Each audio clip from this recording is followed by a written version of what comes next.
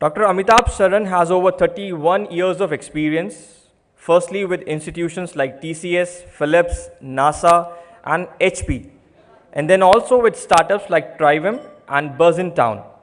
Through his career, he has focused on delivering innovative solutions to consumers based on contemporary and futuristic technologies. He's passionate about clean energy and automobiles. Dr. Saran is a founder oblique CEO of Alti Green Propulsion Lab based in Bangalore, which develops high efficiency electric mobility solutions in last mile transport for India and the emerging economies. Dr. Saran has a PhD in computer science from University of California, Santa Barbara, and has published numerous papers and books on software engineering and distributed computing. He is a co-inventor in 26 global patents. We would now welcome Dr. Saran. He will be joining virtually. Can we have him on the screen?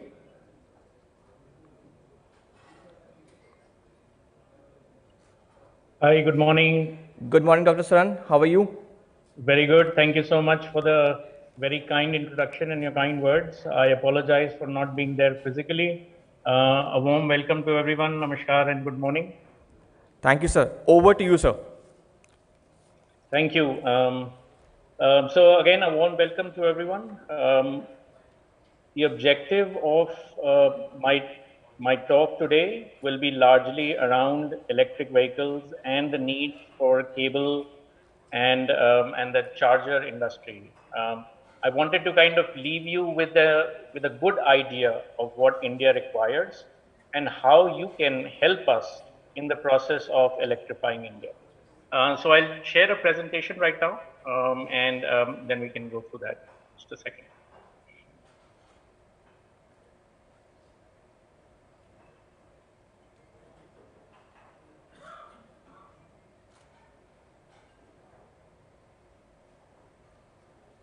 Can everyone see the screen? Okay. Yes, sir, Okay. we can see you. Sure, thanks. So what I wanted to do as part of this is to generally give you a brief idea about the automobile industry. I think it's very important to understand the gravity of the situation and why we need your help. We will discuss about electric vehicles. I will discuss chargers and the charging cables that are needed for our EVs and the huge opportunity. And when I say huge opportunity, it's not just India, but I think the cable industry in India can help the entire world. So I will discuss a little bit of that, and then the low-hanging fruits. I don't have too much time, but I will discuss some of those opportunities that exist today itself. Okay, so let's start by this. Let's look at some very, very important but very hard facts. The first thing, I don't know how many people know about it, 2.4 million people lose their lives in our country, in India alone, because of poor air quality. 25% is attributed to road transport. These are uncontested figures, they are Lancet figures, IIT Kanpur figures, which means about 6 lakh people lose their lives every year in our country because of road transport related pollution. Think about it. When 1 lakh people died of COVID, there was a national lockdown. 5 to 6 lakh people will lose their lives every year in India because of air quality related to road transport. 14 of the 15 top polluted cities of the world are in our country. 14 of the top 15 polluted cities. We beat China hands down in this particular category. We also import a lot of oil, $110 billion worth of oil, most of them from politically sensitive countries. Okay. So the situation is very, very grave. And it's not just about India. It's not just about New Delhi, where you're based right now. And I think the season is going to be there very soon, where we will again start discussing, climate change. We will start discussing pollution. We will start discussing odd and even vehicular traffic. Just want to give you an idea of the automobile industry in our country. We sell about 3 million passenger vehicles. We sell about 21 million two-wheelers. This is annual sales figures. We sell about 1.2 to 1.3 million three-wheelers and buses about a lakh buses. The total automobile market is expected to be 250 to 280 billion by 2026. The reason why I'm giving you these numbers is to just tell you about the gravity and the size of the market. Because when I request you to do something for me going forward, you should know what we are discussing and what we are talking about. It's a very large market. I'm sure a lot of you already know about it, but I wanted to make sure that it's very clear. Now, why am I discussing these hard facts? I'm discussing these hard facts because India is the fourth largest, automobile market. But the most important thing is, even with everything, India has only 22 vehicles per thousand individuals. I did a study of this. I looked at 188 countries and I looked at the penetration of vehicles in these countries. India has only 22 vehicles per thousand people. Compare that to the US, 838, Japan, Brazil, Germany, China, each of them are in hundreds. If you look at that list of 188 countries, only 33 countries have vehicles equal or less than India per thousand individuals. When I discussed 5 to 6 lakh people dying every year in our country because of road transport pollution, this is related to two-wheelers, three-wheelers, four-wheelers, I understand that.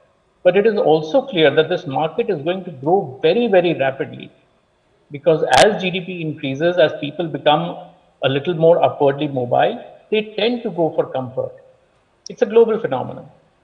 Right? And when they go for comfort, they will automatically go for more vehicles. And this is clear if you look at the global map. You'll notice here that most of the countries that are going to be in the green zone, which means the market for automobiles is going to grow, are all in this pretty much in the southern hemisphere, which means that they are India and the emerging markets of South Asia, Africa, and South America. Why am I telling you that this market is going to grow very, very rapidly? Why am I telling you that? Because I want you guys to focus on electric vehicles and the needs for this market as far as a huge opportunity is concerned. Fine, so there are a lot of automobiles, and a lot of automobiles are going to get sold across this part of the world. But the other thing that's moving is that there is a lot of focus on trying to curb emissions, right, across the globe. And so much so in India, right? We've seen BS2, BS3, BS4, we skipped BS5, and we are already in BS6. And the government is very, very, very, very keen to ensure that we do not try to take this lightly. What this is doing is making sure that there is a push towards cleaner transportation options. I'm telling you this because it has to be very, very clear to everyone that the options are very limited. You can't say, "Arey aayega yaar, EV aayega, kyun itna dimag kharab kar?" There is a reason. There are lots of options. But really, why are we harping so much about electric? We are harping about electric because if you look at the energy consumption, a combustion engine typically has an efficiency of 20 to 25%, and electric motor has an efficiency of about 90%. So if you just do apple to apple comparison of energies, what is a better use of the energy? Even if it's coming from the same non-green source, what is the better use of that energy? Would it be combustion, or do you think it would be better consumed as if it was electrified? I think the other thing that is also happening is a lot of the electricity now is becoming more and more green. The one thing that I wanted to focus on why EVs is because EVs are actually very, very simple vehicles, very simple vehicles. And I'll just use this slide just to communicate how simple they are. It might appear a little cliched to you, but this is the reality. We are moving from an internal combustion engine, whether it is petrol, diesel, LPG, or CNG, which has about 2,000 moving parts, to an electric vehicle, a very simple electric vehicle that has no more than 18 moving parts.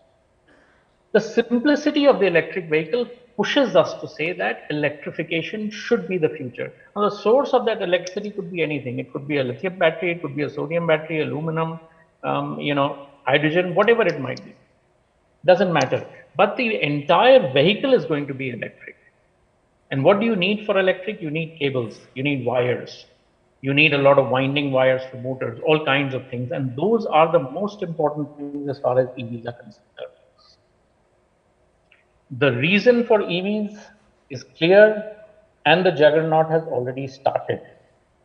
According to Niti Aayog, the apex body in India, EV sales penetration by 2030 are going to be amazing. I mean, we're talking about 70% of commercial vehicles are going to get converted to electric vehicles.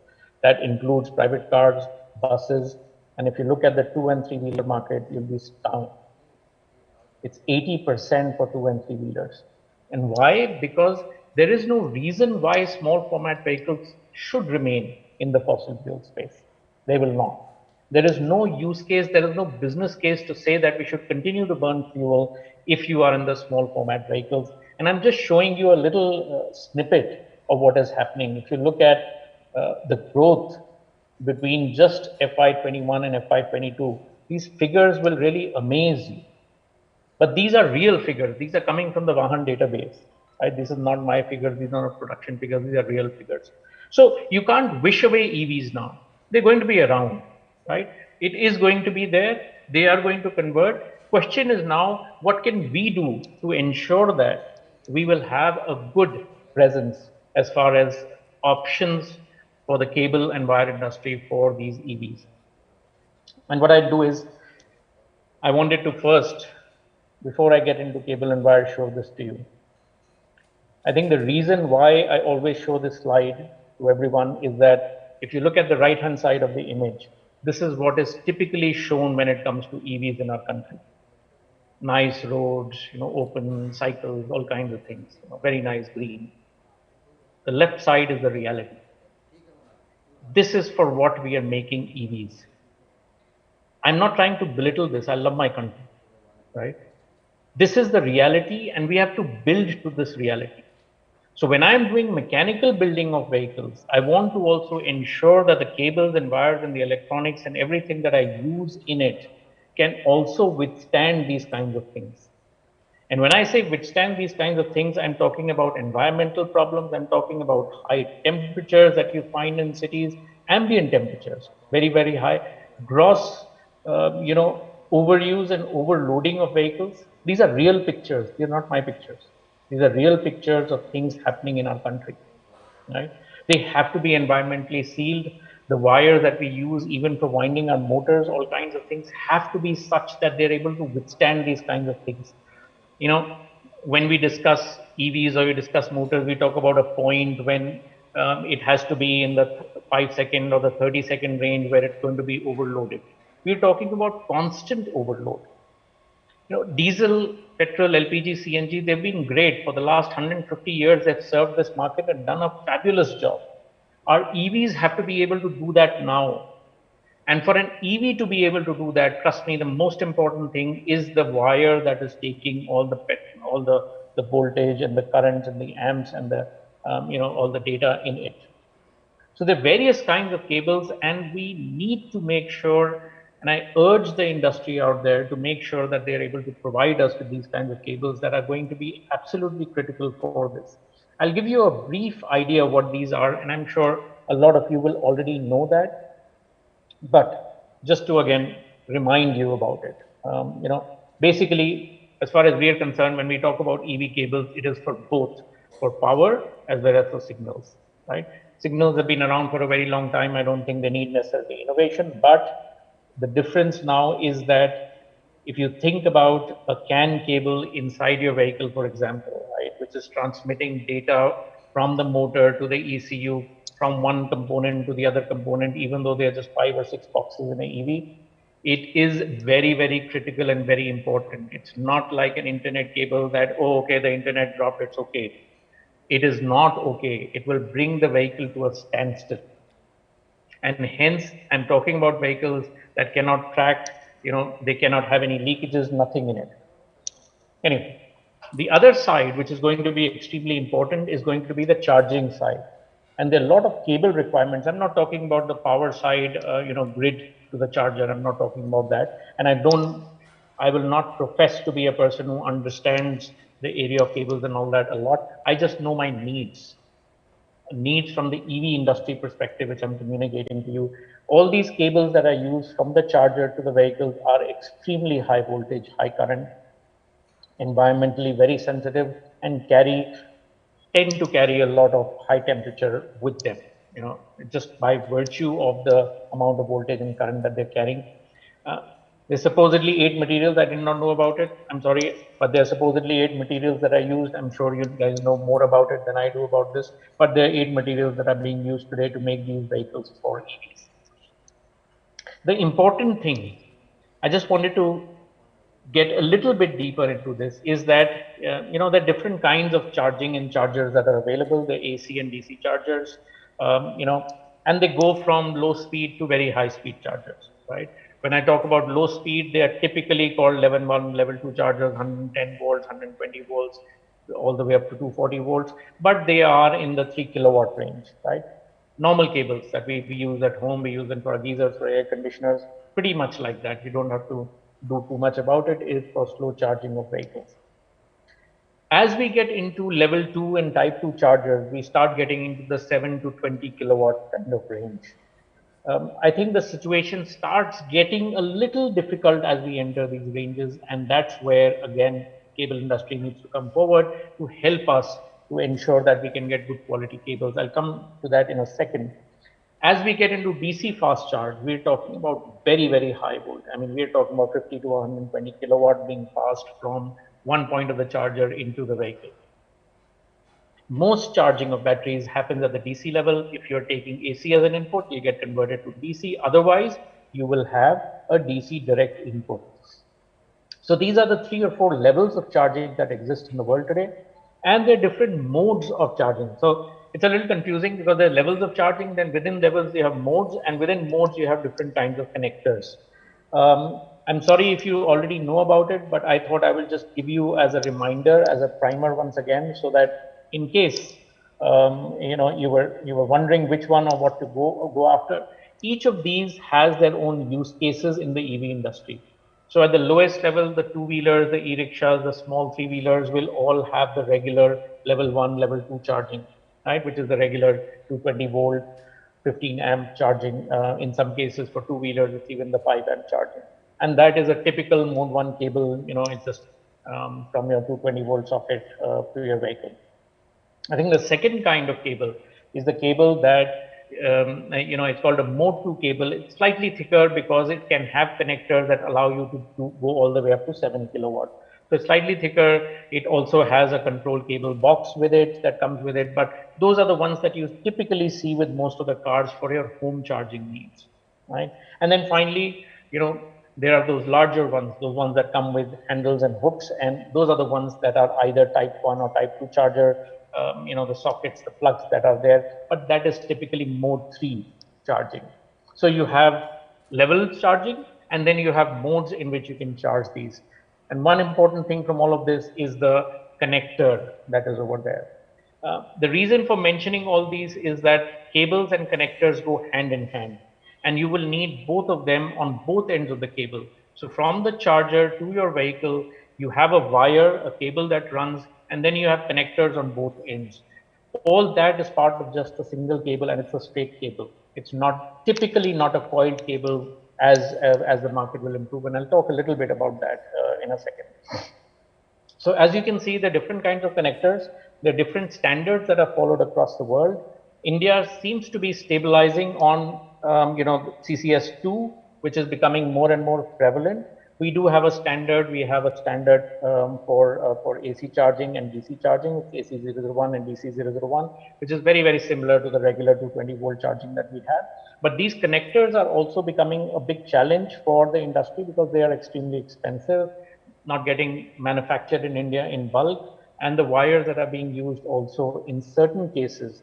We get into that in a little bit of detail, but the idea is that these are the kinds of chargers and charging cables that are needed to make sure that we have a good charging infrastructure available in this country. The opportunity is huge, very, very big. And this is, I'm talking at a global level. If you look at the EV opportunity for charging cables, I mean, today it is at about 665 odd million US dollars, and it is expected to go to about $2.5 billion by 2027. So the industry is growing very, very rapidly just from the cable perspective. And realize that it's not just the cable and the connectors, I'm talking about wire harnesses that are inside the vehicle, and it takes about 3 times a typical, size of wires that are used for a typical ICE vehicle compared to an EV. 3 times the length of these cables. So you have a lot of cables that are going through the entire vehicle, and these are more and more going to be needed, more and more going to be needed in bulk in our country. The opportunity, of course, is extremely huge. I've put some numbers here. I'm not sure if you're able to see them, but basically, I did a deep dive to understand what are the segments and the sectors that you could potentially be looking at, from a growth standpoint. These are numbers that go starting from 2018 all the way up to 2026 and 2027. It has, for example, the top left graph is about, AC charging and DC charging. It's clear that the future is going to be on DC charging. On the top right hand side, it is also about the length of these cables. And I would urge you to see that the 2 to 5 meter length. The reason why I'm mentioning the length factor is just to give you an idea. I spoke about 3 million vehicles, right? Cars being sold. I spoke about 21 million two-wheelers. I spoke about 1.5 million three-wheelers that are going to be out there. You take that number and you take that percentage that is going to get converted, multiply that 2 to 5 meters, you're talking about lakhs and lakhs of kilometers of cables that are needed just for the EV industry. And I'm talking about in the next 5 years, right? I'm talking about I'm talking about cables that are 2 to 5. I'm not even going to the longer cables that you may need for heavy commercial vehicles. Right? So huge market opportunity out there. Straight cables is going to be the big market. So they are straight, and then there are those coiled cables that you get. But straight cables are the ones that are the regular circles that you see all the time, that are there in your cars also. Those are the ones that have a big market opportunity. It will rise all the way up to close to $800 million by the end of 2026. And same thing with respect to level 1, level 2, level 3. It is clear that the world will move to level 3. Right now, of course, it is level 1. But I think as an industry, we should start gearing towards level 3 charging and the needs for that, which is 400 volts to 600 volt charging, and hence the kind of cables that are required for it. Okay. I wanted to put this slide so that you get an idea of the way things are going to transition. And this is something that as a company, I did not mention much about Altigreen. This is not supposed to be the forum for it. We are a company that focuses on electric vehicles, building electric vehicles from scratch. We've been around for the last 10 years, and we focus on made in India, made for India kind of electric vehicles in the cargo commercial vehicle space. The reason for doing that was because we did a study, and that study looked at various parameters. They looked at the route predictability, the utilization of a vehicle, the differential in price between the ICE versus EVs, the ease of charging and all that. And then we plotted that down for the different kinds of vehicles that exist out there. The reason for showing you this is just to give you an idea of the kind of industry conversion of EVs that is going to happen, right? You will very easily notice that most of the commercial vehicles are the first that are going to get converted. Again, the reason for mentioning this is just to give you an idea that when you think of EVs and you think of cables that are needed for this EV industry, look at this segment to say which of these segments should we be focusing on and the needs for each of these segments. It is very clear that small format vehicles, the two-wheelers, the small three-wheelers, are the ones that will convert first. And hence the need for this is extremely important to fulfill. The market opportunity is huge. Like I said, 21 million two-wheelers, 1.3 million three-wheelers, and it's been driven largely because of e-commerce, right? E-commerce is a huge driver. It's not going to change anytime soon. You can't wish it away. Most of these are going to convert more and more into EVs.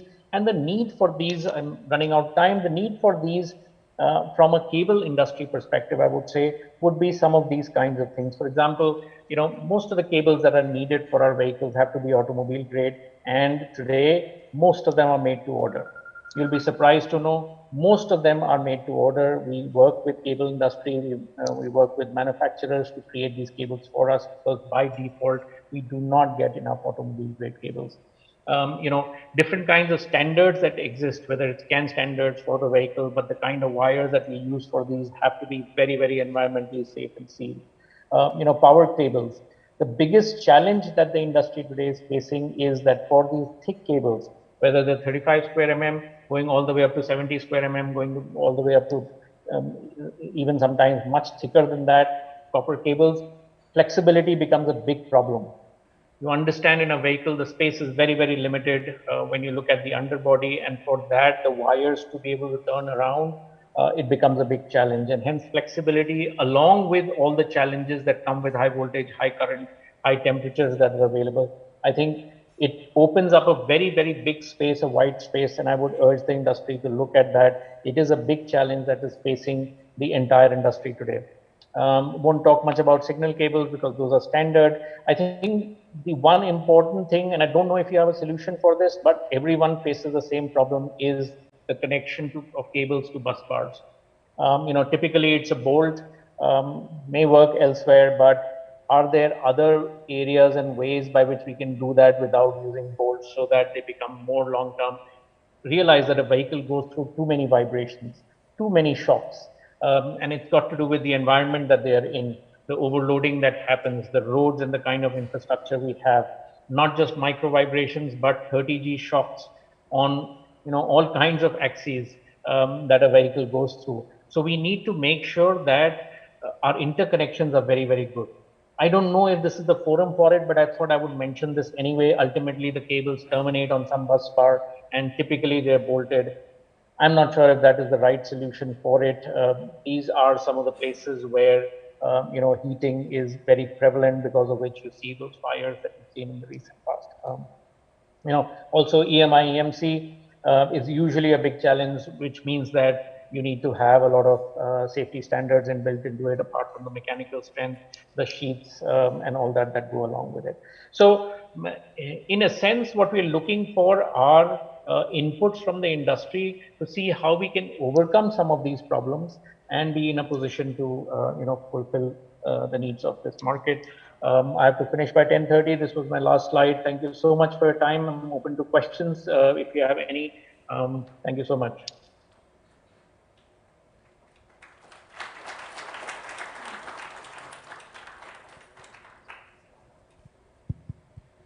Thank you for the wonderful presentation, sir. May I know have anyone questions? Good morning, sir. It's very nice. Good presentation.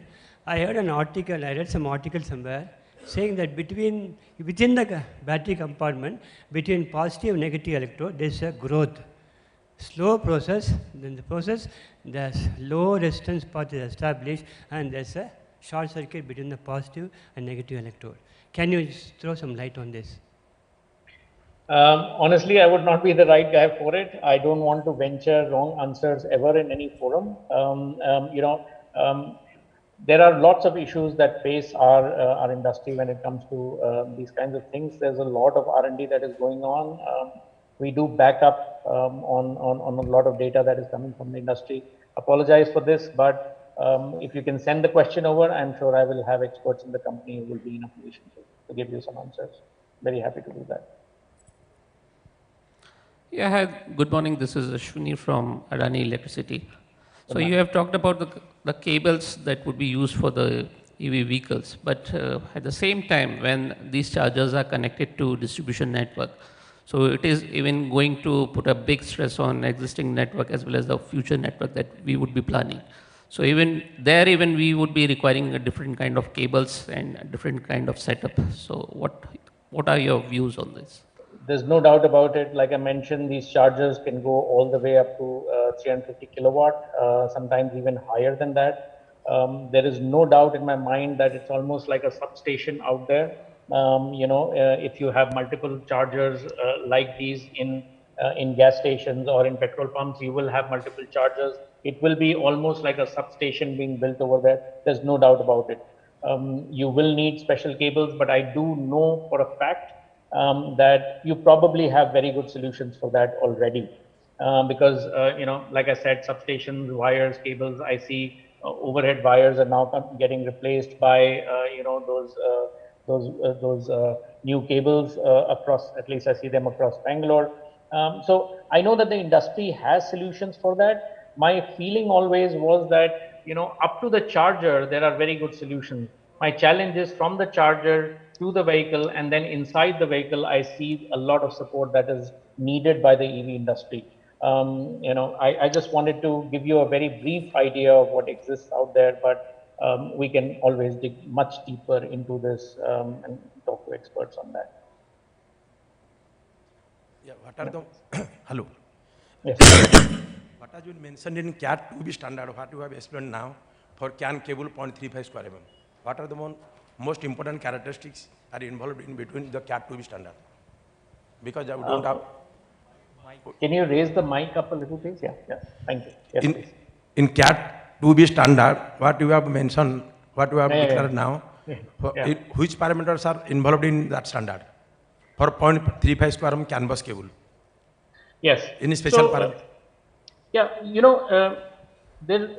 If you really look at the wire itself, I don't think there is anything special with respect to. I think what I was meaning is that the important thing in all of this is the absolute critical nature of the data that is being communicated on that wire, and hence the need for that wire to be absolutely, there's no chance it has to be absolutely foolproof. It has to be something that will not break or tear or get damaged or anything like that. It's just because the vehicle comes to a standstill. It's not like, so a 12-volt light, a blinker doesn't work or a horn is not working. It's not like that at all. This is, even though it's a thin little wire, and the two strands, but it is just so critical that the casing that it is in has to be environmentally sealed. If the connectors that you have on both ends, the way it terminates, all that, I was just trying to give you an idea that if you are interested in EVs, and I'm hoping that everyone should get interested in EVs, I would like you guys to dig deeper. I'm obviously not the expert in cables, so please, I'm a computer science guy. The important thing is the pain that the industry is facing. I would urge you as experts in the cable industry to dig a little deeper, to go in each of these avenues and try to figure out what are solutions that can be offered.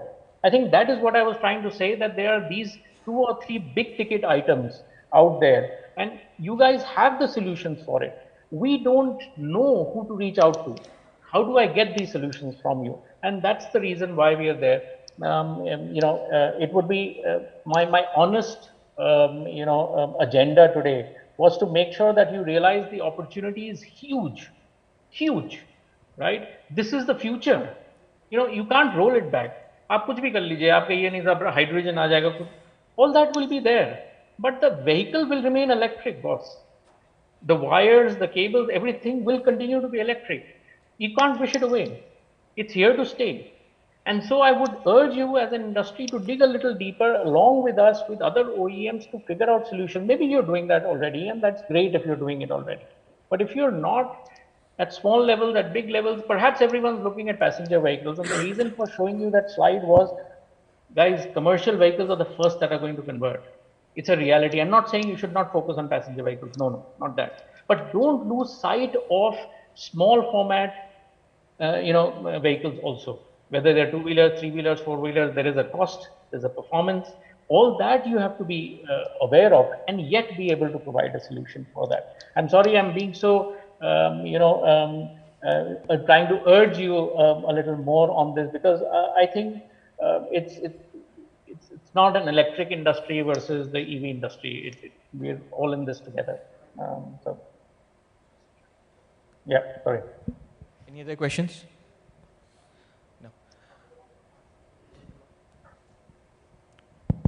Hello. Hello. Yeah, basically, I don't have a question. I'm Naitik Punamya from RR Cable, and a colleague over here has just asked a question on canvas. So, which is definitely, I would just add to your answer, which was definitely very true, very correct. So, sir, canvas basically is a signal cable for EV or any of the automobile. And when you look for a specific characteristic in this particular cable, it is capacitance, one of the characteristics, which has to be lower than 40 picofarad per meter. Impedance is another characteristic. So there are two variants into it. One is 100 ohms and another is 120 ohms. So impedance matching is another characteristic which is very, very critical when it comes to signal transfer. because here we are talking about a high-speed signal transfer in EV. So impedance matching, characteristic impedance, and your capacitance are three very critical parameters. Other than this, yeah, there are some other parameters like insertion loss, which plays a very, I won't say a very vital role, but a bit of a role when it comes to EV, where you already have like, 1.5 or 2 meter of CAN bus connected, giving you the receiving signals from your acceleration or the battery monitoring system, and these are all where CAN bus are used. Right? So this is an add-on to the answer. Yes. Thank you so much for your input. Thank you so much. Thank you so much. Yeah. Truly appreciate it. Thank you. I think for today, there's a lot of questions happen, and if any more questions would be there, then we will share your questions to Dr. Saran itself. Dr. Saran, thank you so much for having with us, and it would have been great pleasure. Your presentation enlightened a lot of us, and we got to know more about EV and what type of charging cables and chargers, connectors being used. Thank you so much once again for having with us. Thank you very much. Everyone have a good day. Thank you. Now moving towards session number 3, I would now request the session chairman, Mrs. K.P. Meena. Mrs. K.P. Meena, presently working as Joint Director, Head of the Department in Cable and Diagnostic Division, Central Power Research Institute, Bangalore. She has received her degree in Electrical Engineering from University of Kerala in 1989 and Master of Engineering Power System from Madurai Kamarajar University in 1991. She joined CPRI in 1992 and working in the field of power cable technologies for the past 30 years. Her experience involved testing and evaluation of power cable and systems for voltage rating from 1.1 kilovolt to 400 kilovolt rating, partial discharge measurement on current transformer, insulators and surge arresters. Her area of interest is high voltage insulation and evaluation techniques. She has about 30 technical papers to her credit in both national and international conferences. Thank you. So welcome, ma'am.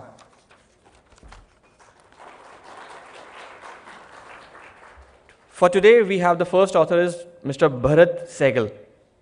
Mr. Bharat Sehgal has a bachelor's degree in electrical engineering and master's degree in marketing management. He has 25 years of experience in the cable industry, comprises of technical design, quality systems and evaluation function. Presently, he is working with Polycab India Limited as Senior General Manager and Head of the Department for Technical Design and Engineering. His expertise includes engineering, design and quality systems of low, medium and extra high voltage cable, systems up to 220/400 kV. Mr. Sehgal has worked with extra high voltage cable project for pre-qualification prototype development. Mr. Sehgal is an active member of Bureau of Indian Standards Power Cable Selection Committee ETD9, in IEC Technical Committee 20 and IEEMA Cable Division Technical Committee also. We welcome you, sir. Sir, afterwards. Presentation afterwards. Yeah. The second author for today is Mrs. Hemanta Chandure. Mrs. Hemanta Chandure is a senior manager at Adani Electricity Mumbai Limited, Equipment Diagnostic Cell Department. Mrs. Hemanta Chandure has earned a Bachelor in Engineering degree in Electrical from Sardar Patel College of Engineering, Andheri. She has worked in engineering services earlier and since January 2020 has been working in equipment diagnostic function with Adani Electricity Mumbai Limited. Mrs. Hemanta Chandure is responsible for failure analysis of cable and accessories and introducing new diagnostic practice. We welcome you, ma'am. The next author is Mr. Aditya Kodi. Mr. Aditya Kodi is the Managing Director of Diagnostic Technologies India Private Limited. He holds a degree in Electrical Engineering and is currently pursuing his MBA from IIT Mumbai. He has an experience of more than 28 years, in which he has been actively involved in testing, repair, and overhauling of all types of motor and generators. He has tested and analyzed over 30,000 motors till date. He has represented in international forums like HVPD UK, Wirescan Norway, and B2HV Austria. He gives regular lecture and training courses for Indian Institute of Plant Engineers, Central Board of Irrigation and Power, FICCI, All Test Pro USA, Framatome USA, HVPD UK. He has also papers presented at many seminars and also posted on Reliability Web and Framatome. We welcome you, sir. The next author for today's session is Mr. B.K. Shivakumar.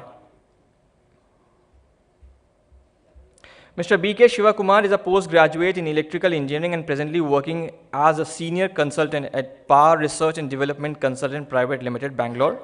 He had worked in an academic institution as an assistant professor for more than a decade. He has more than 24 years of wide experience in the field of EHV cable installation and project management up to 400 kilovolt.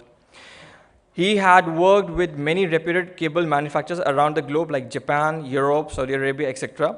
for the various projects. He is also a member of Indian Institute, ISTE. Presently, he is working as consultant extra high voltage cable project at Bhubaneswar for Odisha Power Transmission Corporation Limited, and as a technical consultant for the ongoing 132 kV extra high voltage cable project in Qatar. Also for 132 kV OHL and UG cable project at Kuwait during the year 18 to 21. We welcome you, sir. The final author for today's session is Dr. Priya Rakshit. Dr. Priya Rakshit received MSc and PhD degree from the Maharaja Sayaji Rao University from Baroda. Currently, she is working as an R&D manager at Shakun Polymers Private Limited since September 2015. Dr. Rakshit has more than 12 years of experience in industries related to paint, hardeners, emulsion, construction, chemical, and presently in compounding for wires and cable application, and have couple of publications in international journals.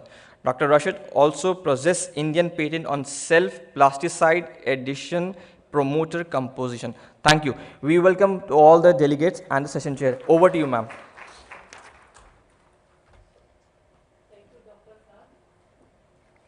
Thank you, Dr. Saad, and Cablewire organizers for this invitation to chair this important session, and welcome all of you to the session 3. Here in this session, we have 5 papers. The first paper is on a new manufacturing process, E-beam cross-linked solar cable manufacturing process, and the second one and third one is on diagnostics and condition monitoring. And in the fourth paper on installation process of EHV cable joint base, and the fifth one is on development of new materials, especially on the track resistance compound of MVCC cables. Without much further delay, I request Sri Bharat Shegal, Polycab India Limited, to start with its first presentation, technical presentation on greener initiatives, photovoltaic energy solar cables, trending technologies and attributes. I just request the author to limit the presentation to 15 minutes, please. It's a challenge. Good morning, all of you. After moving from the EV to PV, it seems to be a replacement of a word, but it takes decades to just change this future. So now we are talking about the green energies and the renewable resources, because we come to know that everything is depleting very fast as our life is going on. So it's not the old wine in a new bottle. We need to just prompt again and again the same concepts, so that we need to train our subconscious mind all the time. Because many times we repeat, the stronger the belief system. So again, we are here to just share the photovoltaic energy, solar cables. It's grooming like anything in India now. Because see, what happens, we come to know that now it's the fuels are just depleting. So again, the carbon footprints and so many things are there. Because we we are more sensitive after the COVID to just save our life, our loved ones also. So in today's session, I'll try to touch the old concepts also, a brief, because I cannot take more than 40 seconds on a slide to complete this within 15 minutes. So I'll just touch the infrastructure requirements, some the application areas. Before going further, I need to just recall that tomorrow's initiation, the morning session, the seniors were there, the industry leaders, the Kabra Sahab and the,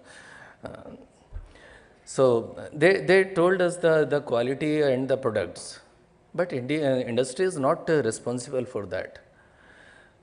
Because see, the solar standards clearly talks about the DC, they never talks about the AC.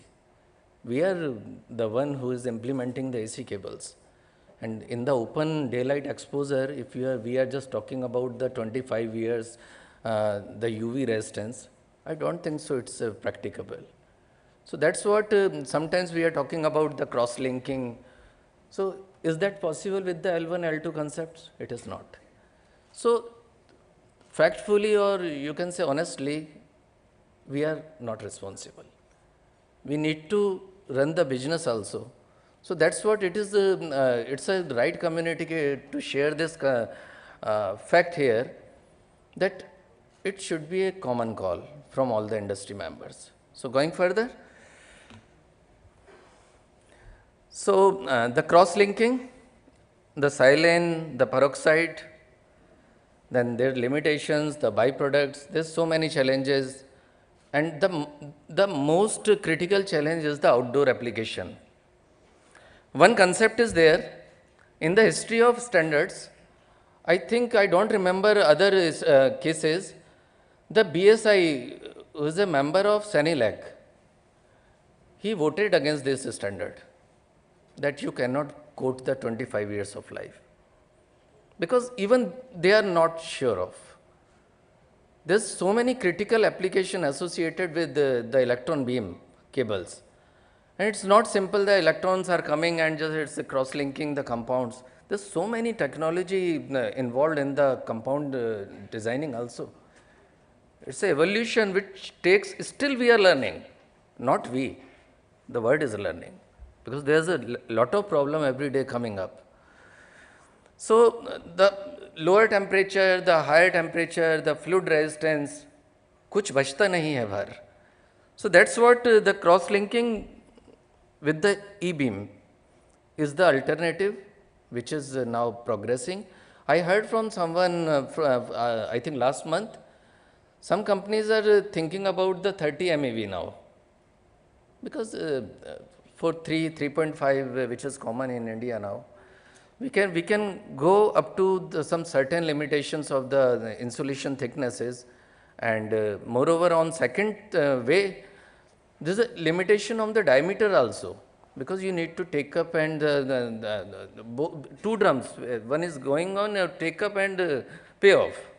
So there is a lot of limitations, size limitations, the electrons, aperture, everything. So I just bypass this cross-linking. I think all the veterans are sitting here, no need to just talk about it. Let's come to the equipment. It is simple electron accelerator. Coming to the evacuation extension tube, the spreading portion, the electron aperture, the beam scanning device, and objects to be irradiated, and afterwards the electron current, magnet pole phase, and vacuum pump. But one I can commit you, definitely everybody is knowing everything, but in the last of the show, you will come to know at least two facts in this slide.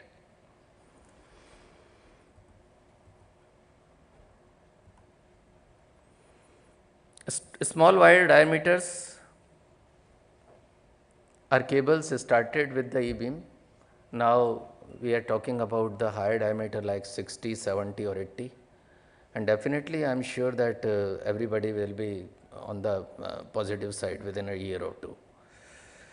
So it's the blend of technologies, like how many times it should be rotated under the electron exposure, which we call the spun length, and what should be the line speed. I am not taking it here, it is there in the paper. So there is no standard formula. Every E-beam manufacturer, either Chinese or the German, they are talking about their philosophies. But at last, like CCV or VCV, we need to go to the trials only.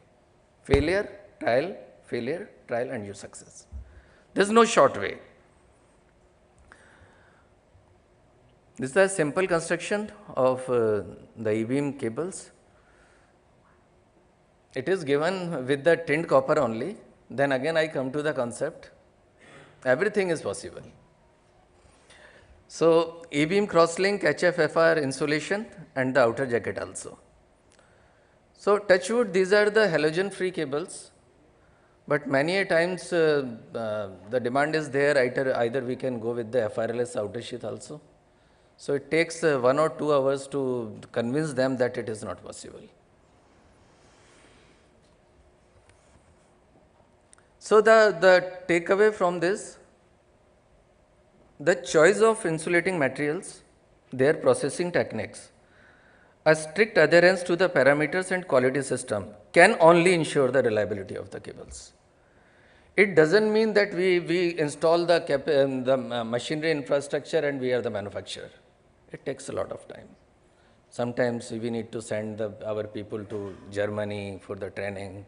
They come up and they take away some problems also with them, because it is the Indian environment. We cannot implement everything 100%. So, just a snapshot of the facility. Now, the accelerator range and the capacity.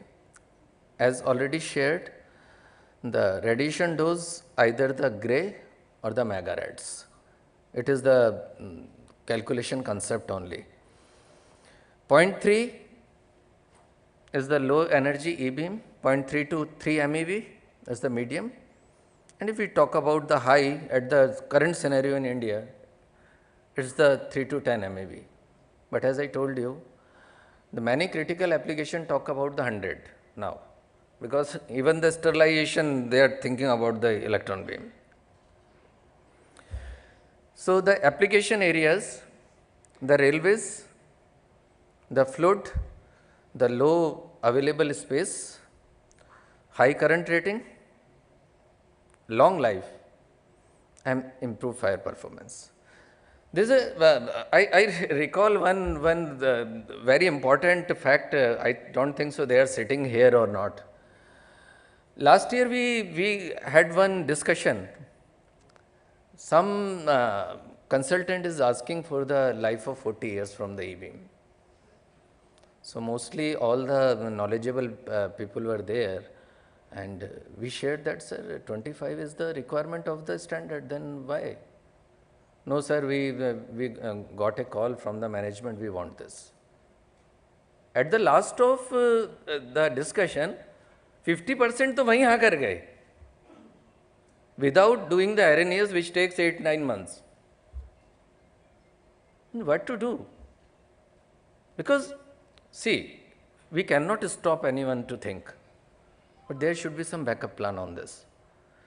So, that is what these cables, we have done RNAs in-house also and externally also. These cables are coming around 35 to 40 years, but it is not the guaranteed life. What about the design conditions we need to adhere to? No, it is not there. Solar and the wind. Let me come to the last one, the automotive, EV to PV now. They are talking about the temperature sustainability. Definitely, this is the most, you can say, the easily available alternative now for the industry people. We are also working some with the military and others. They are asking for some special cables like this. So, definitely after modifying or inculcating some changes in the existing E-beam technology, it is possible. So, this is the future, and also I think it is quick if we compare with the existing cross-linking technologies. No doubt the capex is almost 1.5 times, but definitely we can take up, because afterwards there is no more maintenance significantly. BSEN 50618, I just want to tell everyone that TUV has superseded, because still the demands are coming up.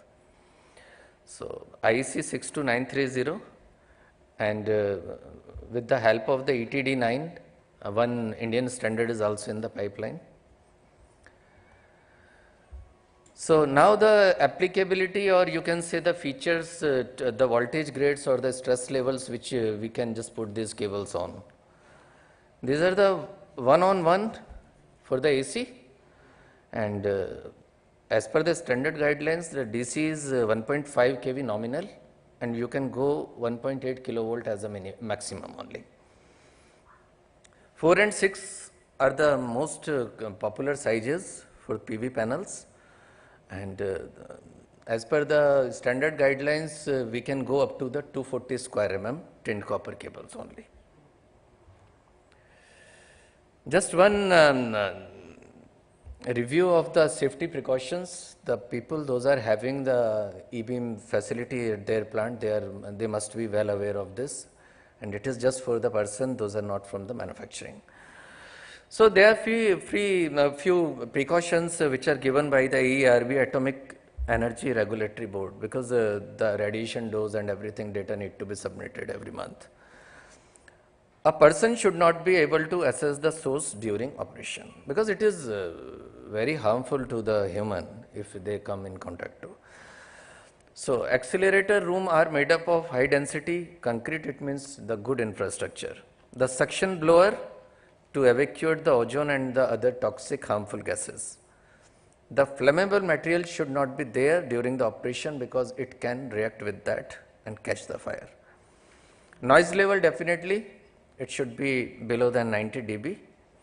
The facility should be equipped with the safety status indicators such as light and alarms, and these indicators will activate when a E-beam is under operation and when any of the interlock or machine safety features are reached. It means when they are trying their limitations, it should be operating.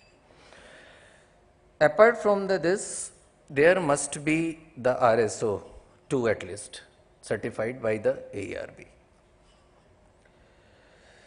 So benefits of the E-beam curing processes: high speed. Yesterday we have taken with the leaders of the compounding and Shashi sir's guidance. So it was also elaborated there that the byproducts are not nil or the zero, but it is significantly reduced. So E-beam can reduce the residual internal stresses in the moistures, microstructures of a product, and definitely there are the ample of benefits from this. You can say the electrical. And one more fact I just forget to mark here.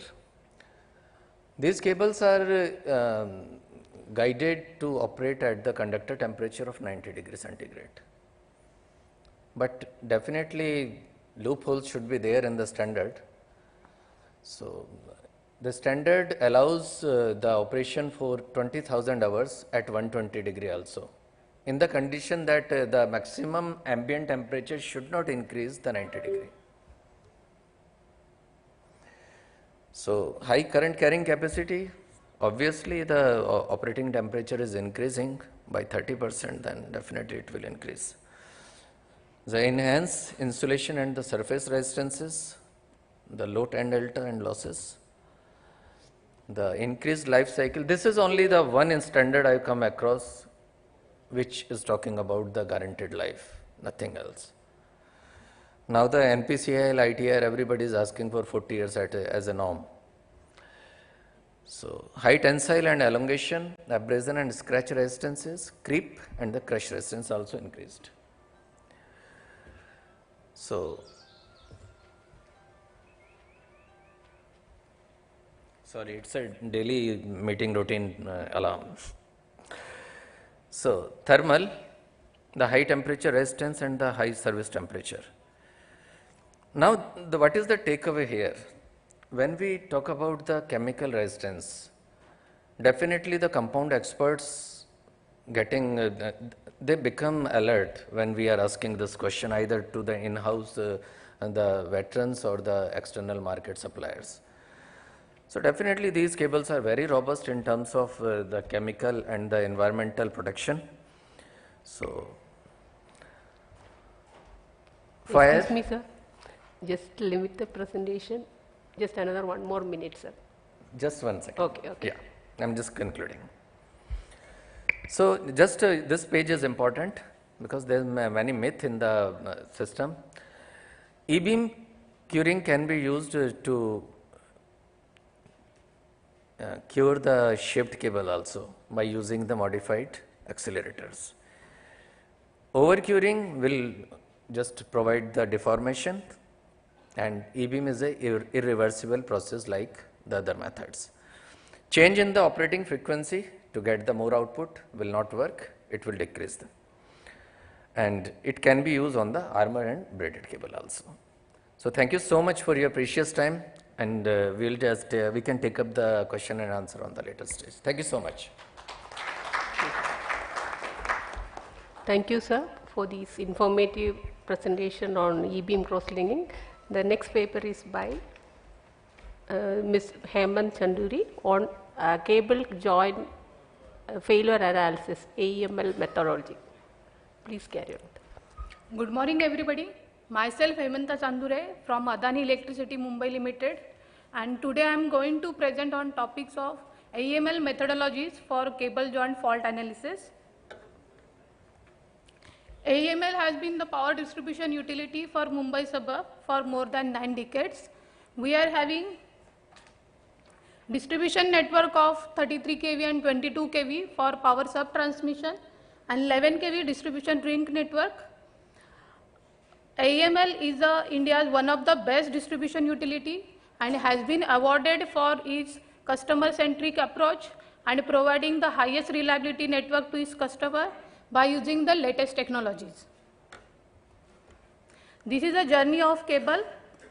We have legacy network of PLC cable for more than 70 years, and the performance of this PLC cable is very challenging for underground cable network, especially belted cable, which are very prone to the failure on account of the aging and external disturbance.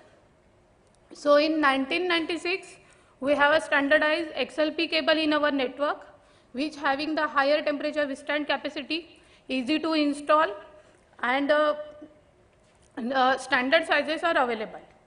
In 2012 onwards, we have introduced TRXLP cable in our network with a triple head extrusion process.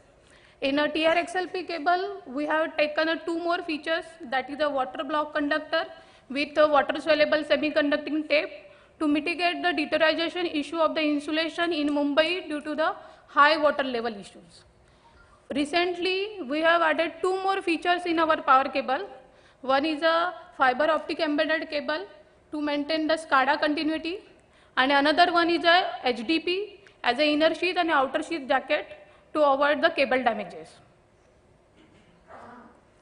Along with the journey of the cable, we have adopted various technology of joint also to maintain the reliability of the network. Till 2003, we were using cast resin and tape type joint, which were bulky in size, high time required for installation of that joint, and special skill set is required. So in 2003, we introduced we introduced multi-tube heat shrinkable joint design in our network with cream type ferrule.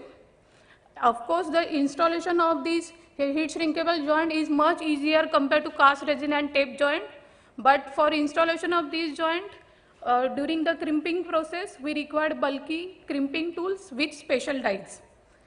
As seen from the failure analysis of the heat shrinkable multi-tube design and pre-molded joint design, that the most of the joints are getting failure at the ferrule region because of the overheating of the ferrule. So resolve this issue, mechanical connector was selected as a remedy. On the base of the advancement of the technology, in 2012 onwards, we have adopted triple layer extruded insulating tube and a mechanical connector in our joint technology. Along with this triple layer insulating tube design, we have parallelly explored cold shrink joint technology also. The best advantage of the cold shrink joint technology is that there is no any heat source is required. So in a critical areas such as a refinery or dumping yards, the cold shrinkable joints are more suitable. So presently we are having triple layer insulating tube design and cold shrink tube design with mechanical connector. Adoption or revalidation of any joint technology as well as cable is done on the basic input received from the failure analysis. AEML is religiously doing the failure analysis. After the failure of the each medium voltage cable and joint, the cable faulty joints are preserved at our division level, and diagnostic team is doing the analysis of each joint 100% for each faulty joint. Joints are dissected by layer and observations are captured. So the cable damage, cable failure and joint failure, these are the major category of the cable fault in our underground cable system. There is one more category of the cable fault that is called as a time-lapse damages. As in Mumbai distribution area, there is no any special corridor for laying of the cable. So cable are laying along with the other utilities like gas or water pipeline. So during the repair and maintenance activity of these utilities, the concrete roads are getting excavated by the JCB. During this excavation, the cable outer jackets or cable cores are superficially damaged. These damages does not convert into cable fault immediately, but by time gap, they exhibit the failure. Such a type of failure are called time-lapse damages, and we observe that in a time period of 1 month to more than 2 years, such a damages we observed in our system. In our cable fault category, joint failure is a major contributor. In a transition joint, XLP PLC, most of the joints are getting faulty due to the aging and contamination. Crutch area failure is also significant in a transition joint failure due to the damage of belt paper on account of the overflexing of these PLC cable during jointing process. In XLP cable, we found the failure on basis of the workmanship issues. As in field, there is no practice for a close supervision of jointers as well as to check the quality check on the material of the jointing and skill set of the jointer. So, unskilled and untrained jointer are allowed to do jointing on a site because trained jointers are not available, resulting in poor cable preparation, cut marks of the knife on a cable conductor, insulation and semicon cut, sealing of the joint is not done properly. Again, all these factors resulted in that the highest cut marks on the semicon created the highest stress in a joint. Poor sealing resulted in a water ingress in joint and it disturbed the complete electrical field. Contamination is occurred in joint, and all these factors, finally our joints or cable getting prematurely failure.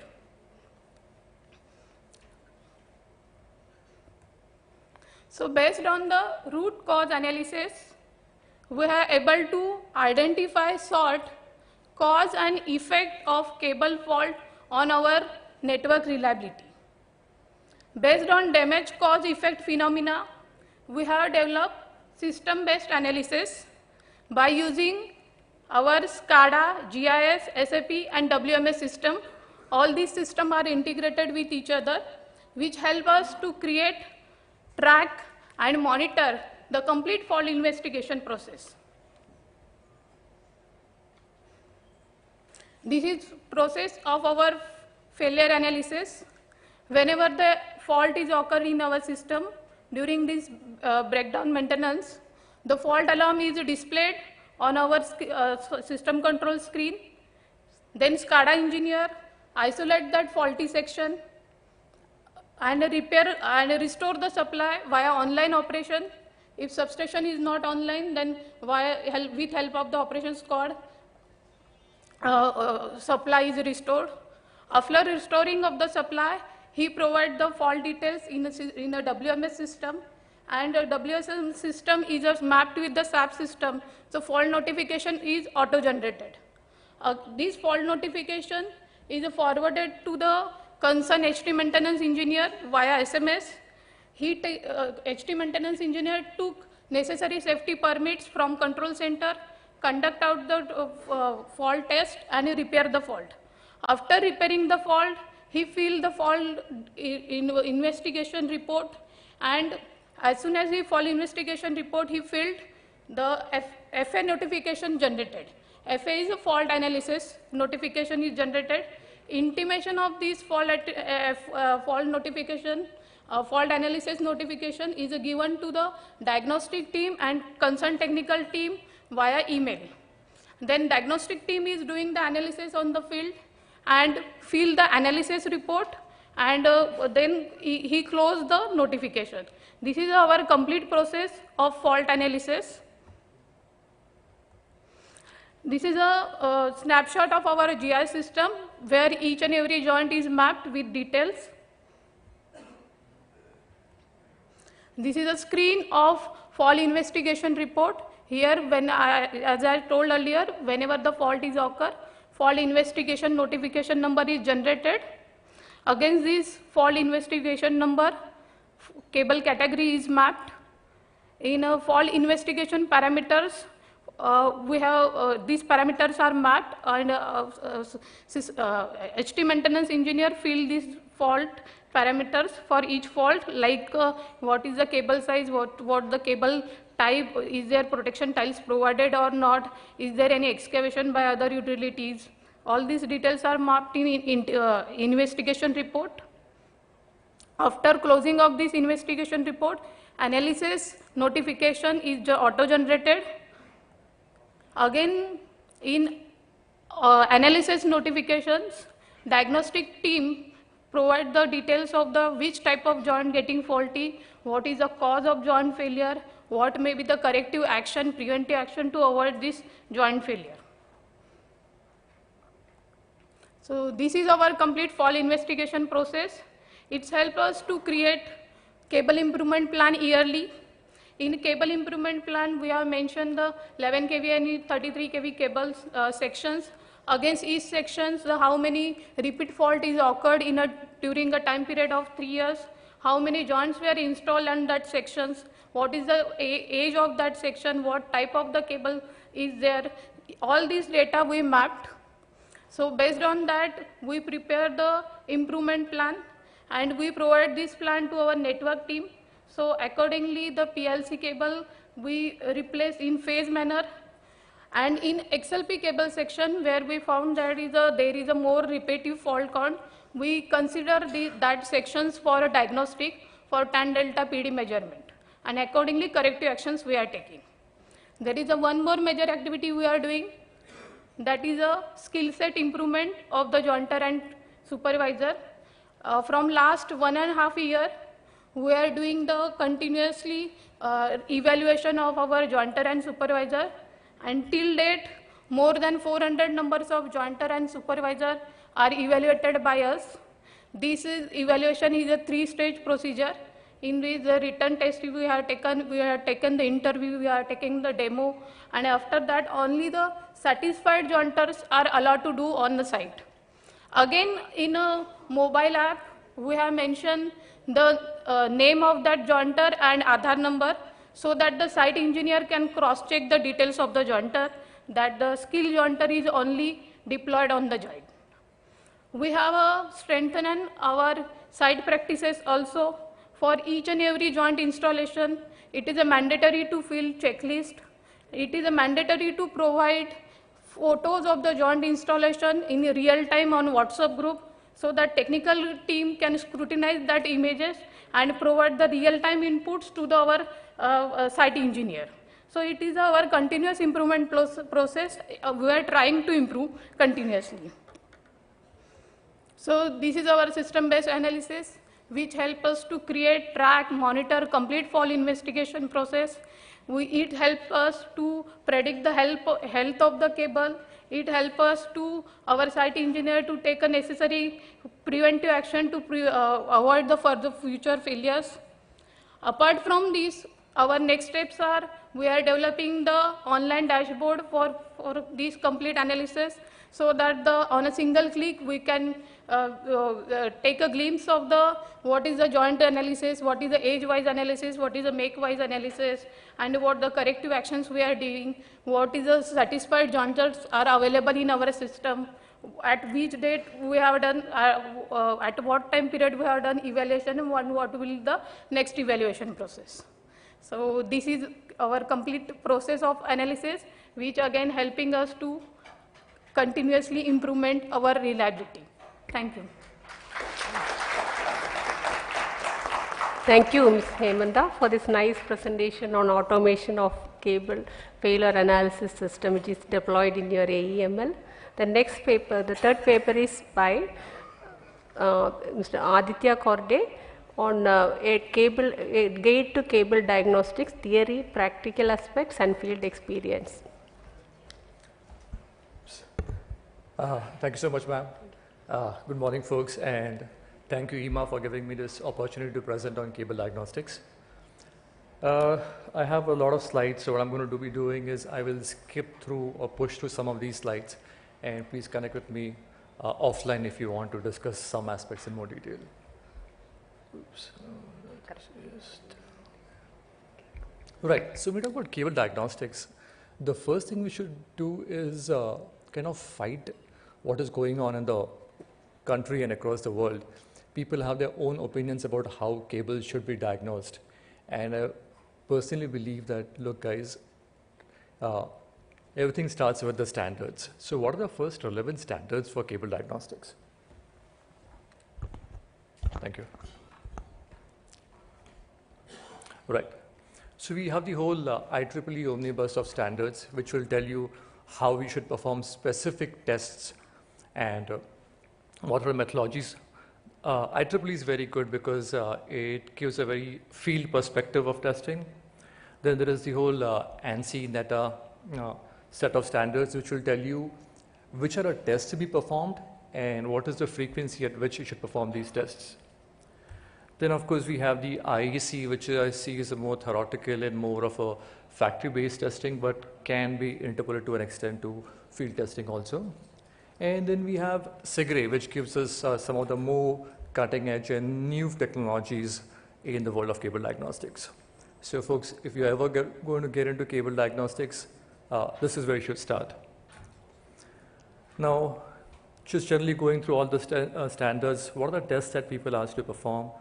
The most basic ones which are still very useful are things like insulation resistance, high-pot testing using whatever, AC or DC methods, and of course the tan delta measurements. There are advanced tests, primarily partial discharge using various different power sources and doing it either online or offline.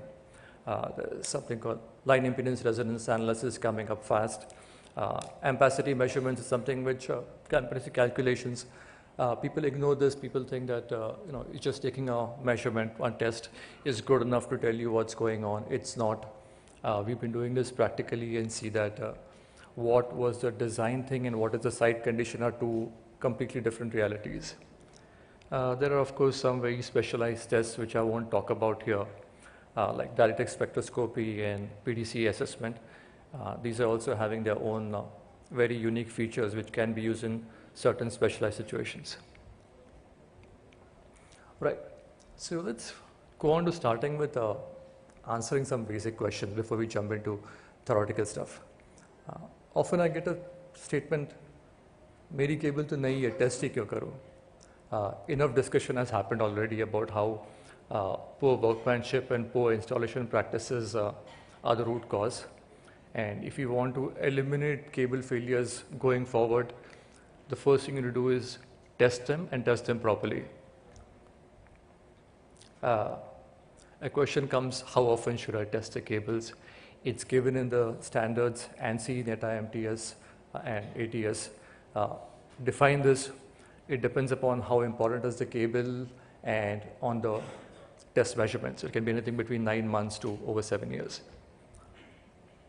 What test should be performed? Please refer the standards. It's given over there. What should be done? Something that is asked and is an unfortunate reality. Can you damage a cable by testing it? Yes, if you're doing high voltage testing, it is possible that you may damage it. If the cable is healthy, you're not going to do anything to it, you're not going to degrade its life. But if the cable is already in a very weak condition, you have no alternative. You have to do an over voltage test to assess the condition. And in my own testing experience, I think around almost 1% of cables do fail. That is a reality you should live with. As in when you do cable diagnostics, you should always be ready with a team that can go about replacing a joint or a straight portion or a termination. Do not ever do diagnostics without proper preparatory work. Can we find all problems? No. In spite of whatever stories we may get to hear and all the standards, blah, blah. The reality is there are situations, challenges, and you will not be able to identify each and every single incipient defect. Perfection is a pipe dream. What you have to look at is improving your reliability, reducing your failures, and work towards the Holy Grail. Can we find the life of the cable? You know, so often I get these specs and questions like, oh, you've done the testing. Now what is the life of my cable? And well, life of the cable is really, I call it an educated guesstimate. There are guidelines available, there are procedures, but there isn't a real way of getting an exact number down to so many months and weeks. I have seen some reports which claim such things are possible. I think it's a fallacy. You know, in the world of testing, people sometimes ask, oh, is VLF testing better? Is damped AC testing better? There is no single answer. If you want to do the VLF test methods is an older technique. If you want to detect water draining in cables, that is a better method. If you think your defects are because of voids and partial discharges, damped AC may be giving you better results. You really should look at what are the failure modes within your organization and how to decide. So we see a lot of push towards having online partial discharge monitoring systems, especially for the EHV cables. And it's good. I'm from the world of testing, so I believe in testing and diagnostics, but please be aware that partial discharge is only one other tool. It's not something magical. You can have failures in spite of PD monitoring, so it's not going to find each and every single defect.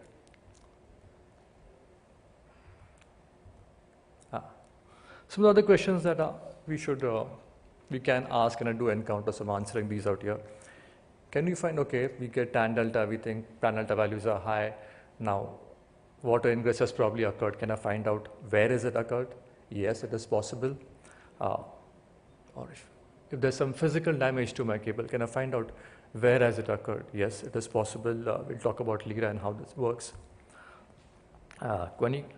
If it's a new cable installation, it might be interesting to quantify the condition of the workmanship on every single joint.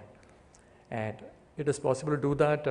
Actually, did some work in Germany with NKT, and there on the EHV cables, there's a method where they fingerprint every single cable that they install, and it's kept at a record and given to the utility. It's a very small question, but worth answering sometimes. On very short length cables, it's kind of, people do tan delta testing and come up with crazy numbers and say, oh, meri cable kharab hai, sare cable kharab hai. That's not the case. It's just a way of those short length cables have higher surface currents and give misleading results. I've seen cables getting condemned when there was nothing wrong with them. Either use a proper guard circuit or don't even test those kind of short cables. Can we find defects in very long cables? Yes, it's possible. How accurate is, this is a question that was asked to me today, how accurately can we tell where exactly is the defect? The unfortunate part is, cable test equipment manufacturers would give you spec sheets saying 0.1% accuracy. That is a fallacy.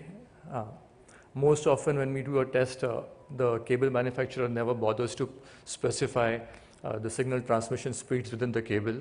and we're just using industry thumb rules. People don't have exact lengths of cables, and hence, in the realistic terms, I would say it's more like 3 to 4% accuracy, and you just have to live with that. I'm going to just basic concept DC high-pot testing. I won't spend time on that. It's been discussed. Do it only on new cables, not on known cables. The test volts are given in the IEEE standard.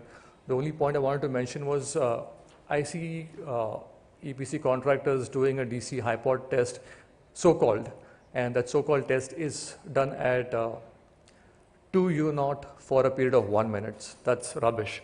That's not even following the standard, but it's being accepted. If you want to do a DC high-pot, at least do it for the correct time period and the correct voltage levels. The AC high-pot test, we kind of understand that it can be done as a simple test or as a monitored test. You can use various power sources, power frequency, VLF or damped AC. Recommendations that they give in IEC as well as IEEE. These numbers are available in my paper, so you can just take it off from there. This has been discussed by many others that the root causes of cable failure is primarily workmanship. What are the various failure modes? Water traying is a well-known phenomena. It's been discussed. I won't spend much time on it. I just want to make a quick mention that yesterday was a talk about TR XLPE cables, and there's been some work done by DNV, earlier IEEMA, and they've shown that water traying occurs even in TR XLPE. The diffusion rates are reduced, but they still happen. Electrical traying is just basically the tracking and carbonization as it occurs. Can't really, sorry, but the time's short. I really wanted to focus on the case studies, so I'm rushing through these. The third failure mode is thermal breakdown. I want to quickly talk about that. Basically, when any dielectric is subject to an electrical field, you get the formation of dipoles, and essentially the heat generation within insulation is a combination of conductive losses which occur. It's a combination of heat losses due to partial discharges and the dipolar rotation, of which dipolar rotation is the root cause, because the maximum losses that occur are in the bulk of the insulation due to this dipolar rotation phenomena. So going into a thermal breakdown, essentially what we want to say is that the heat that is generated within a cable should be dissipated, else what happens is going to have thermal runaway. So we have the equations for, on a simplified model, for the heat generation within the insulation and the heat dissipation. And if we equate these and solve for the critical voltage, you would see that the critical voltage is inversely proportional to your tan delta. Thus, as your tan delta values rise, the critical voltage at which you have thermal breakdown drops, and hence you've got to be really concerned about this. I think everybody knows what is tan delta. We will not spend time discussing this. I'm also kind of rushing through what is partial discharge. It's well understood. But key aspects, partial discharge can cause cables to fail very fast, but it also depends upon where is the partial discharge. It's not enough to just say we have partial discharge. You need to really identify, is it occurring in the straight portion of the cable, in a joint or a termination, and all of that will give you a different timeline. Now, one other aspect is there's a lot of thrust on what is your PC, picocoulomb value of discharge. And really that value, if you read the standards, they say a 50% variation in your PC value is just statistical error. Plus, what you really need to focus on is the voltage at which, or what they call the inception extinction voltages, and not the absolute PD values per se. Another text and technology is something called LIRA, line impedance resonance analysis. Kind of skip because we just don't have time on this, but basically it's a low voltage, high frequency test methodology to look for degradation that will primarily because of water ingress or physical damage. I'll just kind of go through the case studies to give you an example, and my idea really was that, look, you have to not depend on any one technology. So this was a case, a 33 kV cable, where tan delta measurements were made. The values were really high, so we knew there was a problem. So it was like, okay, we have a problem. Let's identify where the problem is. 2 tests were performed, a partial discharge test and a line impedance resonance test. With the partial discharge, we didn't get any high level of activity, and it was just showing up in a termination. Did a leader test and showed significant defect at a particular location. Yep. That section was excluded, replaced, and you might see the tan delta values improved drastically after that. And when leader, you can see the impedance variation disappeared. Just a case here where tan delta worked, leader worked, partial discharge did not work. Another case study where tan delta and partial discharge both worked, but the R values weren't telling anything. Just actual image of what was found, tested, predicted, confirmed. Yep. Excuse me. And this is post. I am out of time. Okay. So let's skip this other case studies. You can read up on them. The idea really isn't. But yeah. So essentially, what I'm saying is that it's not tan delta, it's not partial discharge, it's not line impedance, it's not anything blah blah blah. It's a combination also. To sum it up, last slide, ma'am. There are many technologies available. All are good, none are perfect. Ideally, you should use multiple technologies to increase the reliability of your assessment. Long length cables are challenging. PD testing is effective, just it's not the be all and end all. Cable life can be estimated, and thank you, ma'am. I'm sorry I overran it, but did what I could. Thank you. Okay, thank you, sir, for this nice presentation on cable diagnostics. And next presentation, fourth presentation, is on general guidelines for design of joint base for underground EHV cables by P.K. Shivakumar, PRDC. Please go.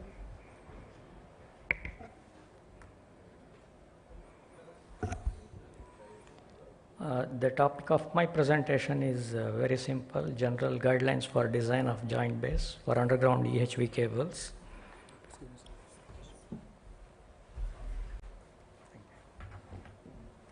ये भी काम करता है? Yes, sir.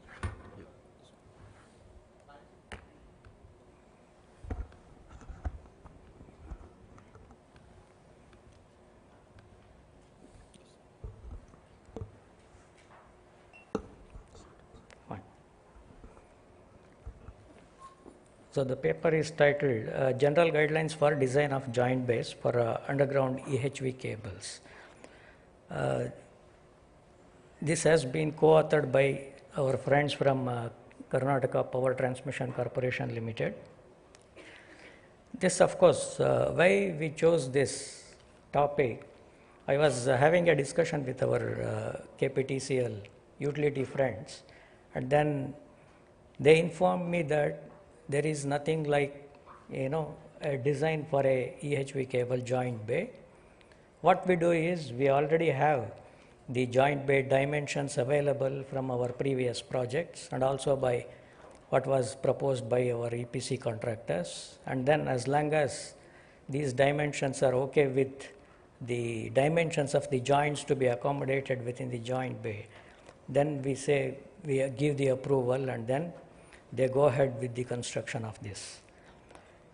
But then I thought, see, we being engineers, whatever that we choose, especially the joint bay construction, we need to justify the materials that are used, the dimensions, the layouts, everything will have to be technically justified before we can accept it as a good, a joint bay which will serve the purpose. So therefore, my topic, it will be of more interest to the utility engineers and EPC contractors, and as well as for the consultants. The contents are listed as follows: importance of joint bay design, general design of joint bay, electrical thermal design, civil structural design, earthing design, and JB construction site photos.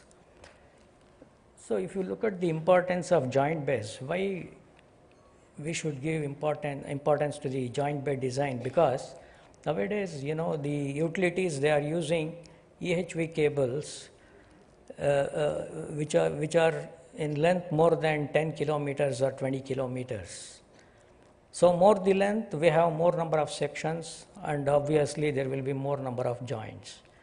What happens with more number of joints in a UG cable network? The reliability is reduced unless these joints are well protected. So therefore, a cable joint, as we know, it is the weakest point in a network. You know, any failure of these joints, it directly impacts the utility network itself, because we do not have the luxury of redundancy in the networks. So therefore, any feeder failure, the load gets diverted into the other UG cable feeders or the overhead lines, and then they are overloaded, and then there will be a lot of other consequences. So therefore, we should give a good think about the joint bay design in order to protect these joints. The failure of cable joints may be because of any reason, such as material defects, wrong selection of jointing material, poor workmanship, poorly designed joint base, or joint protection. All these things, it results in downtime of at least minimum 3 to 7 days. In order to replace the joint of an EHV cable, we need to excavate, expose, and then replace, and then backfill. At least it takes 3 to 7 days. So the utility engineers or the utility will not, cannot tolerate this kind of downtime of a feeder. So therefore, it's very important to protect our EHV cable joints. Of course, the joint base the earlier practice, it used to be, we used to directly bury the joints in the trench itself.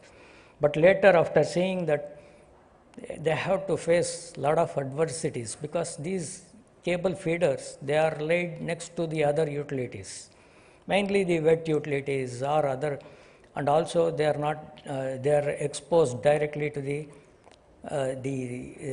erosion from the soil and all. So then they started building or constructing a joint bay around the cable joints in order to protect it.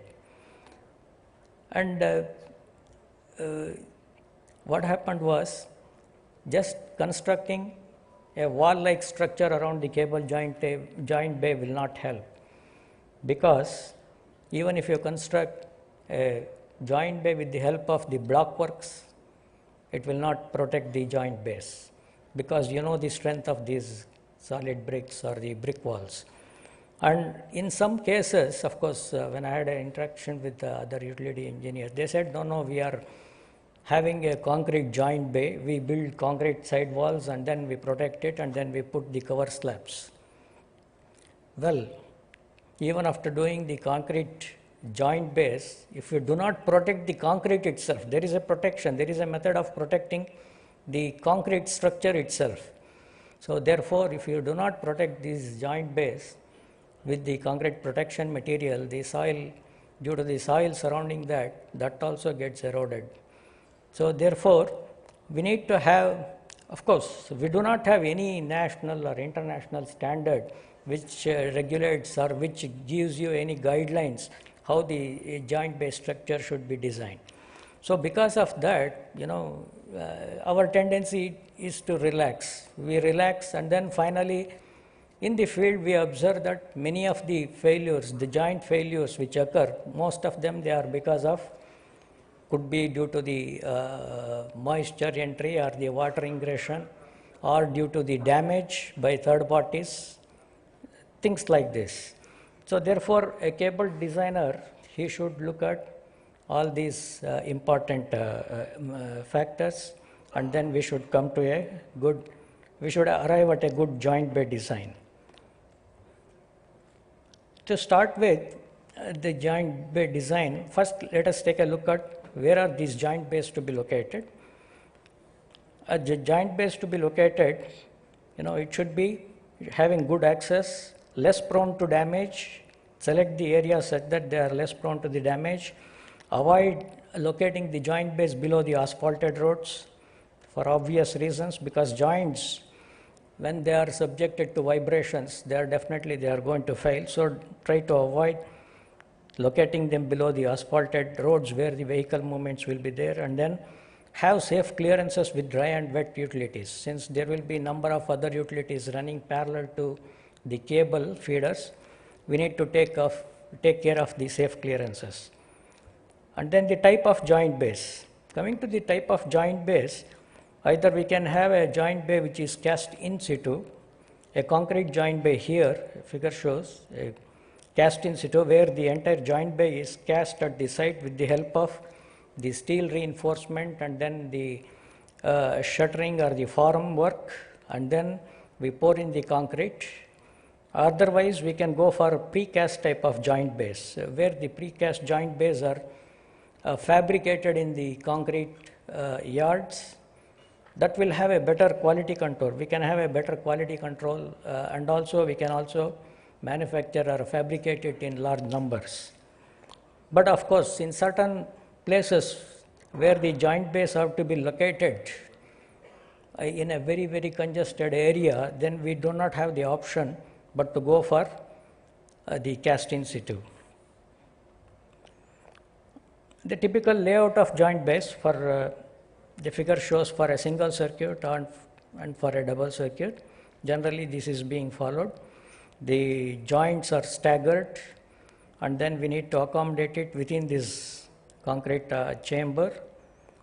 And coming to the dimensions of joint bay, primarily it is decided by the joint body dimensions. The final finished joint bay dimensions will have to be considered before you decide the dimensions of the joint base. And then it should be enough, the chamber dimension should be enough to accommodate all the joints with the enough clearances, and also the joints will be staggered as I already informed. So typical value, the typical dimensions, what we are of course following in Qatar, for a 400 kV, it is 9.6 meter width, 2.9 meter, JB length is around 9.6 meters, JB width is 2.9 meters and 1.2 meters. This is for a cable size of 400 kV, 2500 mm square. This is all based on the dimensions of the joints. Similarly, for 220 kV, it's all like this, and 66 kV. Of course, it's not that we have simply given these dimensions. We have arrived at these dimensions, which are suitable, which are found to be suitable to accommodate 3 joints. The safety and protection of joint base. Once the joints are carried out, we need to have what is called as the partition walls. Partition walls are constructed, you can see here, the partition walls are constructed between the joints. Because in the case of any explosion that takes place in the joint, it should not affect the other healthy joint. So therefore, we provide the partition walls. And the cover slabs. Once the joints are fully done, it has to be filled with sand. Of course, in Qatar, what we do is we call it as fluidized thermal backfill. With the help of fluidized thermal backfill, we fill it up to the bottom of the coffin box, and then the portion which is above this, then that is filled with the sand. FTB is used because it has got a very good TR value, a low TR value. And once that is filled, and then all the cover slabs are placed over this to protect the joints. These are all removable. And then after that, the external concrete protection, as I said earlier, we need to protect the joint base structure itself. It's a civil structure, it has to be protected. So therefore, we do it with the help of bitumen paint, bitumen boards are available. Same like, it's like a structure, it's a big civil structure. It's not a big civil structure, but a civil structure which needs the concrete protection also, in order to see that, in order to avoid all the moisture entry or the water seepage from the ground or from the neighboring wet utilities. In order to prevent all this, it has to be the concrete protection will be done, and the bitumen board will prevent any kind of moisture entry inside the chamber. And then finally, the delineating ports and JB markers. Once this is backfilled, the joint base, the delineating posts these are the metallic posts which are installed at the four corners of the joint bay. In order to see that there is no vehicle movement, especially in the desert area, if you put only the route markers, these are not sufficient because they drive vehicles on that. So we are putting the delineating posts also. And then within the joint bay, we also have to provide the cable and joint supports. These are the concrete supports with the curvature which suits with the curvature of the cable or that of the joint body, the coffin box. So this is, you can see here, the cable when it enters the joint bay, it will be aligned properly, and then in the entire length of the joint bay, you will see that intermittently the supports are provided, and also for the joints, so that the cable, when it is finally finished, when the joints are finished, it will not have any kind of a mechanical stress in it. This is just a photo which is showing here. You can see here. These are the cable supports. This is the joint, and then the joint supports are under that.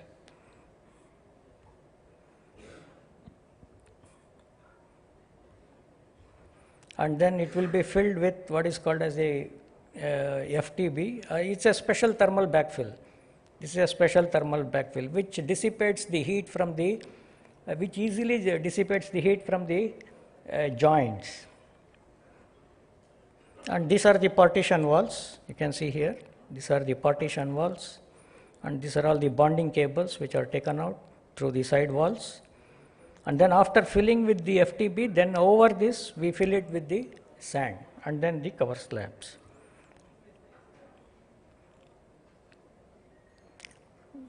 So it's a sand filling. Coming to the electrical thermal design, we always go with the CCC value for a cable which is installed in a trench. Similarly, we need to validate the value of the CCC when the cables are passing through the joint base. In the joint base, what we do is, of course, I will just rush through this. When it is when the cables are placed here and with the joints, we need to consider the TR values of this joint body as well. Is it? Time? Yes, time is up, sir. Just one more minute, sir. You just try to complete it. Okay. All right.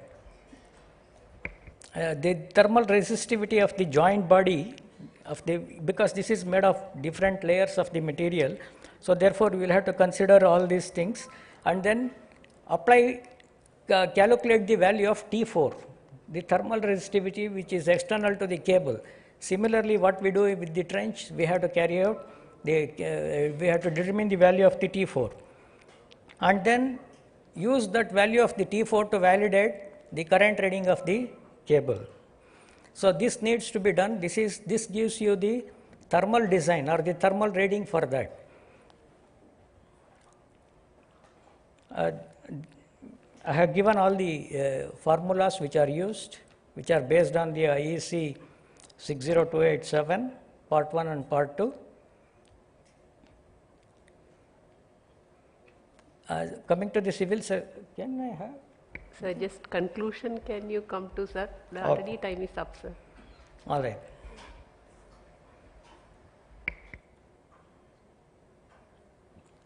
I'll just run through these slides. For the civil structure, it is more of interest to the civil engineers because all the civil equations are involved. But only thing is, I will just give you one. When you come to the civil structure design, when the joint bays are especially installed below the road, asphalted road, you have to consider the movement of the vehicles, and then this is all given by the BS standards. We will consider based on the BS standards the loads to be considered, and then we have to calculate the load that is acting on the cover slab on the side walls and as well as on the base slab.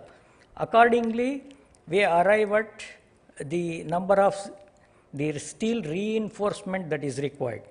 And based on that, we have to prepare the steel schedules, and then it has to be given to this civil team to manufacture it.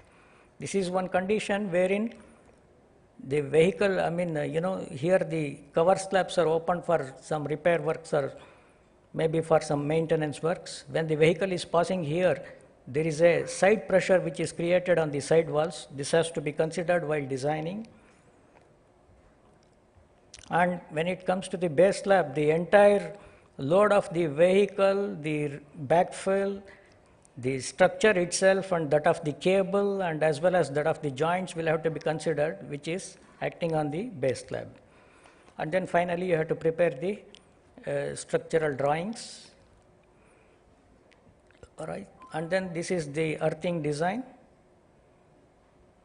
Earthing design wherein we lay the earthing, lead covered earthing cable will be laid, and then at least 2 earth pits will be there available.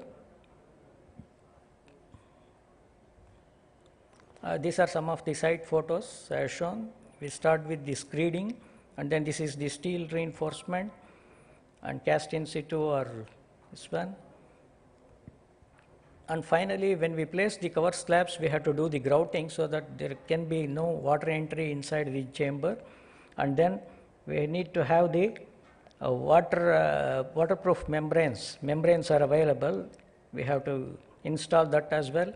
And then finally the B2 stick boards. These are the B2 stick boards which helps you in prevention of any water or moisture into the chamber, and that's how your cable joints are protected.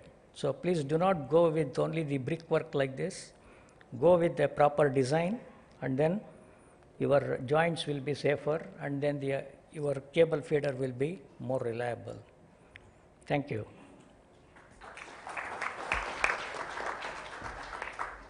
Thank you, sir, for the nice presentation on guidelines for joint bay design, EHV joint bay design. The fifth paper is by Priya on a track resistance compound for MVCC cable. So first of all, thank you very much for giving this platform for presenting our work over here. Thanks to my team also who has done a lot of work, and we can showcase this product over here in platform of everyone. So today's topic is on a track resistance compound for MVCC cable. The presentation will include about the introduction, the methods of the cross-linking, the track resistance compound, the results and the discussion, and how that we have come up with this type of the products after extensive work to be done. So as from yesterday, we are thinking about the fire safety and all. So this is only the concept where fire takes place and it does not escape from the mind. Whenever we hear about the accident, we think about the fire, why the fire has taken place, because of that of the overload current, and why this overload, because of the short circuit and all. So as yesterday also it was mentioned that in Indian things, we always go on using the things in an extensive manner. Whatever we have, we keep on using it without taking its awareness about what is its limits, what is the lifespan of the material. So as a Shakun, we always ask people, we always aware people about using that of the cross-link kind of the products, looking to the extensive use. So next question is what is cross-link? Everybody is talking about the cross-link products and the life of the cable increases with the help of the cross-linking and all. Here I've tried to give us sort of the polymer, because when we say the cable failures, the cables are cracking. So a lot of the chemistry is also behind that of the designing of that of the material required for the proper application of the cables. Here we have shown our different type of the polymers. And these all different polymers have the different temperature withstanding properties. You can see that of the same compounds, when it is cross-linked, its temperature withstanding properties increases. So on cross-linking, thermomechanical properties improvement is observed, water resistance, water immersion properties, oil resistance. So overall performance of the material improves.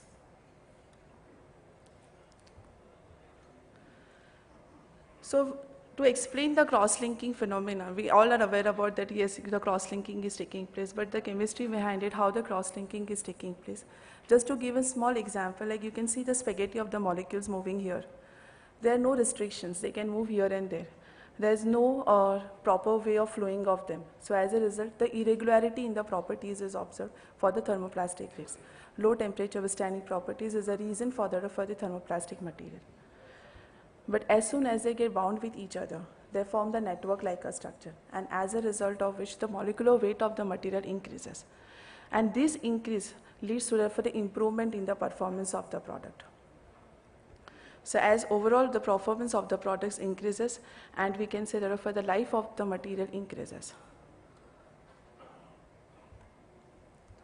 So common methods for the cross-linking, as we all are aware about, there is a chemical cross-linking, there are the radiation cross-linking has been taking place.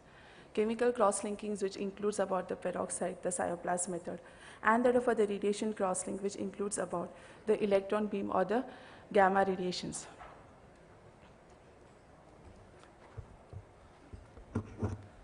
So when we say that for the peroxide, everybody is aware about this is an old method of the cross-linking. But now, lot many different kind of the peroxides, lot many different kind of the polymers have come into the existence. We have to choose which type of the polymer, which peroxides need to be taken care for the which kind of applications. When we talk about that for the peroxides and the polymer, the combination will give that for the safe processing temperature of the material. And otherwise, it lead to that for scorching, it lead to that for another over cross-linking, and the crack can also take place. So the peroxides generate initiators, and this initiator reacts with for the polymer molecules, leads to the cross-linking takes place. So this kind of bulky structure, when it is forming, it gives the high performance of the material.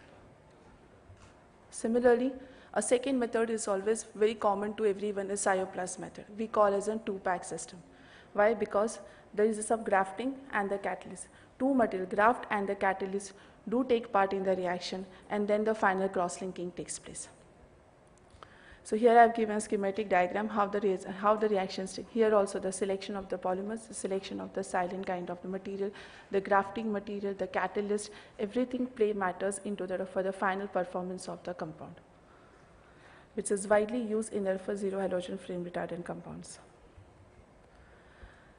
The third is in the radiation cross-linking. So we know that for the gamma radiations, we are talking, sir has talked about the E-beam radiations as well. So there are the certain radiations are there, certain thicknesses on which for the cross-linking takes place. So here also the peroxide is used as a chemical, and radiations are used for the generating the free radicals. Free radicals reacts with the polymers and gives for the cross-linking density to the material. So why I have covered all this? Because all these technologies has been used for developing the track resistant compounds. So as per the customer, whatever the method or whatever the cross-linking technology they possess, whatever the cost effective methods they can give, on that basis we have tried to develop this kind of the products. So these are all methods has been used for the development of the products which I am going to show over here. So depending on the cross-linking also depends on the many different parameters, because whenever customers says that the cross-linking is not taking place, but there are so many other parameters also been encapsulated in with it, so that the cross-linking takes place. For example, if we say cycloplas, then the cable size, cable structure, what is the processing temperature, what are the type of the catalysts they have used, what's the percentage of the catalysts they have used. So all these parameters also do play in doing that for the processing. Similarly, when we talk about E-beam, the cable size, construction, thickness of the cable, what is an irradiance value, as sir is mentioning about the 50 mega radians. So what happens with the 50 mega radians? It will lead to the over cross-link, and then the structure deteriorates. So here you have to choose the different type of the polymers for getting that for the higher E-beam radiations as well.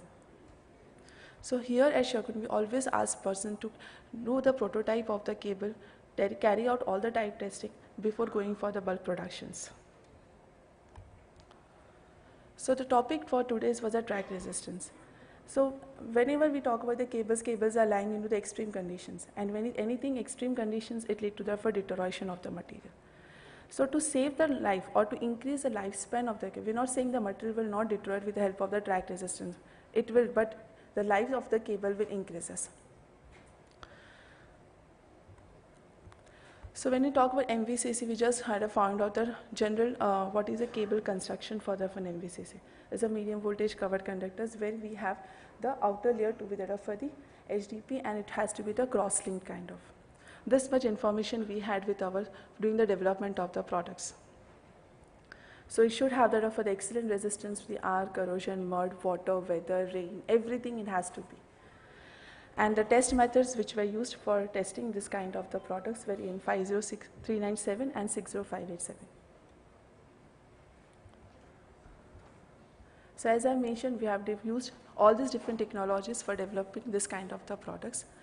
When we say the MCTR is moisture curable, EBTR is electron beam, and CC is a chemical crosslink. So these properties are the crosslink. And we have also developed the same crosslink properties along with the thermoplastic grade, which is called the TPTR. All the different materials have the different composition of the for the compounding. So looking to the further requirements, so as we have seen for moisture, it has to have a different kind of the saline, have to different kind of the polyethylenes. For electron beam, we have to use a different kind of the electron beam cross-linking agent. When we talk about chemical cross-linking has to have the different kind of the chemicals to be for the cross-linking to take place. After extensive work, we have framed out that the typical requirements for the material to meet that of a track resistance property, where we have targeted at least 3.5 kV for the 6 hours. It has been summarized over here. So all the 4 products which have encased over here is having therefore typical properties in this range.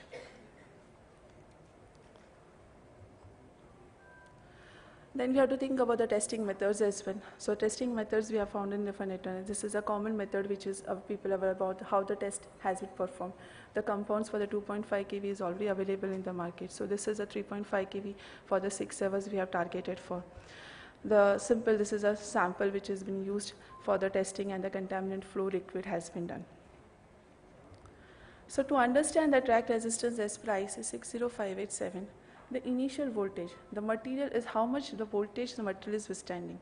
So first of all, it had been digged out that this material can qualify up to this much kV of the material. Up to what time the test can be performed. So time to track was evaluated. And also to quantify the evaluation of erosion has been taking place. So that was also even. So this test is very simplified into 3 different ways. Time and tracking voltage, time to take, and the erosion, the quantification can take place. Basic test requirements is the sample requirements, whether for the 5 numbers of testings has to be performed to qualify this test. And 0.1 normal solution of ammonium chloride along with the surfactant solution has to be taken care during the test to be performed. Tracking voltage for 2.5 kV, 3.5 kV and 4.5 kV has been targeted. So this is a summarized about that for the different classes, how it has been qualified. So to simplify that, the contaminant flow has to be monitored for the different type of the kV has to be performed. So in-house, we have also installed this instrument during December 2020 for the development kind of the work. And regular testing, regular experiments has come up with for the 4 different type of these grades.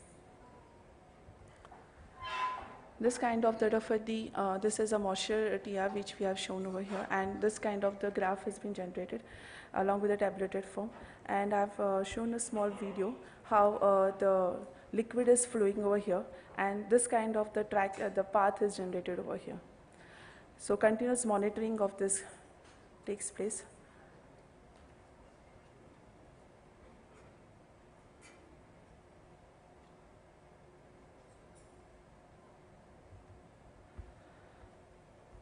So this kind of the plaques has been produced, and here we can see that there is no erosion. So we say that it meets the requirement. When we were doing the development kind of works, certain combinations were showing the total failure. There was kind of erosion was taking place. So in this way, we have qualified our products. We have done a lot of testings, lot of experiments to get this product to be developed. So thank you from my side.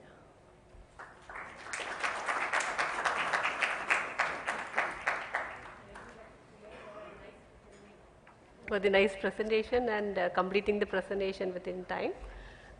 Now coming to the summary of the papers, the first paper was on greener initiatives, photovoltaic energy solar cables, trending technologies and attributes by Bharat Shekhar of Polycab India Limited. This paper highlighted the manufacturing process of XLP insulated solar application cables through E-beam cross-linking to achieve the much desired higher working temperature, tensile strength, stress cracking, that various properties required for this special cables. That paper elaborated on equipments and processing methods for E-beam cross-linking with its various applications. The paper has given the details of comparison with conventional and E-beam cross-linking with the safety requirements of the process.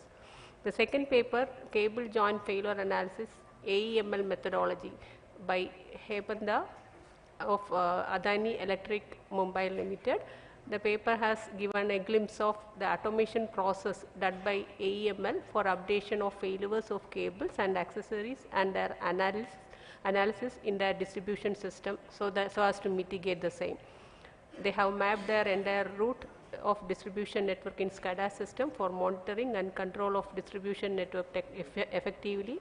Each failures of LV and MV cable systems are analyzed with the support of OEM and made available in SAP system for analysis.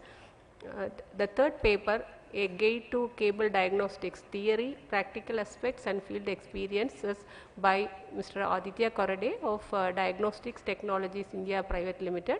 This paper has given the details of various cable condition monitoring and fault detection techniques in connection with cable system. He has explained the various standards and is the basic concepts of each PD measurement and all the measurements were also in detail. It is given in the paper. I think due to the time, lapse of time, he was unable to explain everything, but in the paper the full details are there. Basic concepts of a new test method like line impedance resonance analysis LIRA, which uses frequency domain spectroscopy to detect changes in impedance as a function of length, that also given in details, and some case study, and he has given some case studies based upon these methods. And the fourth paper, general guidelines for design of joint base for underground EHV cables by BK Shivkumar, PRDC. And this paper addressed the importance of proper joint bay design in connection with installation of long length circuits of EHV cables. The other, based on their field experience, provided a more general and practical guidance on design of EHV cable bay. Different aspects of joint bay design such as electrical, thermal aspects, civil, structural, electrical earthing design, etc. along with ampacity calculations are addressed in detail. I think here also, due to the lapse of time, I think he was unable to explain completely. And the last paper was on track resistance compound for MVCC cable by Dr. Priya Rakshit of Shakun Polymers Private Limited. Here actually, as covered conductors are getting used in distribution sector as an alternative to overhead conductor with safety from tree contacts and failure and less right of way. In this aspect, they are actually trying to develop an anti-tracking UV resisting outer layer for the cable. That is, I think they are trying to indigenize some production of that anti-tracking material. It's a new, here actually all the aspects of different types of covered conductor materials like TP, TR2, different types of materials with its production and process are explained. And it was all the presentations, all the others have given a very nice presentation, all the 5 papers. Now the floor is open for questions.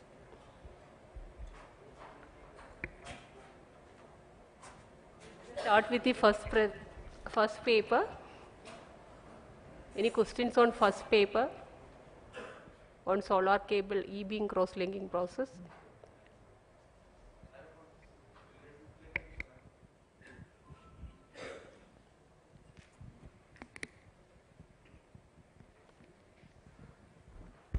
Whether normal solar cable are recommended to use in permanent underwater application? Sir, can you repeat the question, please? Whether our normal EN standard solar cable are recommended to use in permanent underwater application? Underwater? Yeah. The standard never predicts the same, but the manufacturers evolved a few methods. Either you can see, you have, I think, come across the few cases of the floating solar in India also. So some provision you need to place there, like the nylon or the other things, which can just put some extra moisture resistance in the cable. So solars are being used for a long time in the world for as a solar, floating solar. No, So it's nylon is being used for anti-rodent application, to protect the rodent and termite. Yeah, that's what the nylon is known for that. But if you just explore more, it is also having the some water resistance properties. No, EN or IC recommended for 87 requirements. That is partially filled in water. But nowhere in any national or international specification mentioned regarding this fully used in permanent application, permanently underwater. Yeah, 87, it is recommended in the BSEN. Yeah, but 88 not mentioned.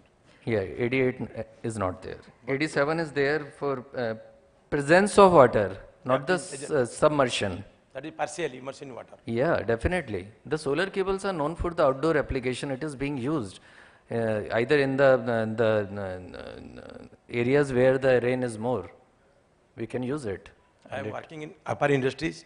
Some inquiries you are receiving related to export inquiries you are receiving regularly against the requirement like 88 requirement. 88. Is there any special design? Any? Sir, see, what happens, the white papers dictate so many things. But when we are here to endorse anything, it is not the right platform to just talk about on this. Because 88 is, the specs are silent completely on this. But Australian regions are regularly asking for 88 requirements. It's a matter of, sir, the development and trial. Definitely, we cannot say no. But if it is there and substantial requirements are there, it can be provided, not an issue. Excuse me, sir. We can continue that discussion during the tea time because it's of the due to there's a lapse of time. We can continue actually later during the tea time, sir. Any few more questions available? Any more questions on the first paper or second paper? We can take one more question. First paper, second paper. I just wanted to know this ferrules and lugs, has it been tested as per IEC 61238 because some failures have been shown, no? Or IS 8337? Sir, our mechanical connectors are type tested as per IC, but ferrule are not. Because generally we have to do the testing for 1000 hours to make sure. Ferrule we are doing the conductive test and hardness testing, but type tested design is not available. The idea is that's a standard for ferrules and inline connector, IS 8307 and 8308 for inline connectors and both for lugs also. Okay? And that gives a wall thickness. What should be the cross section area? What should be barrel length? So once that is taken, the failure can be minimized. And followed by IEC 61238 for 1000 hours, but testing to be carried out ambient temperature 23 degrees, which is very, very critical. Okay. I think it was tested for CPRA for somebody. Yes. Okay, thank you. Number 3. I think there is one more question, sir, from. Hello. I'm Hemant Keti from Zycon International. Question to Mrs. Hemanta. In the case of joints where you said that the failures were primarily there at the ferrule or the what is the analysis at your end with the failure when taking place at the ferrule? Is it due to an internal fault emanating or is it because of an external fault getting into the cable? What are the failures we observed at ferrule now? That time we observed that the crimping was not done properly. There is a proper die sets were not used for that crimping. There is either they use the oversized die or lower size die. As we are having a mixed cables of 150 and 120 square mm. So the same die of the 150 they use for crimping of the 120 also. Because of that, the properly crimping has not been done, and the ferrule region is getting the failure. So when you have shifted from the crimping type of ferrule to the shared bolt connectors, Yes. has the failure reduced now? Yes, yes, definitely reduce, sir, because there is a, in mechanical connector, there is a range taking bolts are available, and whenever you tight that bolt properly by torque wrench, bolt is getting sheared off. So it confirms that the connection is done firmly. So we no need to worry that the crimping in just like in a ferrule type, there is a possibility of the manual errors. In crimped in a mechanical connector, that errors are reduced. Another one question which is there is you said that you're using various technologies in your system. Yes, yes. According to you, have you done any analysis which is the best technology, whether it is heat shrink, cold shrink or pre-molded? I basically feel that the triple layer insulating tube with heat shrinkable technology is the best comparing in other technology. Okay. I think that heat shrinkable technology with a triple layer insulating tube is fine, best technology. This is my opinion. Well, we'll discuss that during the tea break as well. Sir, but one suggestion is there as far as utility perspective is concerned in case of joints and terminations, because you all are doing a lot of, today we are in the IoT world, each of the joint you can get with a QR code, and if you can have your jointers trained to do the jointing instructions on that QR code, that every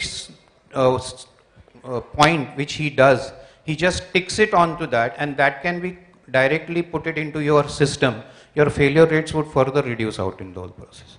And we are doing that kind of a technique. We have done more than 1 million joints and terminations in Italy on that.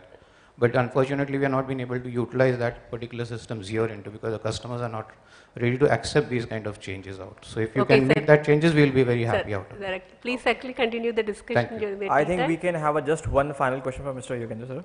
And then we can have a discussion at the lunch break time. Yes, sir. So please. Good afternoon. My name is Yogendra Tiwari from Universal Cables. I have a question for Mr. Korde. What I understood from your presentation that one particular type of diagnostic testing is not sufficient or adequate to pinpoint the type of deficiency or fault. So what is your recommendation? I mean, how either utility or maybe cable manufacturer, I mean, how do we select, I mean, what type of diagnostic testing we have to go for? If one type of diagnostic is not sufficient for pinpointing the, I mean, deficiency or fault or, I mean. So firstly, I would say that any one technique is always going to be a bit risky. But obviously, if you, what you would want to look at, what are the type of failures that you're facing? For example, if you're having a situation where you can see overheating, you can see a situation where you see like a cable, the virgin cable itself has puncture, and you can see like a bullet-like hole through it. That's a typical thermal breakdown. If you have that kind of a situation, then doing partial discharge testing may not be very useful there.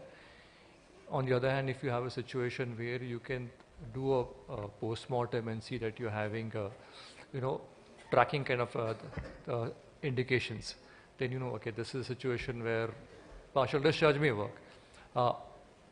As an analyst, I always like to use at least any two techniques that corroborate with each other.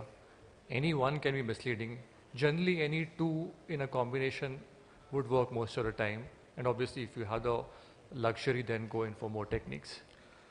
So as a cable manufacturer, most of the time we come across question, I mean, what is the tool or diagnostic testing for health checkup? So just to prevent any, cable failure or any such unforeseen event. So in that case, what is the one method which can give the best assessment of the health of the cable system? So like I said, all of those work. I can just give you one example. I was talking with NKT cables in Germany, and what they do is when they lay these EHV cables, 220, 400 kV and above, it's compulsory to do a hypot test as part of commissioning. But what they do is they do this fingerprinting using the line impedance resonance technique, and it is compulsory over there to do a test, a LIRA measurement before the hypot and after the hypot. The idea with this is, one, they actually quantify the workmanship on every single joint, They look at the degradation on each joint after the hypod test, because they want to quantify, okay, is it that we have some incipient weak spots? Instead of just doing a single global measurement, you can do it location-wise. So that is a pretty good tool. They're still not doing it for HV or MV because of probably cost implication, but EHV definitely it's being done. Thank you. Thank you, sir. Thank you. Sir, can we take it in the lunchtime, please? Actually, we are running short of time and we are already moving ahead of our schedule. Ma'am, thank you so much for being a session chair. And now I would request our session chair to please provide a memento to all the session authors. Can we have?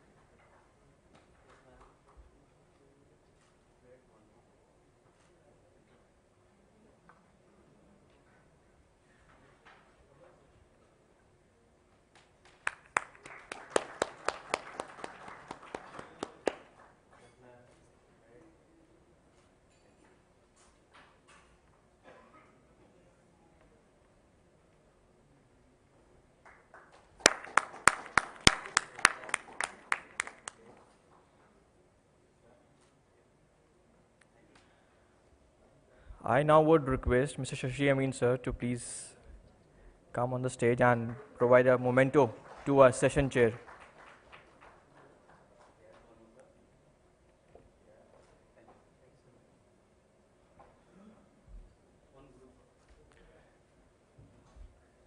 Sir, please.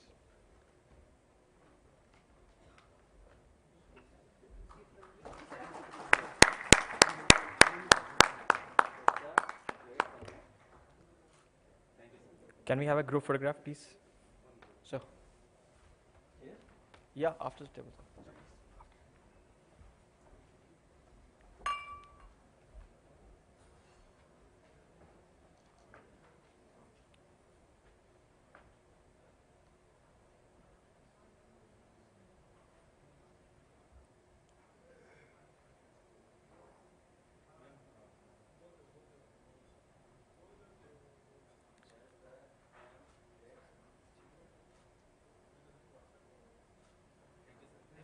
Thank you. We're going to start the next session in 5 minutes. Thank you.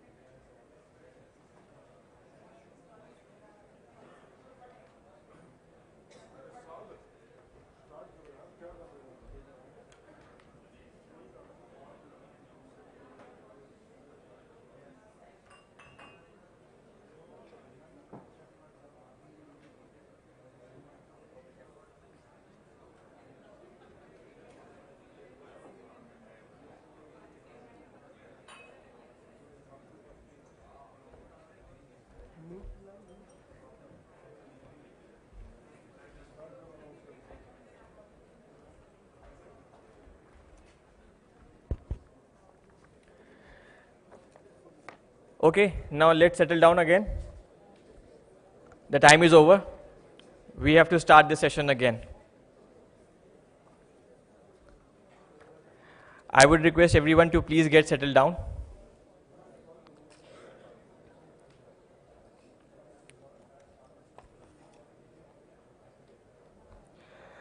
The next session is going to be chaired by Mr. Yogendra Tiwari. Mr. Yogendra Tiwari, an electrical engineer with more than 36 years of experience in Indian cable industry, having worked with various reputed organizations. He is currently associated with Universal Cable Limited as Vice President Technical and heading technical function. He has written many technical papers on cable and presented at different forums. He is a member of BIS Power Cable Section Committee ETD 09. He has also been chairman of IEEMA Cable Division Technical Committee. We welcome you, sir.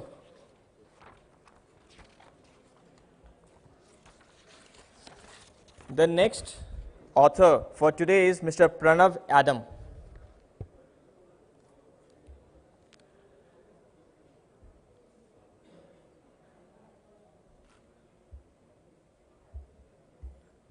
Mr. Pranav Adam received his Bachelor in Engineering Electrical degree in 2010 from Walchand College of Engineering, Maharashtra, and joined the Tata Power Company Limited in 2010. Currently, Mr. Pranav is working in Engineering, Transmission and Distribution, Mumbai, as leading engineer in electrical system, thermal, and has over 12 years of experience in the field of transmission and thermal generating projects. He has knowledge and experience in the field of design and engineering of transmission lines, extra high voltage cable system, and extra high voltage substation in transmission area.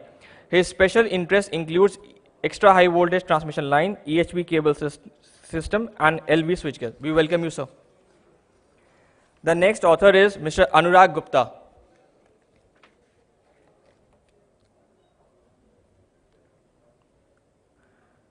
Mr. Anurag Gupta received his engineering degree in Electronics and Communication in 2009 from Bundelkhand Institute of Engineering and Technology, Jhansi. He is currently working in KEC International Limited, India. Mr. Gupta's area of interest in control system, digital electronics, low voltage and high voltage power cable. He has more than 11 years of experience in design of low voltage, high voltage and instrumentation cables. We welcome you, sir.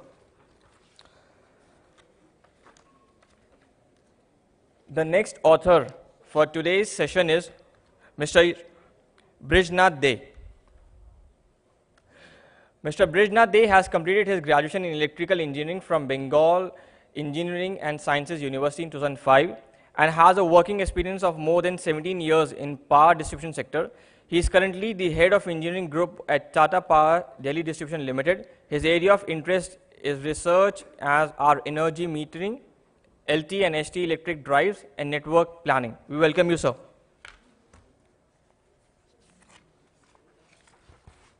The next author for today's session is Mr. Kamal Khanna. Mr. Kamal Khanna is presently working as Chief Manager and heading Design Department for Power Cable Business of Sterlite Power Transmission Limited. Mr. Khanna is having 15 years of experience in power cable design. The present role includes design and technical supports to sales and marketing for domestic as well as export market. He is a member of Power Cable Technical Committee in Bureau of Indian Standards and a member of IEEMA Technical Committee for Cables. We welcome you, sir. And the last author for today's session is Mr. Bishwanath Bhattacharya. Mr. Bishwanath Bhattacharya holds a Bachelor of Engineering from NIT Agartala and an MBA from Jadavpur University.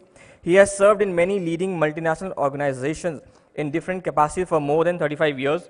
Some of the organizations he has served are English Electric, CMC Limited, TCS, Hexaware, and Patni.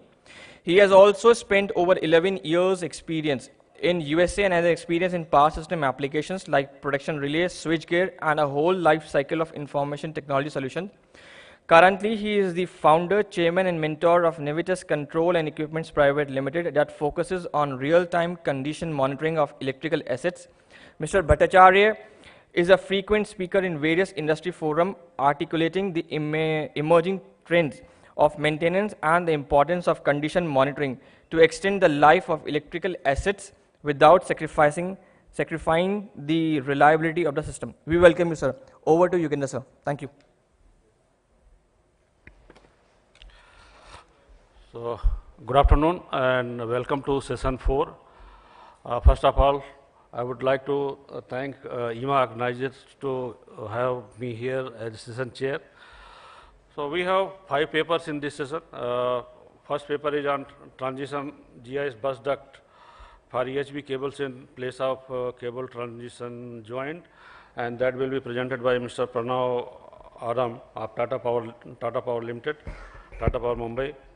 The next paper is on EV cable for industrial application. That will be presented by Mr. Anurag Gupta of KEC International. Third paper is on remote monitoring of sheath voltage in 66 kV single core cables. That is being presented by Mr. Brijanath Dey, Tata Power Delhi. The fourth paper is on minimization of conductor losses in underground cable system without increasing cable size. That will be presented by Mr. Kamal Khanna, Sterlite Power Technology Limited. And fifth paper is on evolution and recent trends of condition monitoring in high voltage and extra high voltage cables with a focus on online partial discharge testing. That would be presented by Mr. Vishwanath Bhattacharya on behalf of Navitas Control and Equipment Private Limited and Haldia Petrochemicals Limited. So without much ado, I would request author number 1, Mr. Pranav Adam, to present his paper.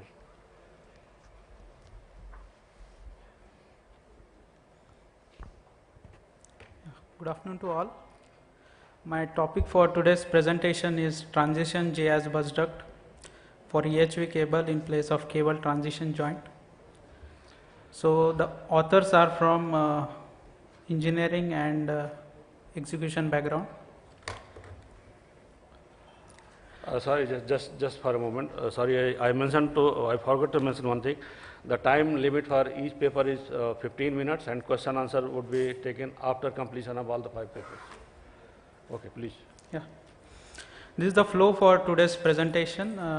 In the introduction part, I will brief you about the receiving station where this transition JAS bus duct is installed and the importance of that receiving station along with the 220 kV line where it is installed.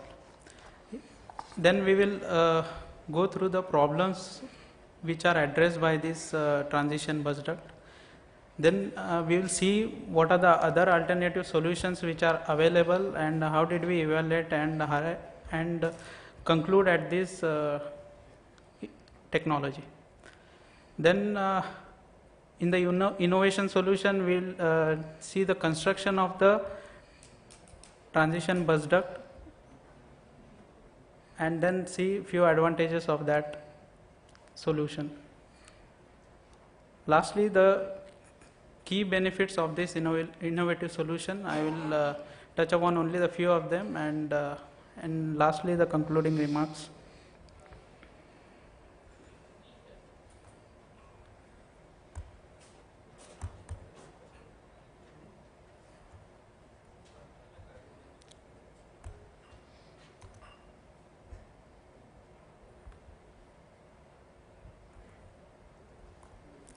Sorry for that. The 220 kV Karnak receiving station is feeding about 290 megawatts of critical loads in South Mumbai. So this receiving station is very important and it is a 220 by 11 kV, 220 by 110 by 33 by 22 kV substation, and it is feeding critical loads at 33 and 22 kV. And the critical installations include the World Trade Center, Mantralaya, then hospitals, naval dockyards, MVPTs, and various commercial complexes. So it is a very important substation, and apart from this, it is also feeding one more substation in South Mumbai. It is a back-bay 220 kV substation. So with that background, we will see that these transition joints, these are used to connect the oil-filled insulated cables with XLPE cables. You can see in the bottom left, it is a transition joint. A cross-section of that joint is shown in there. So in our system, we have transition joints at 110 kV level, but we have experienced some failures at the 110 kV level for these transition joints. So we wanted to avoid that at the 220 kV level. So we have introduced this innovative transition JAS bus duct concept, wherein we have oil-filled cables and XLPE cables in a GIS environment, and connected together. So I can proudly say that this is a unique concept implemented for the first time in India. So these are the problems which we faced. On the right hand side, you can see the map.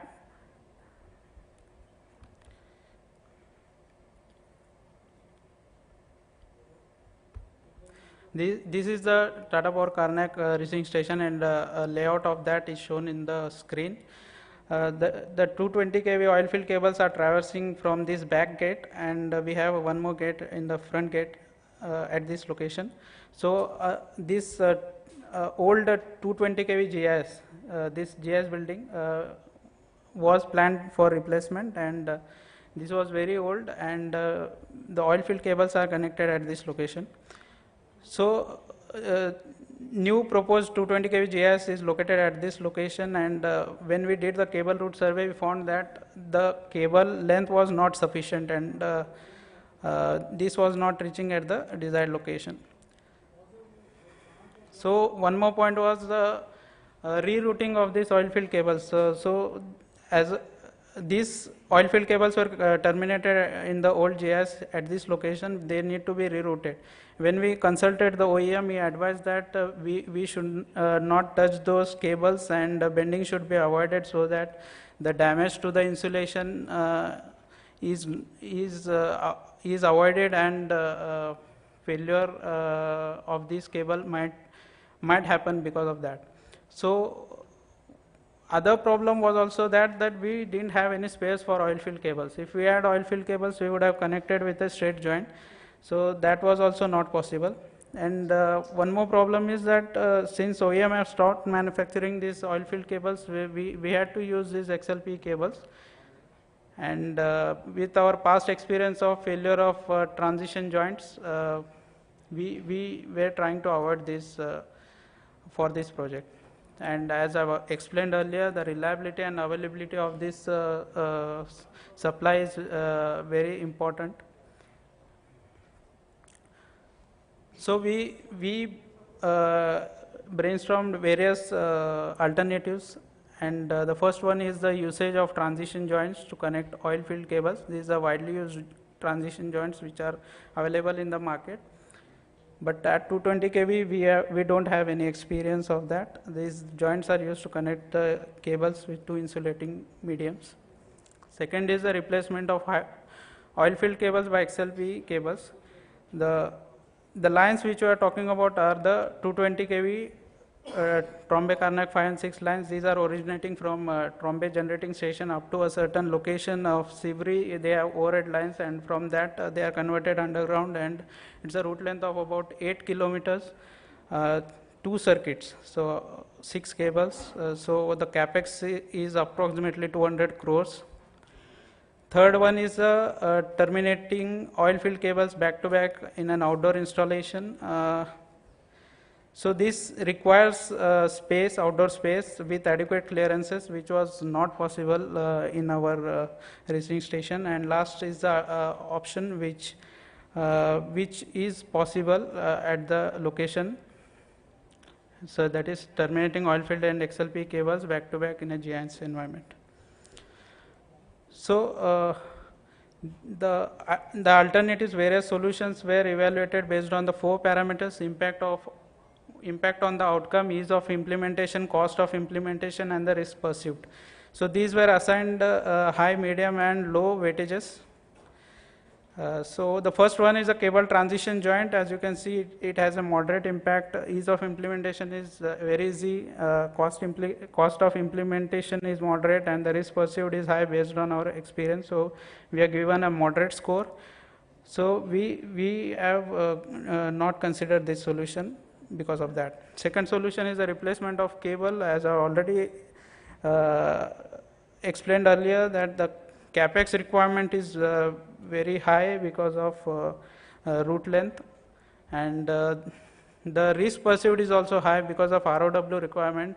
Because of this capex, we require regulatory approvals also. Because of that one, we are not considering this option. Third option is the outdoor connection back to back.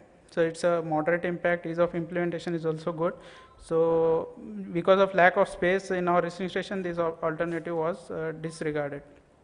Fourth option is the GIS transition bus duct. As you can see, the impact is good because of GIS environment. The ease of implementation is moderate. The cost is also moderate, and the risk is low because of GIS connection, and we have not seen any failures in our system. So based on that, we have considered this solution for further detail engineering. This is the design which we discussed with the OEMs, and we have finalized this one. As you can see, this is a plan and section layout. In the section, you can see this is the oil field cable. This is the XLPE cable connected, and in between we wanted a separation, so we introduced a disconnecting switch and earth switch for segregation purpose in case of any eventuality. So advantage of this solution is it's a proven GIS technology. Then it has a very less maintenance requirement, and isolation is there for any eventuality for segregating both oil field and XLPE connection. So the critical aspects which we covered during the detail engineering are the system parameters we have matched with the existing one. GIS technical specifications were detailed discussions were held with the OEMs. GIS cable designs were finalized. We have discussed with the Nexans, Brooks, and Toshiba for checking the compatibility. Interface suitability is very important while connecting oil field cables or any termination for that matter with the GIS cable head. So we discussed and we confirmed with the OEMs before approving the documents. So on the right hand side, you can see this is the actual site photograph of GIS installation. On the left hand side, this is the oil field termination. On the right hand side, XLPE termination, and in between we have isolators, disconnecting switch and earth switch. So coming to the benefits, savings due to grid availability, these figures are taken from our regulatory team of 56 lakhs which they have given to us. Second is the savings of repairs expenditure which could have occurred in the event of failure of transition joint. To the extent this includes the spare cable, then the joints requirement, then services whatever is required for jointing, as well as the excavation which is required. Ease of maintenance, this being GIS duct, so maintenance requirement is very less. So reliability is maintained, which is very critical because of the VIP customers and commercial complexes and Mantralaya, which I have talked about earlier in the previous slides. So to conclude, in the recent past, there have been failures of transition joints experienced in our system.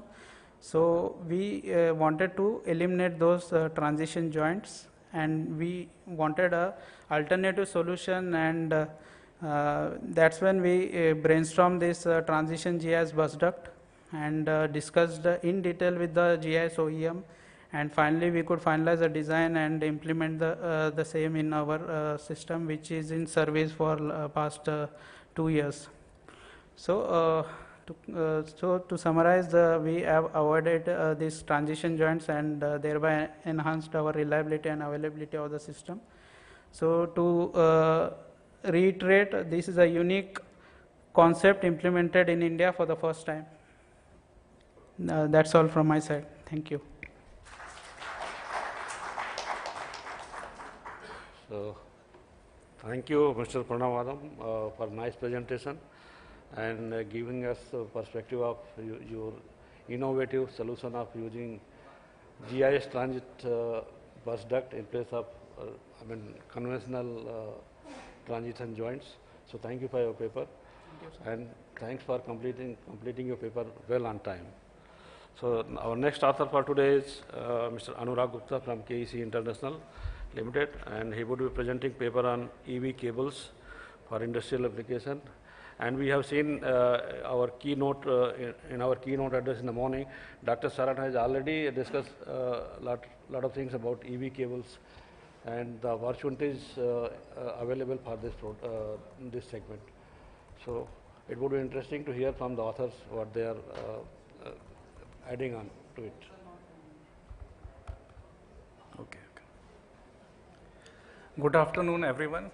Myself, Anurag Gupta, along with my co-author Nidhi, we are going to present technologies of EV cables for industrial application. As it is a new technology, so most of the people have confusion about the EV cable, that how it works, what is the basic design standards, what is the selection criteria of EV cable, how to select the right cable for own car. So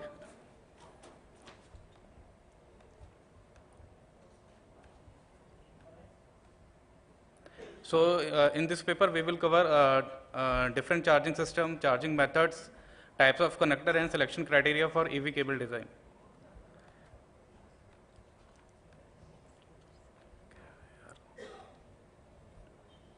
So what is EV cable? So basically, EV cable is a kind of flexible cable that is used to connect electric vehicle charging system and charging infrastructure to transmit power to electric vehicle, and are equipped with a certain amount of signal lines, control lines, to ensure accurate control of the entire charging process and safe operation.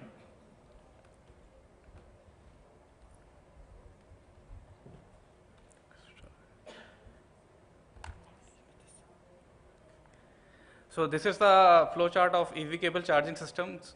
So basically, EV charging system can be categorized in two parts. That is, one is AC charging and another is DC charging.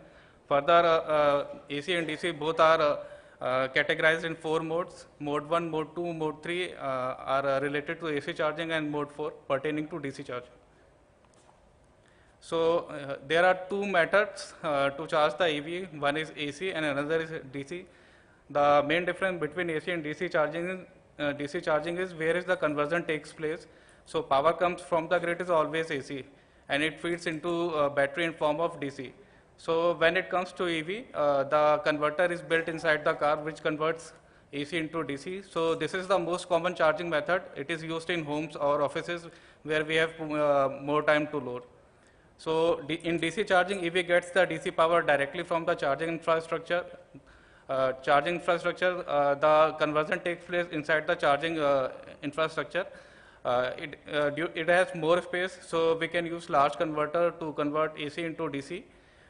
It is basically used in public charging station where we don't have more time to recharge our EV. So this is the different charging modes. Mode 1, Mode 2, Mode 3, and Mode 4. So in Mode 1, it involves plugging an electric vehicle to a standard socket with the help of extension cord and a standard plug. So due to this, there is no communication between the EV and the charge point. So it is basically unsafe, and it is banned. It is illegal in many countries. It has a maximum current intensity of 16 ampere, and it is a slow charging method. Second one is Mode 2. In contrast to Mode 1, in Mode 2 have some EV specific protection. It has in-cable control box along the length of cable, due to which communication can develop between the EV and the charge point. It has the maximum current intensity is 32 ampere. It is a semi-fast charging method. So third one is fast charging. This is the Mode 3 charging. So basically, it is dedicated in Mode 3. The dedicated public charging stations are used. It has maximum current intensity of 32 ampere and 250 ampere. The control, so the charging station controls the communication and protection of the charging process. It is used as public charging station and can facilitate integration with the smart grids. So fourth is the ultra fast charging mode. This is the only this is the only charging method in which EV gets the DC power from the charging infra. Conversion takes place inside the charging infra from AC to DC. So here are the types of connectors. So AC charging plugs, first one is type 1 connector, as it is easily identified. It has 3 large pins and 2 small pins for the connection of car. The 3 large pin is basically for earth neutral and protective earth conductor. So type 2 is similar to type 1, but it has 2 additional pins, which is used for 3-phase charging. Third one is type 2 connector. Basically, it is used in China. So DC charging plugs, first one is combo 1, which is called CCS1.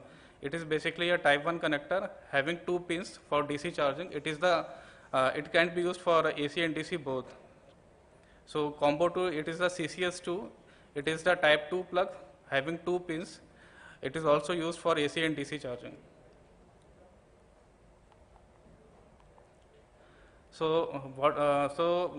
Next slide is selection criteria for EV cable design.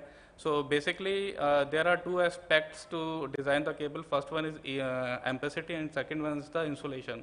So ampere rating of the cable basically depends on the conductor size and material, insulation material and thickness. Next one is EV cable insulation. So insulation plays an important role in the EV charging cable.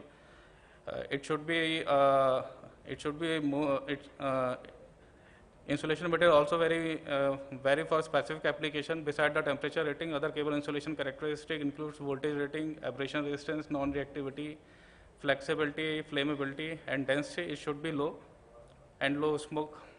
So in next slide, we will explain the different insulation material which is used in different countries based on their properties.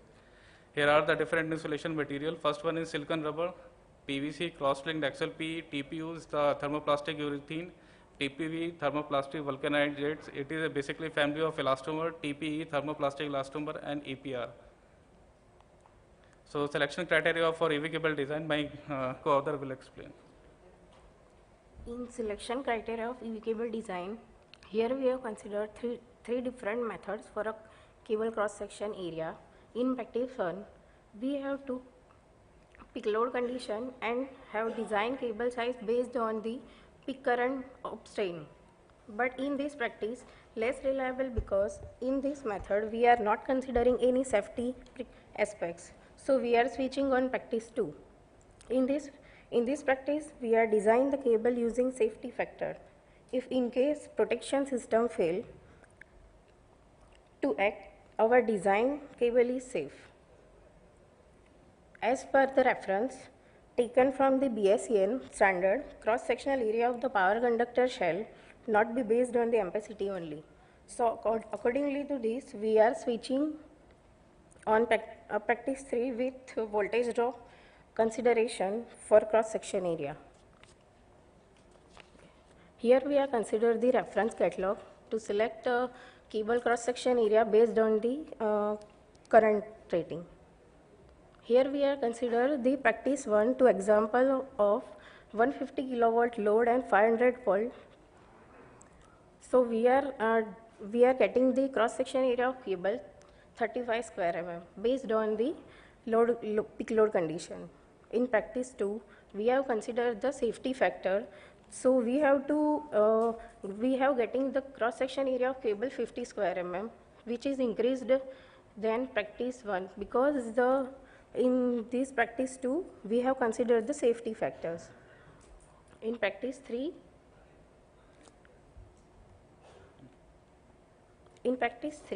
we have considered the combination of practice 2 and practice 3. We have considered the 0.5% voltage drop, and we have getting the voltage drop is 2.5 volt.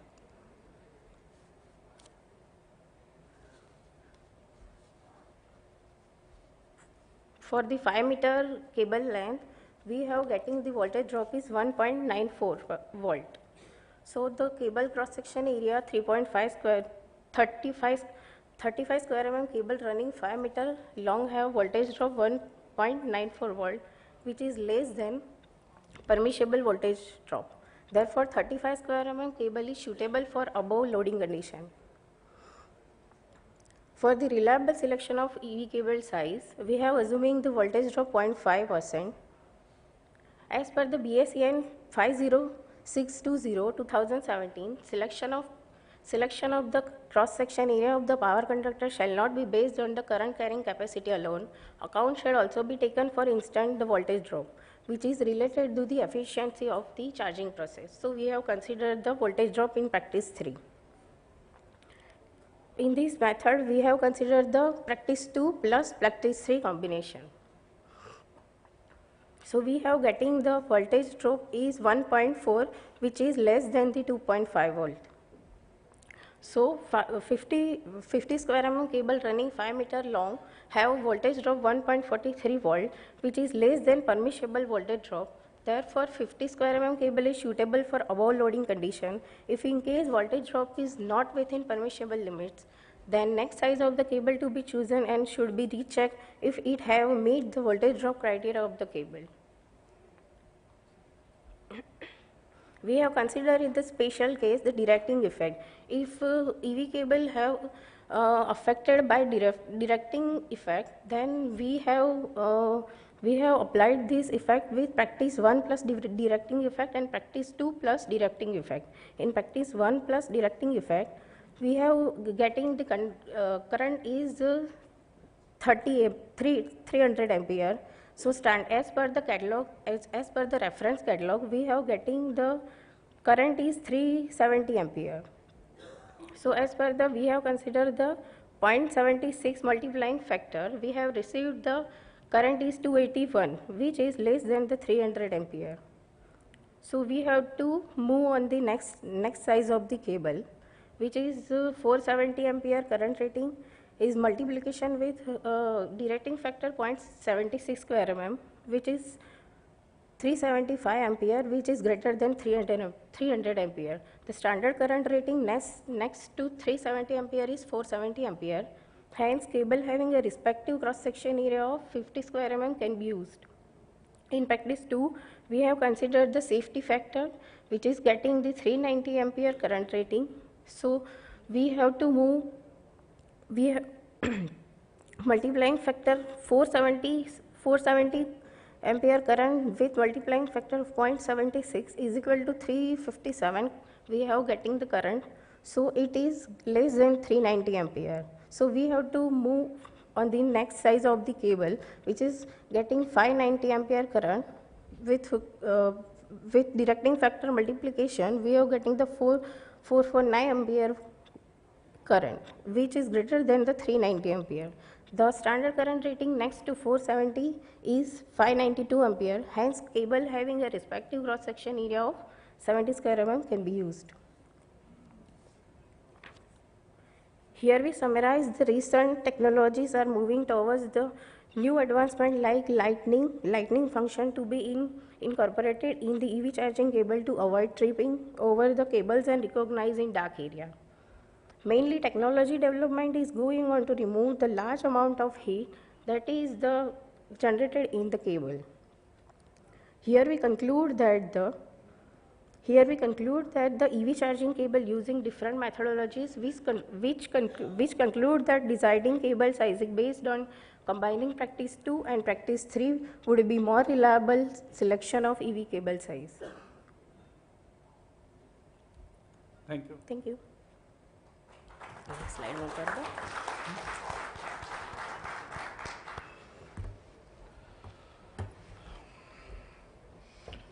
Thank you, Mr. Anurag Gupta and your co-author for nice presentation and completing it well on time. Now I would request Mr. Brajnath Dey of Tata Power Delhi to present his paper on remote monitoring of sheath voltage in 66 kV cables.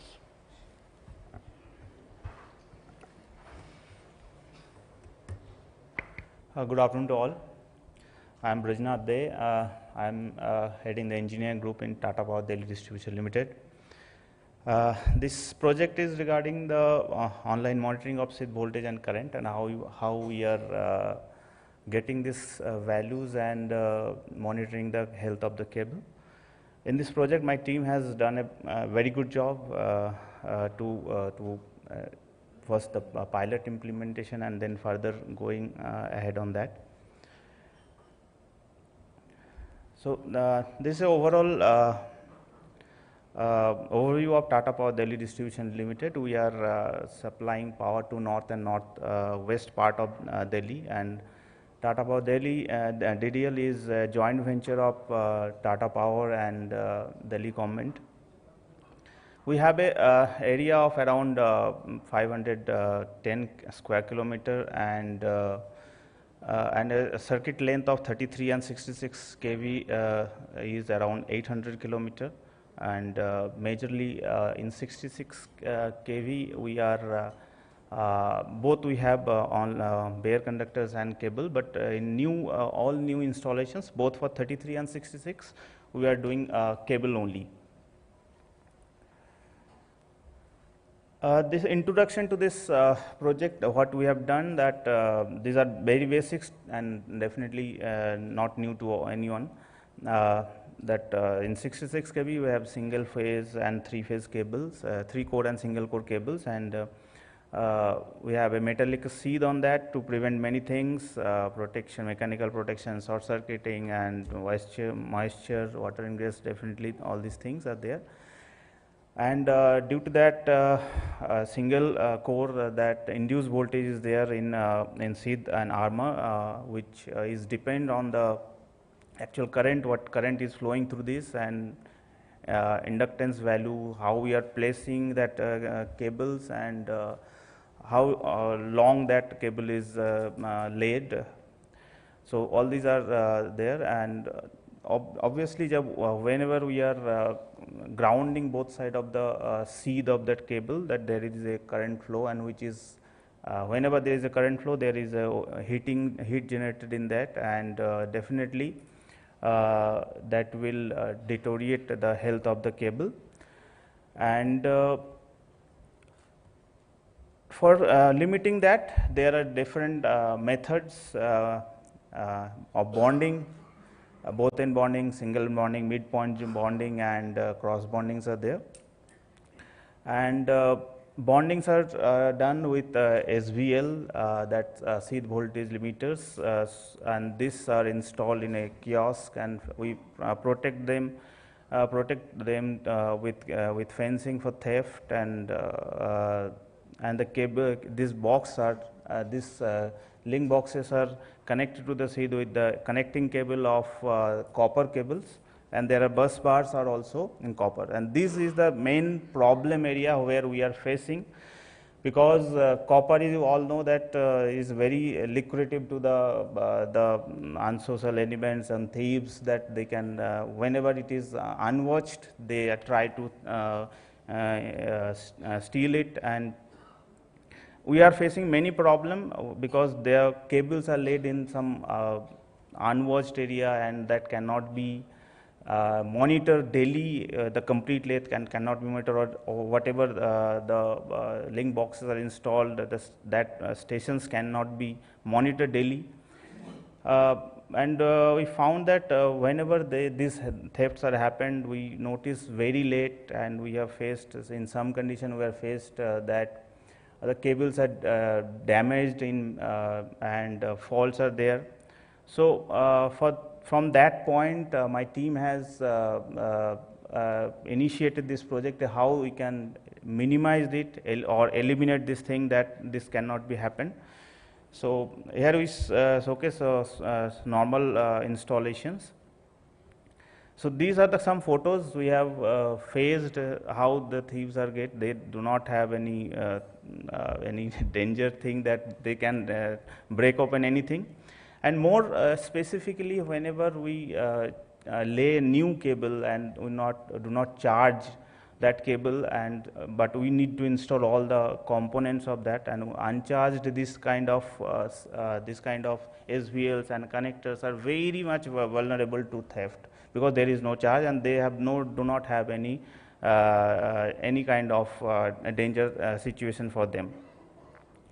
So how we have eliminating or reducing that? We definitely in first stage we thought that it is very basic, that we replace that copper cable with aluminum cable, what very commonly done in transformer also. We have done in many in rural area, we have done that aluminum core transformer, aluminum wound transformer to limit the theft, and maybe in some cases elimination of theft cases. So similarly here we have done the first stage, that copper cable has been eliminated with aluminum, and the bus bar also eliminated with aluminum. And we put this box underground in a RCC chamber, having proper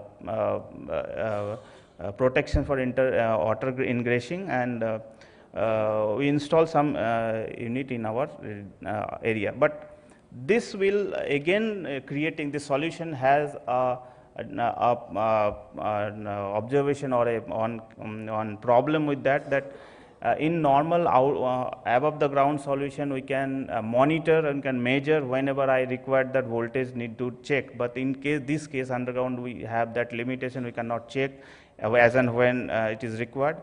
And from that we developed the new solution for that online, how we can measure this seed voltage and current online. So definitely we put some CT and voltage sensors in the connecting cable of the seed to measure the voltage and current, and we install a meter. That meter can have display or not display, because this can be used in above the ground installation which is already installed in our network, and the new installation which has been done in underground.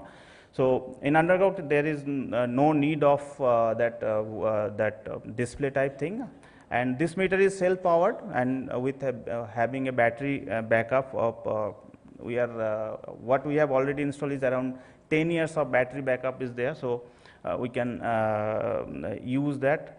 And for underground system we need to put an antenna, because that has to be taken out because there will be a signal issue, and install that antenna nearby our electric pole or something, some installation.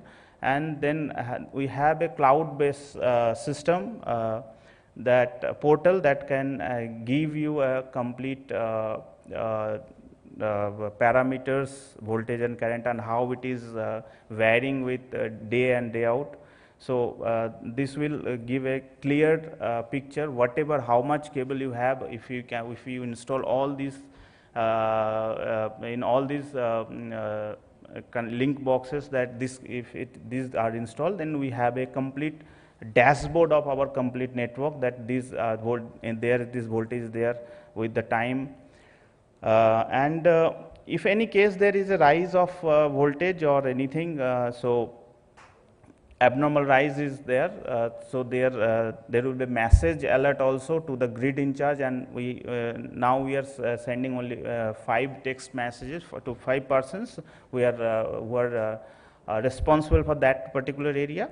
So and this kind of graph we can have with voltage and current, and definitely this solution has a benefit of having the complete network. You can have that in online, and further we can select or customize the threshold values of that parameters as per our requirement, as per the network configurations. So and you will get the alert from that automated system as and when that threshold is breached. And definitely this can we are claiming that this can eliminate the theft, because whenever such kind of thing happen, there will be increase in voltage, and definitely that alert will be sent to the nearby our maintenance crew, and they can visit this there and eliminate that theft issue. And definitely this has a cost saving, because whenever that theft things are happening, we need to install new installations, and there are the cost is there. Definitely there is there is no space requirement as such, because we are in Delhi, because we are facing very much issues to install that link boxes in narrow roads and other there. So that problem can also be eliminated. In future, definitely we are targeting that to install temperature sensor on that joint, and to have temperature monitoring through the same system without any additional system. And in previous sessions some points were discussed on that part. So we are planning to have a complete solution to have a health monitoring of underground cables through this, and that is in our planning, not installed yet.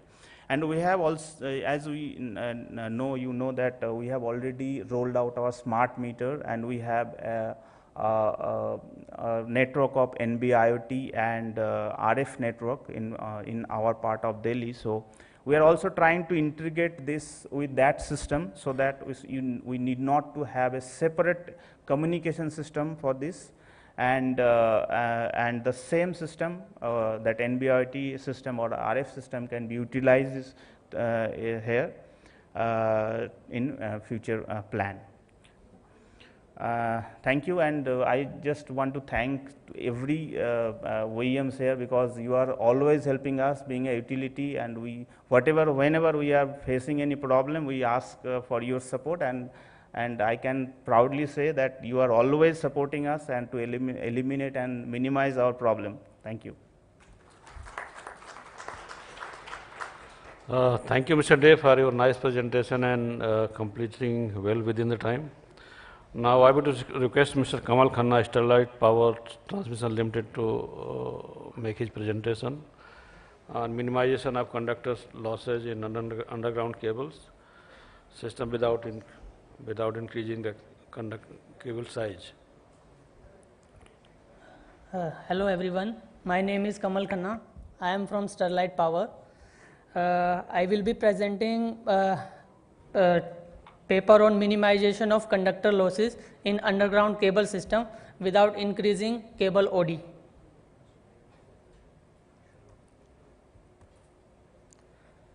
So let's understand the pain area of utility or need of invention. So as a consumer of electricity, we pay what comes under our meter. Whatever we consume, the unit we consume, we pay for it. However, while supplying the electricity from substation to consumer, there are certain losses such as I square R losses or conductor losses. So utility has to bear that cost of that losses. And sometimes there is also the issue of land or ROW because of the limited space available for cable laying. So to overcome these challenges, low loss cable has been invented.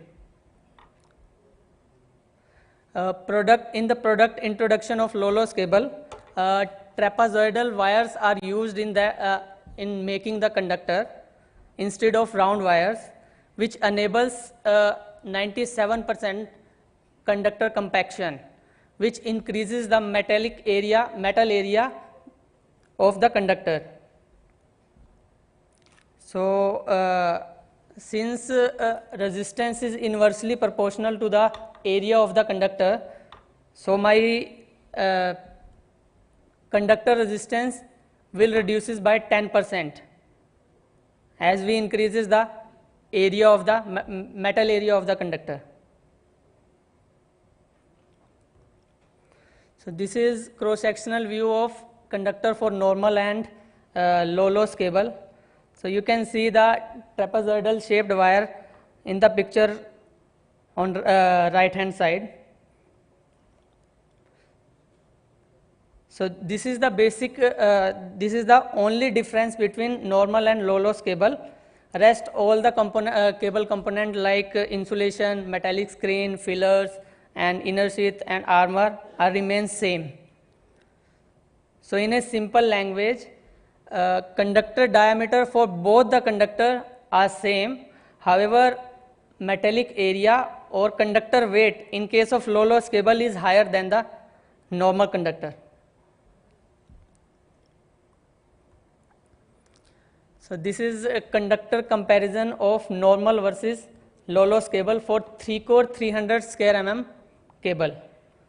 So the individual wire shape for normal cable is round, whereas in case of low loss cable, the wire shape is trapezoidal.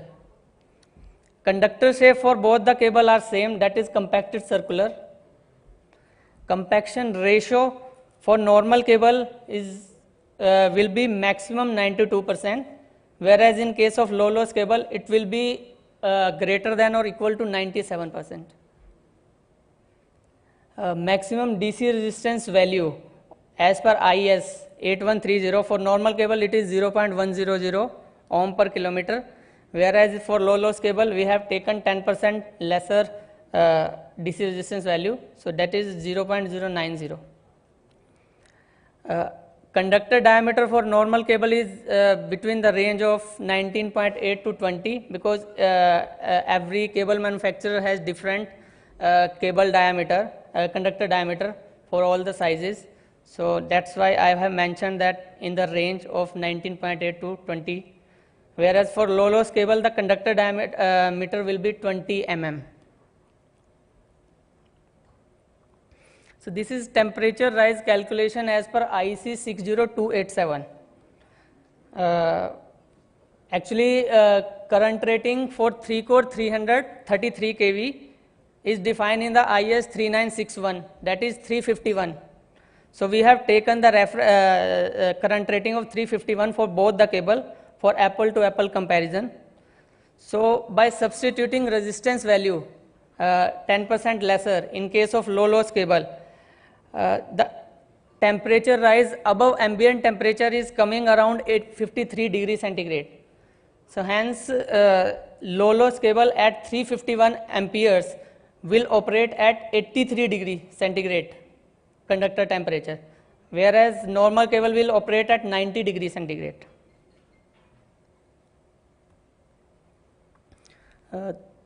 This is I square R losses comparison between low loss and normal cable. So actually we have considered same ampacity for both the cable, that is 351 amperes as per IS. So maximum operating temperature for normal cable is 90, whereas for low loss cable it will be 83 degrees centigrade. So we have calculated AC resistance at maximum operating temperature by adding some proximity and skin effect in the DC resistance at 90 degree. So the value is 0.130 for normal cable, whereas for low loss cable it is 0.114. It's around 13% lesser than the normal cable. Then I square R losses calculation, we have calculated, we have considered I square R losses for considering 3 phases for 3-core cable. So it is, the value is 48 kilowatt per kilometer for a normal cable, whereas it is 42.1 kilowatt per kilometer in case of low loss cable. When we convert this I square R losses from kilowatt per kilometer to kilowatt hours, it is coming around 4.2 lakhs kilowatt hour for normal cable, whereas for low loss cable it will be around 3.7 lakhs kilowatt hours. So basically it's 50,000 kilowatt hours difference or benefit, loss benefits. Overall diameter of cable is 96 mm for both the cables.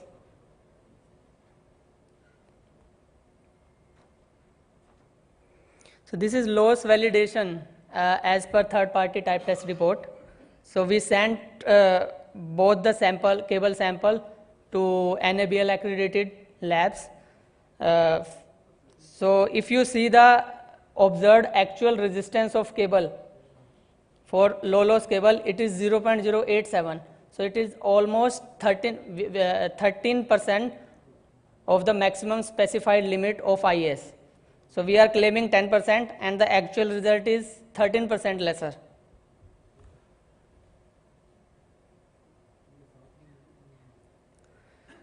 So this is benefit of the low loss cable, reduction of 10 to 12% in I square R losses for a cable network with respect to same ampacity or same transmitted current. Next is higher current rating capacity. Actually, I did not explain the same. If we are using this cable as a low loss, then we have to consider the current rating same as a normal cable. However, because of the lower operating resistance, low loss cable can be used for 5% higher current rating as well. So it can be used for both the way, either for low loss cable or for high ampacity cable. So as already explained, the cable, low loss cable at 351 amperes will operate at lesser operating temperature, near about 83 for same current carrying. So it will remain cooler in the overload conditions as well. So I think yesterday one of my friends from KEC explained the importance of operating and overload temperatures while calculating the life of the cable. So the cable life in case of low loss cable will be much higher than the normal cable if it is operating at 83 degrees centigrade temperature. Due to higher metal area of conductor, the short circuit rating will also be slightly higher in case of low loss cable. So with all these statements, I will conclude my presentation. So in 3-core 333 kV low loss cable, observed value of DC resistance is 10% lesser than the normal conventional cable, and with almost same or similar cable OD. Hence the solution reduces the I square R losses in an underground cable system. Validation of DC resistance is done by a third party type test report from ERDA or CPRI, which we sent for the type testing.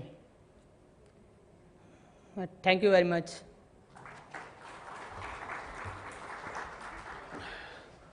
So thank you, Mr. Kamal Khanna, for putting your perspective on the subject, and thank you for completing your presentation well on time.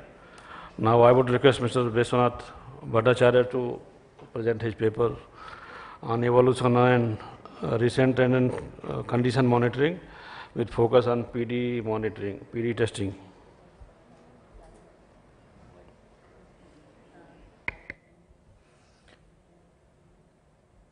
Hi, good afternoon everyone. I know it's painful, like the lunch is waiting, and I think we have been tortured and butchered by this series of presentations and all. Believe me, I'm not going to bore you to that extent by killing you with these PPTs and all. I had to have a placeholder, so there is a PPT, there is an article. You can take your time to go through all of that.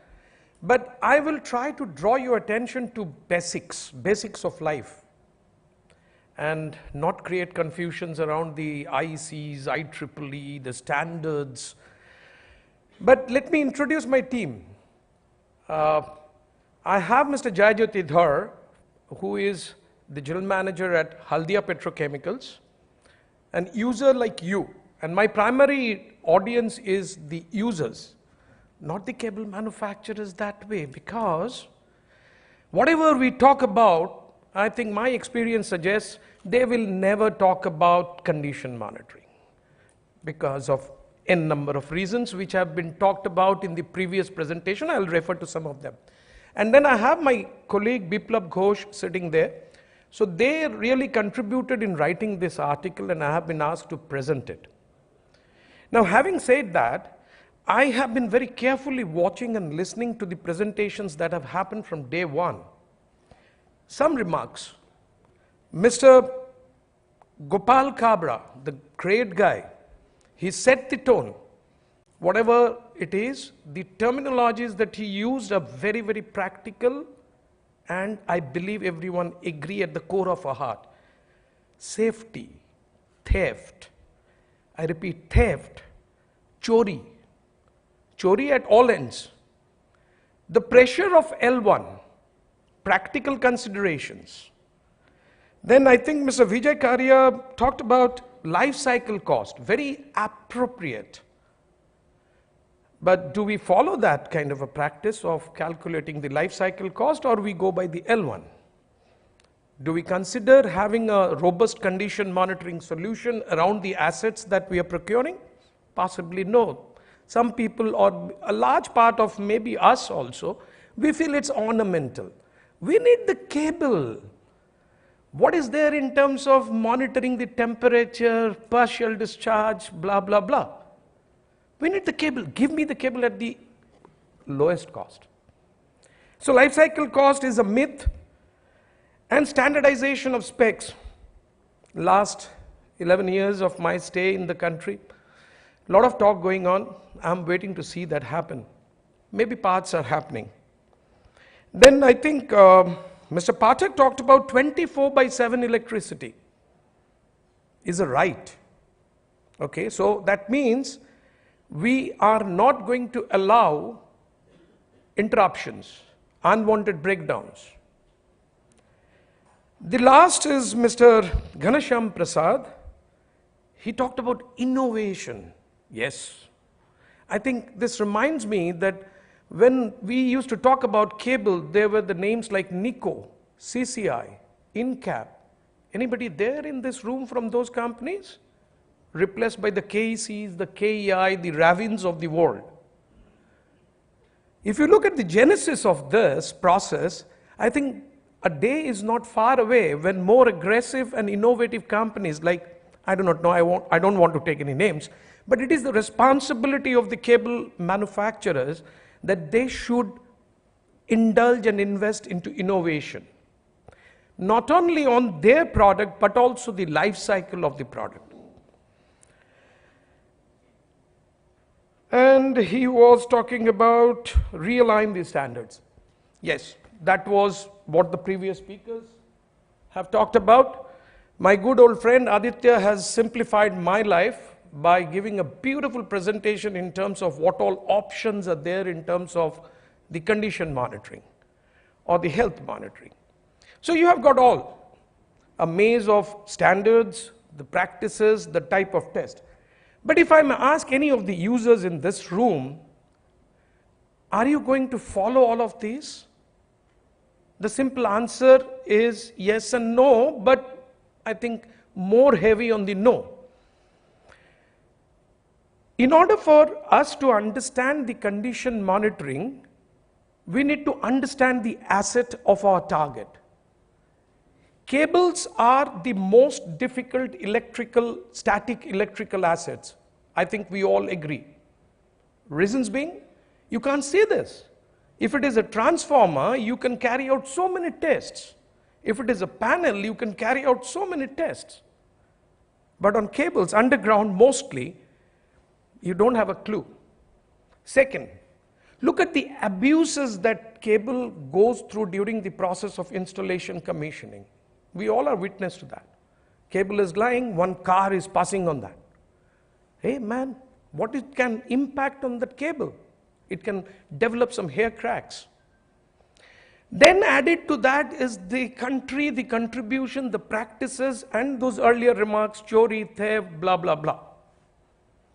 All put together, the poor user is at the risk of implementing a L1 solution and also giving a 24/7 right. How are these possible? There is no magical wand to make it happen. Now, though I said I'm not going to bore you and kill you with the PPTs, but a few PPTs would be required. So let me just go to the next slide, agenda, skip it. This is the whole, I think, journey that we have for any asset for that matter. The problem, the deterioration starts here. And look at the cost of consequence. Now, as this progresses, there is some point, Mr. Dev was talking about, there is some reflection on the SCADA. You can understand because you all are experts and more expert than me. But what happens here, if you are able to catch the deterioration at an incipient stage, when it is small, your cost of consequence is low. But if you are not aware, then your cost of consequence goes up, and not only your cost of consequence, your time to react also gets limited. That's the whole problem. So all condition monitoring, anything you talk about, let's forget about the theory. Come to basics, come to common sense. How can I capture the incipient problems at the earliest? Make sense? I know lunch is waiting, but please, if it makes sense, say yes. So if it is yes, then our approach is to understand cable and how it acts. So if you look at the world of cables, it primarily scattered between two, utilities and the industries. My friend Mr. Dhar runs a petrochemical industry where one failure of a cable, if it impacts its cracker, it's a huge, huge loss. On the other end, the utilities, if you look at, they have the RMUs and many ways to restore the power. So for them, the criticality is lesser. That way for the distribution class. But look at the EHV class. So criticality is the first prime point for you to design your condition monitoring techniques. If it is a EHV class of cable, you can't possibly afford to have a breakdown. I have seen recently in one of my trips to a hydropower plant, one small termination failure has costed them crores per day. So first and foremost, understand the criticality of your asset, because there are many ways you can address it, and a combination of various strategies will work out the best in your interest. So this is, as I said, industries are mostly on the lower voltages, up to 33. There are some exceptions for the grid power integration, but utilities can go for a higher, 220, 400 even. Now here comes the real understanding, if I can share a bit with you. I have tried to give you a simplified view of a cable because we are in a cable environment. A simplified view of a core and the insulation, and here I am taking 33 kV as an example. So now, gentlemen, if we go back to our class 8, class 9, need not have to have a PhD for that. What was the other terminology that we have used for voltage? Any guess? I run under my chair is very strict, so time is essence. So let me jump. EMF, electromotive force. So we all know voltage is a stress. So when that stress is applied on a cable, what really happens? The free electrons, they align to the both sides of the core or outer surface of the core and try to escape. Simple phenomena. The responsibility of the insulation is to guard that, restrict that. That's why different size are assigned to different voltage class. Having said that, let's say this 33 kV, the electrical stress, is represented by a grid on your left of your screen. And now if there be an air gap which possibly has got into at the time of manufacturing, the manufacturers may say, no, we have a very stringent QA, we don't allow this. Okay, I may agree, disagree, whatever it is, but if that happens, what impact it creates on the overall cable life? I need not have to explain further. The cavity is having air which is having a different permeativity or resistance compared to the XLP matter around it. If that be the case, if you superimpose this air cavity onto this grid, what will happen now? If electrical force, lines of force, come across a lesser resistance path, they will obviously do this. So now it happens that in that area of air cavity, there is a higher density of electric lines of force passing through. And that eventually, if it exceeds the inception voltage of the air, there will be a localized discharge.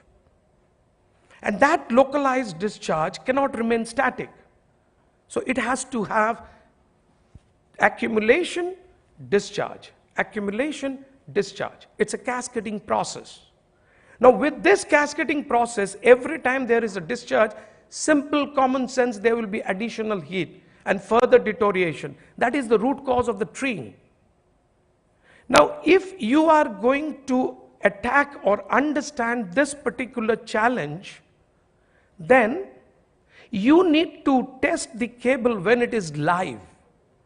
Gentlemen, we have come across this that many a times we go for ECG and the report comes good, but the pain still remains. Then the doctor subscribes, go for a treadmill because that's the real life. The cable, if you withdraw the voltage, if you withdraw the load current and perform some tests, it is not subjected to the actual real life stress that it is supposed to be. There comes the challenge between the online and the offline. But I'm not saying that the offline tests are not required. They are also required. Having gone through this, let us see that what this insulation does with the cables and the failures. So here are some of the datas from Sigre, where we have the failures of XLP and the failures of PILC.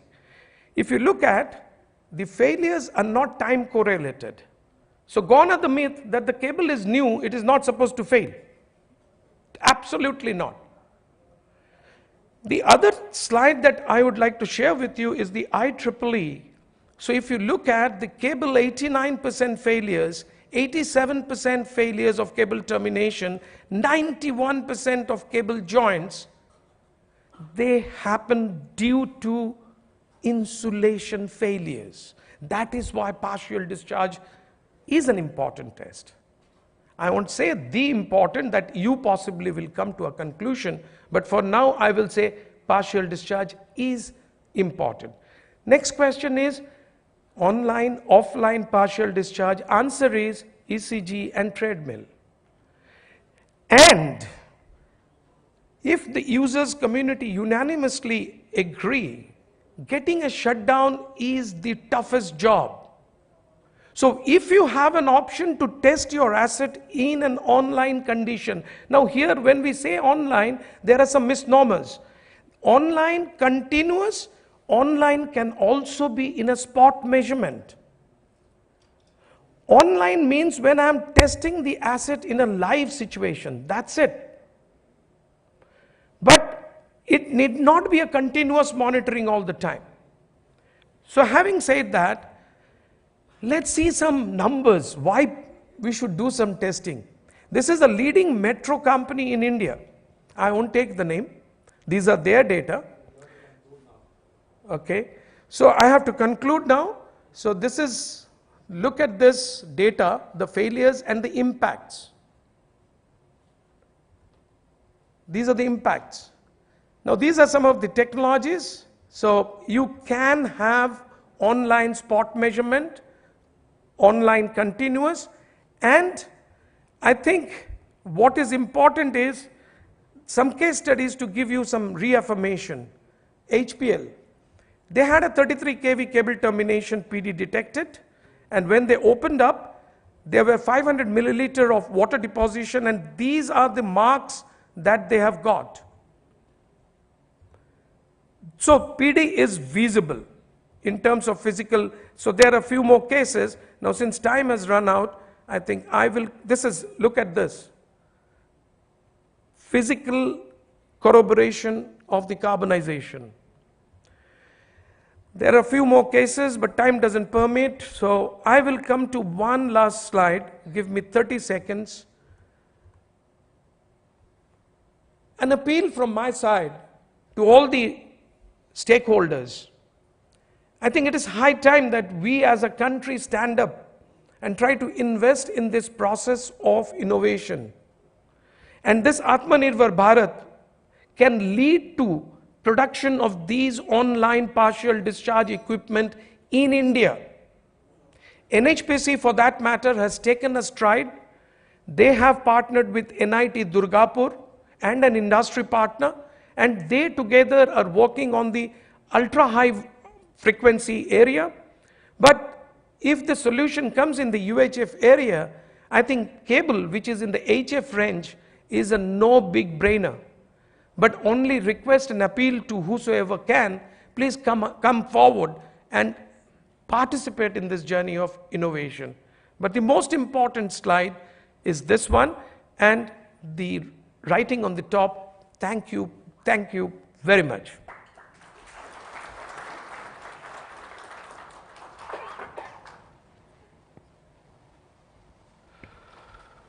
So thank you all the authors for completing your papers well on time. Mostly. If I have to quickly summarize all the papers, so there were 5 papers in this session. First paper was on transition GIS bus duct, which was an innovative solution, and it was kind of used in place of conventional transition joint between oil field cable and XLP cable. And they have elaborated on the factor what prompted them to go for this solution, because they have done the analysis. They have considered different factors, ease of implementation, cost, and what is the future impact. So considering all, they have gone for this innovative solution, and possibly they are saying that this will be a more reliable solution. Then paper number 2 on EV cables. Authors have explained about different kind of EV charging, AC, DC, then different modes, mode 1, 2, 3, 4 in AC, and which are the faster mode of charging and which are the little slower mode of charging. Then they have given a glimpse of comparison of AC and DC charging, then what is the power required in different charging. They have also touched upon type of connector used in EV cables. And they have also discussed about the EV cable design, the requirement based on impulsivity. They have also given a comparative of different kind of insulation materials used in different countries, and they have also mentioned that the voltage drop is also one of the criteria when selecting the cable size for EV cable. Third paper was on remote monitoring of sheath voltage, and presented by Mr. Day of Tata Power Delhi, and they have explained what was the difficulty. There was regular theft of bonding cable, and after going into this online monitoring with use of sensors, intelligent monitoring system, they have overcome that problem, and that is giving cost saving to them. And if any abnormality is happening, they are getting alert, they are getting alarm, and then they are taking care of that. The fourth paper was on this minimization of conductor losses in underground cable in the same size of conductor. This paper was presented by Mr. Kamal Khanna. He has put his perspective on this, that by having different kind of construction of compacted conductor, by having better compaction in the same diameter, giving better, more cross-sectional area, the conductor rating will be, conductor resistance will be low, then losses will be low, and in turn the current rating would be higher than the conventional cable. So this is his perspective. And the last paper was on condition monitoring, and Mr. Bhattacharya has already nicely explained without much use of PPT, and he has emphasized that PD testing is one of the most important, is what I have understood from his presentation, whether offline, online, but this is the most effective kind of condition monitoring. And he also emphasized that the need for condition monitoring is to prevent any, at incipient state is only to find out if there is any deterioration, so that the asset can be taken care. So that was summary of the papers, and now the floor is open for question answers. We are late already, so maybe 1 or 2 questions per paper. So any question on paper number 1, transition bus duct?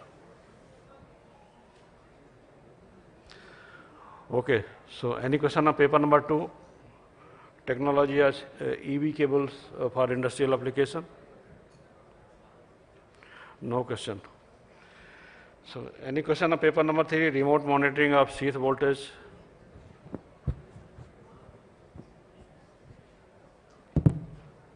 Hello, myself PC Gurrani from Universal Cable. My question is Mr. Day, the health monitoring system, have you used the SCADA system or any kind of system, or have you have using this fiber embedded cable, or the fiber is laying along with the cable, or what is your future aspect for this cable, whether you are having you are using used with this fiber embedded cable or fiber along with the cable?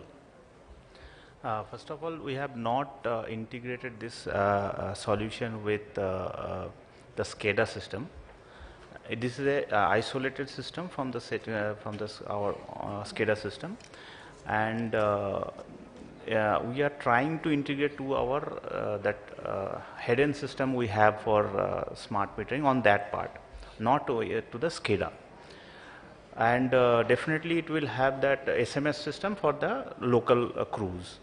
Secondly, for that the health monitoring system or fiber embedded cable, yes, we have done some pilot on that, but we face some challenges. One communication part, that because that same fiber is also used for operation, and there are many joints we have to do in laying that cable. So till date we have not rolled out that thing, but definitely we have done some pilot on that. So your future planning or the cable is fiber embedded? I can't say that it will be future planning, but definitely we are watching that installation, and we are observing what are the issues we are facing. We have installed, I think, 2.5 years before COVID actually. So after that we will finalize. Till date we have not finalized that it will be done or not. But definitely, if you want to connect with us, definitely we can have a technical discussion on that part, and we'll have something. Okay, thank you. So, any question on paper number 4, minimization of conductor losses in underground cables? I just wanted to know, because IS 8130 or IEC 60228 covers only round conductors. Whether this special type of shape conductors, it is not covered in the IS or IEC. Probably you have to take the BAS committee, and because I remember some 30 years back, there was IS 8130, there was a class, conductor resistance should not be less than 85% of the specified value. That has been later on amended. They say maximum value as on today. But now this is where to see whether the shape conductors, if it is not there, to be included in the IS and only IS standards. Yeah. So Yogendra knows about Right now it is trapezoidal wires are not covered in the IS. But yeah, we are, as a committee, we are talking with the Yogendra sir and Rajni ma'am to implement that trapezoidal wires in the IS 8130. Okay. So, any question on fifth paper, condition monitoring?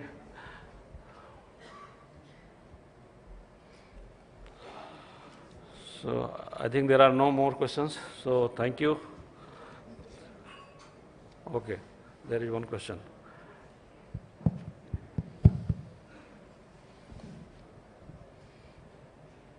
Sir, myself Gautam Sharma from PowerGrid. Actually, my question is on a fourth paper, low loss cable. Okay. Yes. It is for Kamal Khanna. Sir, do you have done any cost comparison of previous cable and this new low loss cable?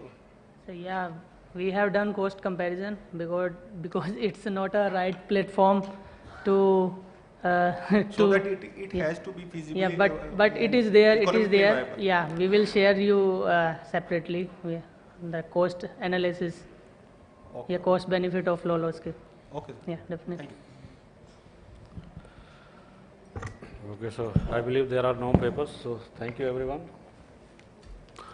So thank you, Tiwari sir, for organizing this session wonderfully. Now, without taking much of the time, I request session chair to please hand over the memento to respective authors. So, sir, if you can stay. Yeah, I first request Mr. Pranav Adam from Tata Power.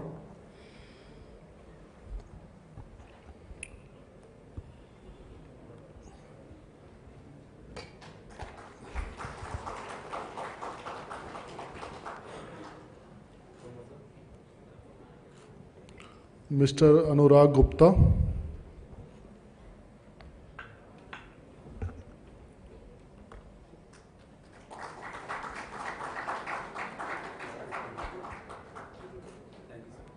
Mr. Brajnath Day.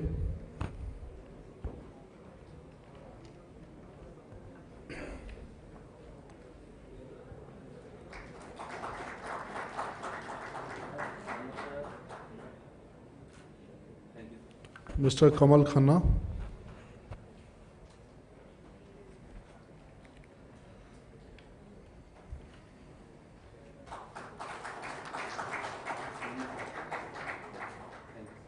Mr. Biswanath Bhattacharya.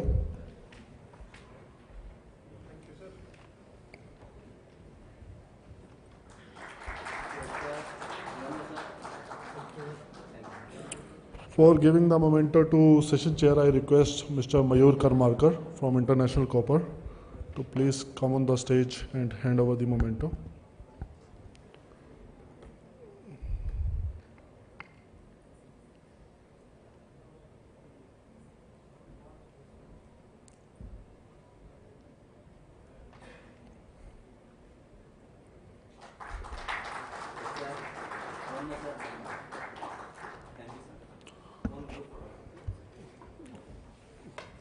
So in front of stage, if so, you can also join, please.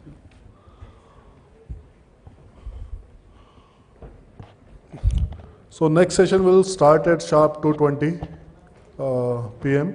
Request everyone to please reassemble, and we'll break for lunch for 30 minutes. Lunch will be served in this hall and also the Roshnara hall. So request you to have your respective lunch. And after the lunch session, we have interesting session followed by a panel discussion and the award ceremony. So enjoy your lunch. We'll see you at 2:20 sharp. Thank you.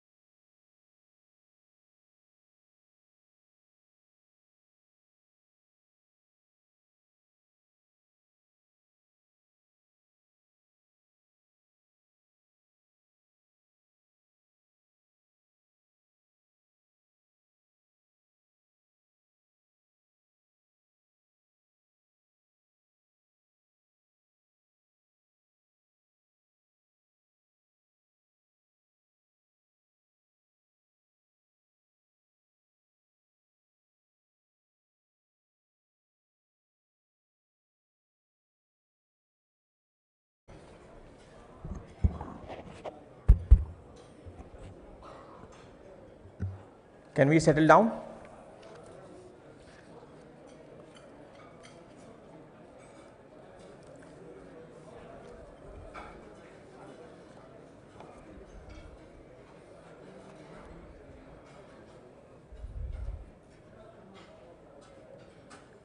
We request all the delegates to please take their seats so that we can move forward to our next session.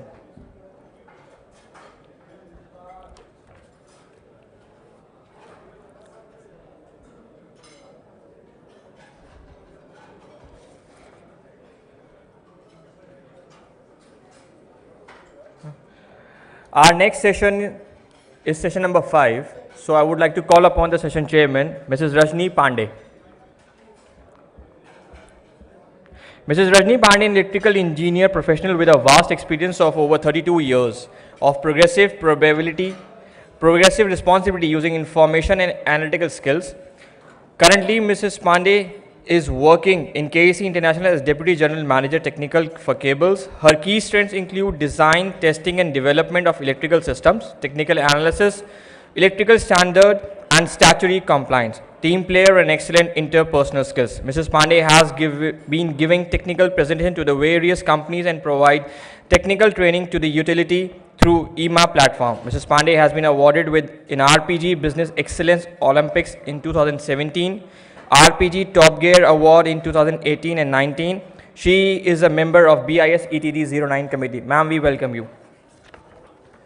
I request all the delegates to please take their seats so that we can start the sessions, because I am seeing a lot of delegates are standing and not taking their seats.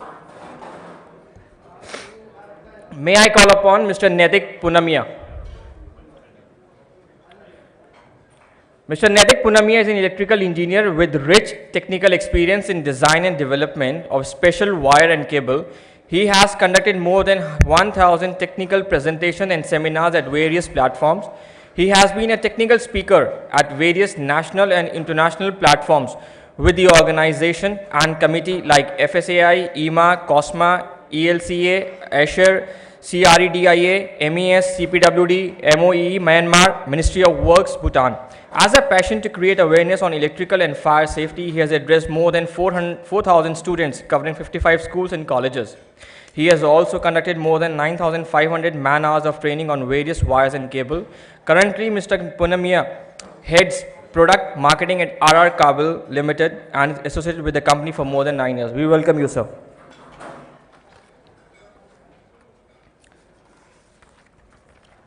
The next author for today's session is Mr. Fazle Masood. Mr. Fazle Masood is an electrical engineer, graduate with a master's degree in high voltage and insulation engineering from Zahid Hussain College of Engineering and Technology, AMU, Aligarh. He is having more than 9 years of experience in the field of high voltage and insulation engineering, particularly in the field of partial discharge testing and online monitoring of different medium voltage and high voltage electrical assets, including GIS, medium voltage switchgears, cable and transformer. We welcome you, sir.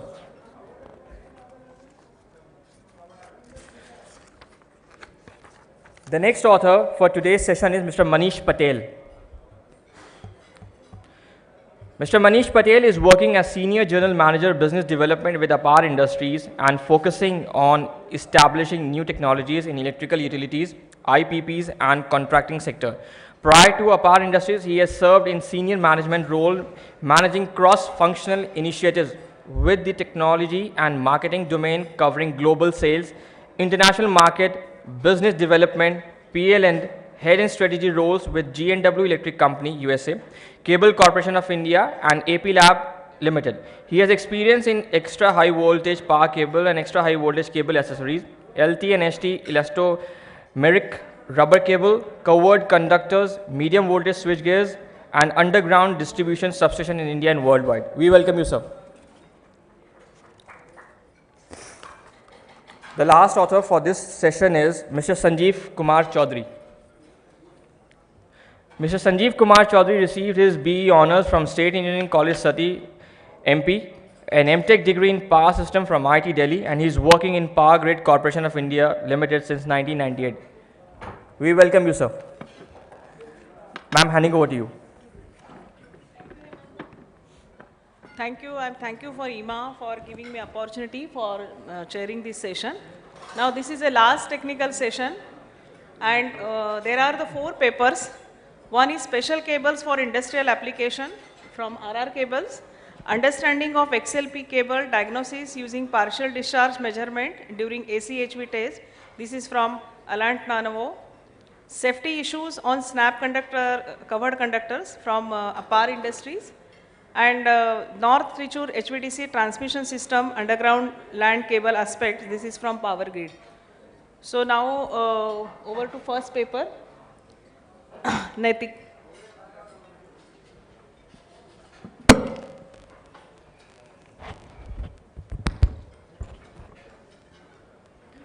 It is my great honor, pleasure, privilege to be amongst all of you this afternoon, and I extend my sincere gratitude to IEEMA for having invited us over here to share a couple of thoughts on my special cable for industrial application, this white paper. But before I begin my talk today over here, I would like to ask some simple questions to all of you. Would you put your favorite ice cream in a hot oven? Then why would you put an ordinary cable in a hot production zone? Would you like to reside, or would you like loud noise and vibrations in your offices? Then how can we choose cables which cannot tolerate noise and vibrations? And would you like to reside in a quarry? Then how can an ordinary cable or one product for all be applicable for oily and dusty environment?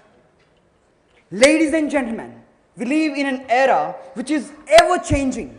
It is deep rooted with revolution from industry 3.0 in the 20th century to industry 4.0 today. Each and every brand is inclined towards offering a better customer experience and insight into the customers, more productivity and enhanced resource management. And when it comes to wires and cables, when it comes to our fraternity, we play a very, very important role in connecting every of these solutions right from source to socket, whether it is power transmission, whether it is power distribution, or whether it is controlling and automation of machineries, or integrating and synchronizing each of these with one data center. That is where we play a real important role.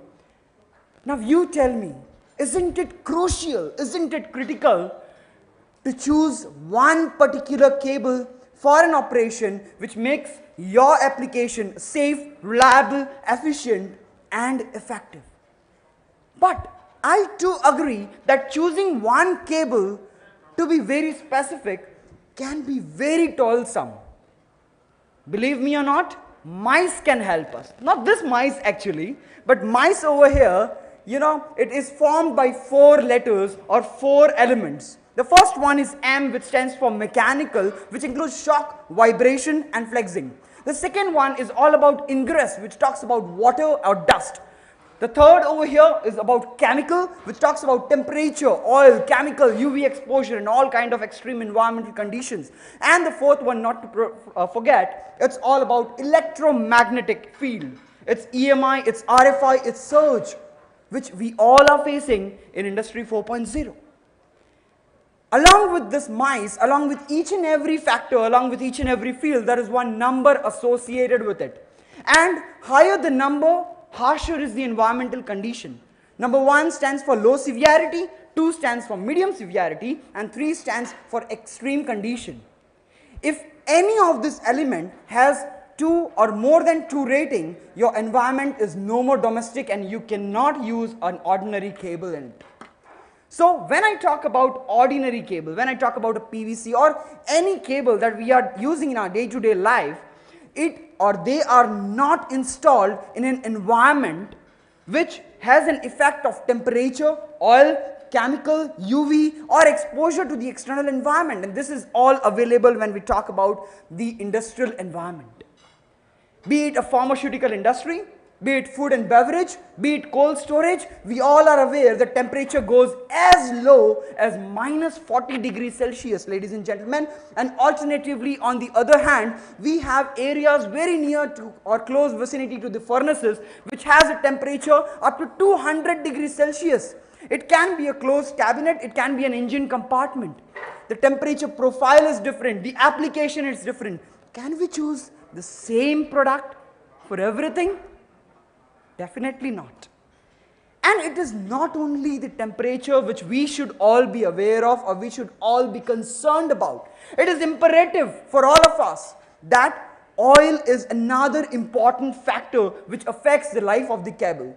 When I talk about oil, when I talk about these kind of stuffs, it is something which literally lead to a molecular change in your insulation in the sheath, and that damages the cable to the core.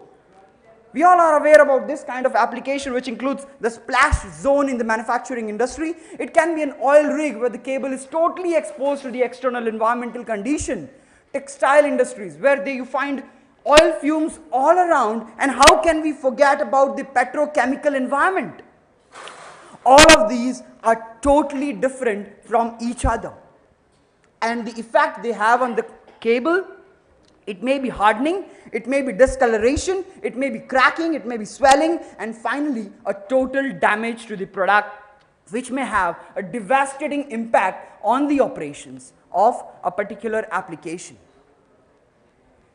An application can be moving or static. When we talk about such kind of moving application, you can see over here that there is torsion, there is movement, there is bend, there is turn, there is kink. Everything which is exerted, which the cable is undergoing. On the other hand, we also have such kind of static application where the cable once installed is not subjected to any kind of movement. Yes, there are tests available, there are standards available, and there are practices followed which has to be done, which has to be taken into perspective by any end user before choosing one particular product. And my white paper, or the humble try that I have done on this white paper, will probably have tried to enlighten these ideas, these tests and these requirements which are needed for each of these kind of applications. As we are all into a digital era, how can we forget that this era or any connecting medium today is selected on the basis of uninterrupted communication and high-speed signal transmission? So let us also discuss about those fundamental areas which are very, very important before choosing a particular cable or before manufacturing or designing this product. We all have seen control cables, signal cables in number of cores. Ladies and gentlemen, it is really important to have a communication cable in pairs. And this balancing of pair basically eliminates the crosstalk among each other. This is first and the foremost criteria as soon as you approach to have a communication, a SCADA, a Profibus, a Modbus, an RS485, RS232, or any such kind of CAN bus application as we discussed in the morning today. Another important parameter which is subjected for these kind of application includes screening of the product. And yes, we all are aware into this fraternity that there are basically two types of screening. One is the metal foil shield, which is definitely used for analog communication, and another is the braid screen. It depends upon the application what we use over there, which I have highlighted in my white paper. But apart from it, until and unless you earth the screen is of no use, ladies and gentlemen.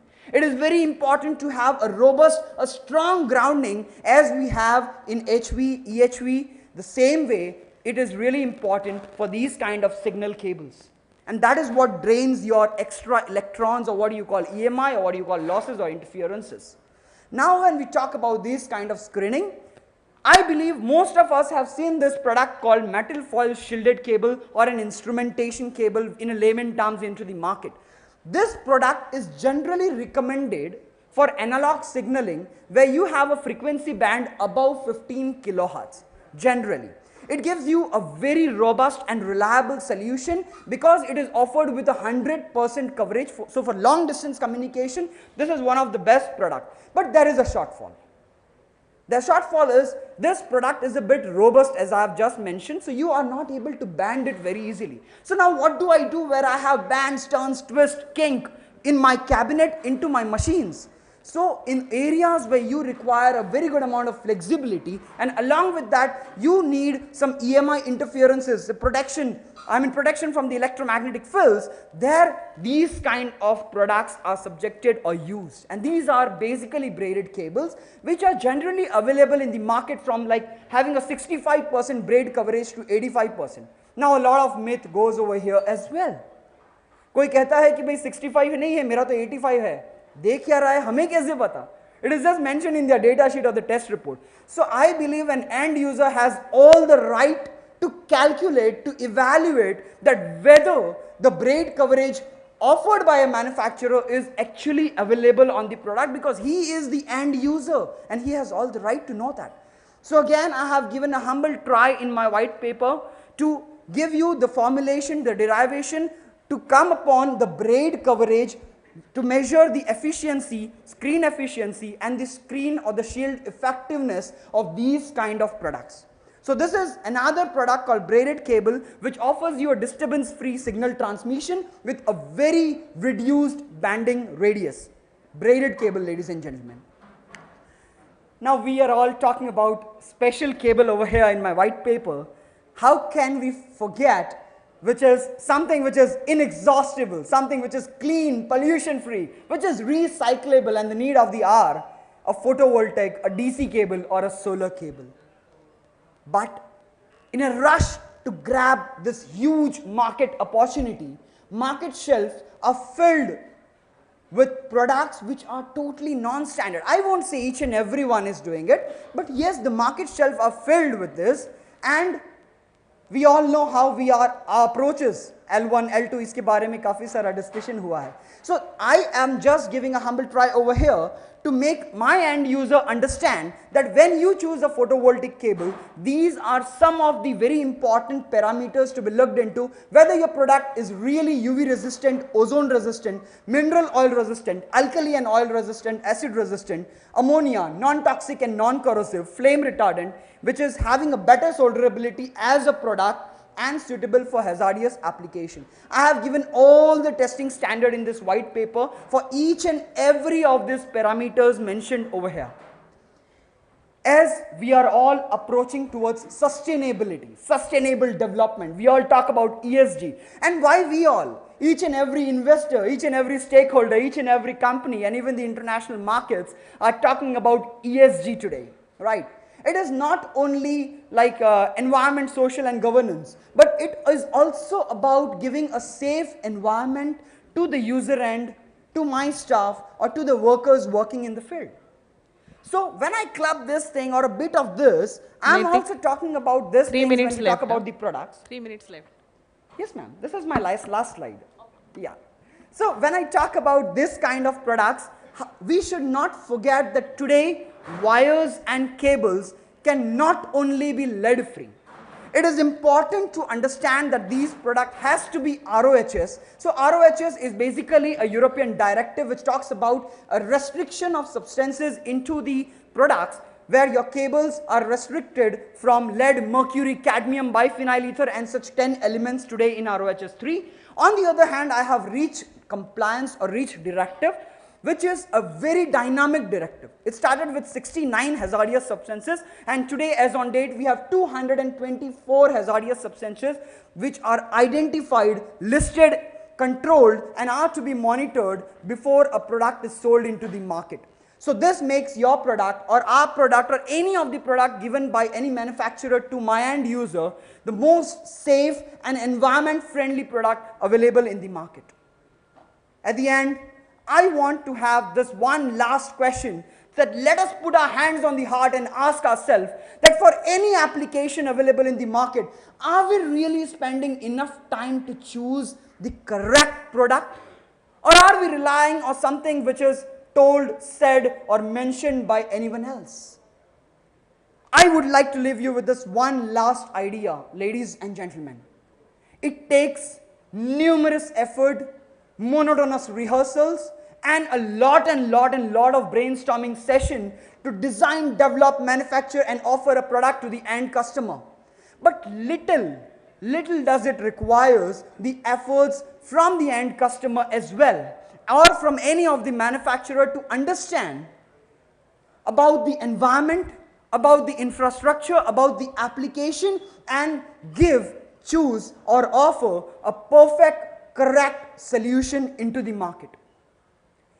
If we choose a correct solution, a correct cable, it will not only reduce the downtime, ladies and gentlemen, but it will minimize the expenses of the cable replacement. It will provide you a reliable operation, and that is what we all are gathered over here as an electrical fraternity, as this conclave, at this conference, to offer a safe and a hazard-free working environment.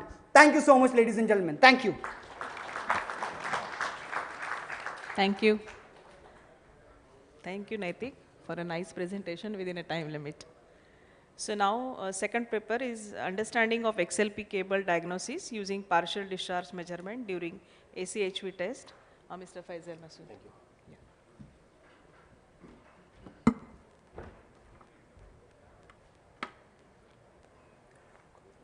Hello, good afternoon, everyone.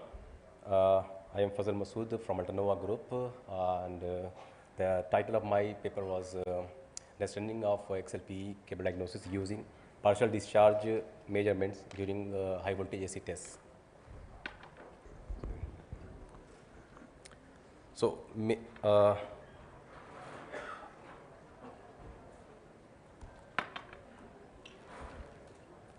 okay, so these are the outlines of my presentation here. First one is the introduction of partial discharge. There has already been a paper on partial discharge, and some many things has been said regarding the online testing of partial discharge. Then there are different PD measurement techniques and a time frequency map that I will tell you in detail about the time frequency map technology for noise segregation and different segregation of different PD sources. Then brief understanding of XLP cables and possible defects. And then two case studies. One was done in Italy and one was done in India. Then finally the conclusion and references. So IEEE as well as IEC both have defined this partial discharge as a localized discharge that usually usually occurs between the gap between two conductors, and it may or may not occur adjacent to the conductors. So this is a typical solid insulation where PD is happening as soon as the PD inception voltage of a void, which has been trapped during the manufacturing itself. And whenever there is PD, there will be some energies like in the form of sound, heat, and light may be radiated. And because of this, there may be some erosion of the surfaces in the insulation, and it will be leading to the formation of treeing as well as tracking phenomena, which is the ultimate breakdown of the insulation system. So there are a few defects like the HE protrusions, surface contamination, or maybe internal voids or treeing that may be caused by poor processing or poor quality of materials used during the manufacturing, or poor workmanship at the site, or maybe unskilled operators or contractors who have been involved in the installation of the cables. These are some factors which lead to the failure of the cables after it has been put into service, and with the time there might be some failure of the cable in its initial stage of operation. So there are certain factors like in factory the cable has already been tested and a different procedure has been taken. Different procedures have been taken for quality assurance purposes. But there are a few factors like the installation or laying of the cables, preparation of joints and termination, which are not in the scope of the cable manufacturer. So one cannot be ensured that whether this termination or joints will sustain the voltage variation or whether there is some problem. So those problems, those issues can only be ensured by having a test at the site after installation. So PD is one of the diagnostic techniques after the installation of the cables, and there are two very common tests. One is the soak test, which is usually for 24 hours, and the other one is HVAC 1 hour with stand test. Soak test is usually performed when the cable is connected to the power system network, like that is the grid, and in the event of the only problem is you cannot vary the voltage. That is only the rated voltage, and there will be some electrical noises, high frequency noises coming from the network itself. So in that case, HVAC test is preferable, and it is the excellent pre-commissioning test, because it is usually done at a voltage higher than the rated voltage, that is between 1.2 to 1.7 U naught, as per defined in the two standards. And this test will ensure that the integrity of the laid cable circuits. That is, it will also ensure that there is the cable which is already been tested, it is free from PD, but also the terminations as well as the joints also. So the chances of detecting and identifying poor quality work in cable installation when compared to soak test, which is at rated voltage, is much higher in the case of an HVAC test. This is a comparison, pros and cons with soak test as well as the offline HVAC test. When we talk about partial discharge, then there might be some disturbances. So in case of soak test, there will be some potential problem in the grid in case of cable failure. There will be a puncture of the cable insulation, or maybe the joint is failed, or maybe the termination is failed. So that these factors, like induced noise from the grid, induced noise from the other phase in case of soak test, is much high. Like there is no problem in HVAC test or offline test. So in case of offline test, the number of companies or the personnel involved will be higher, of course, because you need an external high voltage source to energize the cable at a voltage higher than the rated voltage. The cost involved, of course, will be higher in case of HVAC test. Also, you can vary the voltage level in case of offline test. So again, the cables have already been tested at between 2 to 3 U naught in the factory itself. So joint and termination needs to be tested for voltage variation after the installation. So it is required that a commissioning test, a pre-commissioning test like the partial discharge test should be performed along with the commissioning or with the stand test of the cables during the commissioning. And there are certain expertise is required, like an expert operator should be there to take the measurement during the AC with the stand, after the AC with the stand, which is followed by with the partial discharge test in the offline condition. And the operator post acquisition or post measurement of this PD data, after taking the PD data during the test, correct diagnosis as well as reliable evaluation should be provided to which can assess the health of the installation system. So this kind of analysis can also support the quality assurance as well as avoid cable system failures during its initial stage of operation.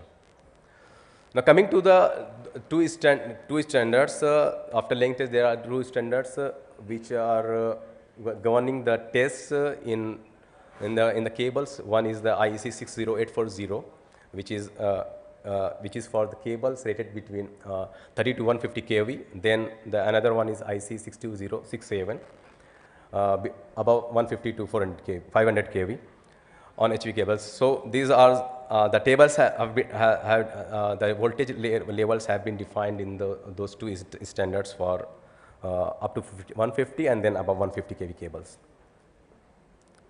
So this is a complete test circuit diagram you can see here.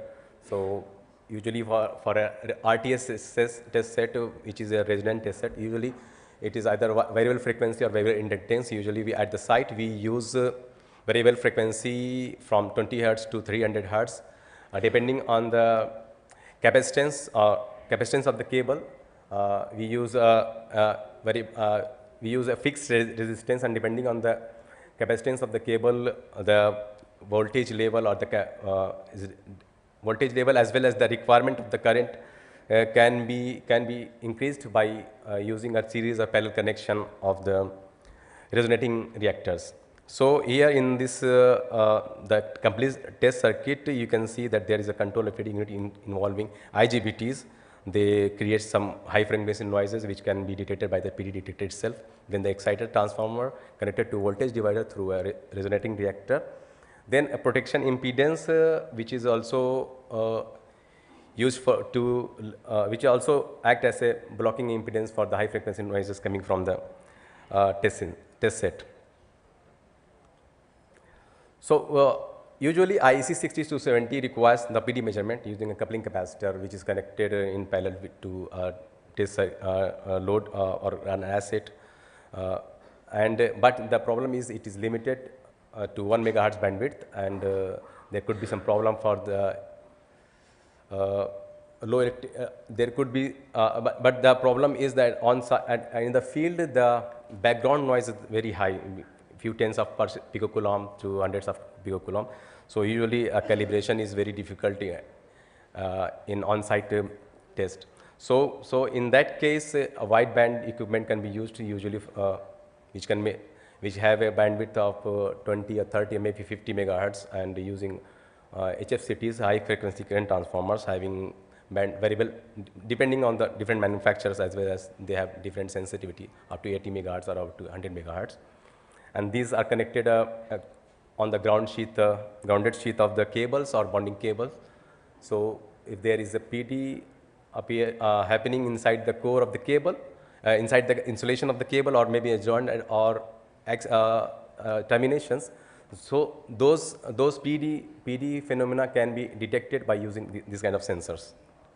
So this is a typical layout of a cable with different JBs, joint base, and RTS is connected to one end of the cable, and it can be measured simultaneously or sequentially depending on the availability of the operators or availability of the sensors or the detection equipment.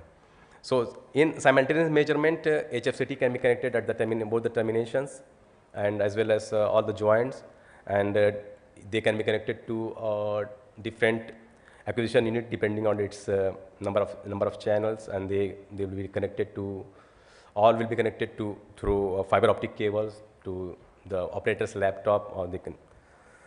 So in that case, when they are energized like phase by phase, so one can take or different users, different operators can take the data as well as analyze it in a limited in a very short time. Whether on the other hand, in sequential measurement, one operator can move from one termination to all the JBs, then to the other end of the cable, and it can take the measurement. Usually, it is a since it is a cheaper solution, so it is usually preferred in a country like India. So where the involvement of many personal as well as companies are not you very. have 3 minutes. Okay, thank you. So there are, let me just go through quickly through our technology here. So in case, the most common representation is the PRPD, phase loss partial discharge pattern, which is a 3D dimension. One is the phase, one is the amplitude, and then one is the number of pulses. And that is the repetition. How fast, how frequently it is occurring, that is dangerous. Then again, the amplitude. So time frequency map is one of the denoising technique, which is used to segregate noise as well as reject it, as well as it is used to segregate different PD sources in different insulation respective of the electrical asset. So here the entire PRPD pattern, then time frequency map coming from the fast Fourier transformation, then it can be analyzed. Each phenomena can be analyzed individually by selecting a cluster, particular cluster during on-site measurement as well as post-data acquisition. Brief understanding of XLP cable's possible defect. There are treeing phenomena, which is the initiation, followed by tracking, which is the eventual breakdown of the cable insulation or any other insulation in solid insulation. Then the problem in joints and termination, surface PD, maybe corroded shield and broken jacket. These are a few possible defects in which are common in cables. The harmfulness you can see from tearing, phenomena and joint termination, the failure, it is the most harmful. Case studies coming to one case study was performed in Italy with the 16 kilometers cable with 31 joint each. There were already HFCTs which are permanently installed in the link box. You can see then they are terminated to a derivation box where we have our team has connected their portable equipment which were connected to which were divided in among 6 operators, and within 15 minutes all the data related to the partial discharge of each joint as well as termination have been taken. So no PD was found inside the cable, although there were 3 phenomena which is common usually from the IGBT noises. You can see this through the help of this TF map. One was the IGBT noise from the control unit, then there was some crosstalk, then corona from both the termination.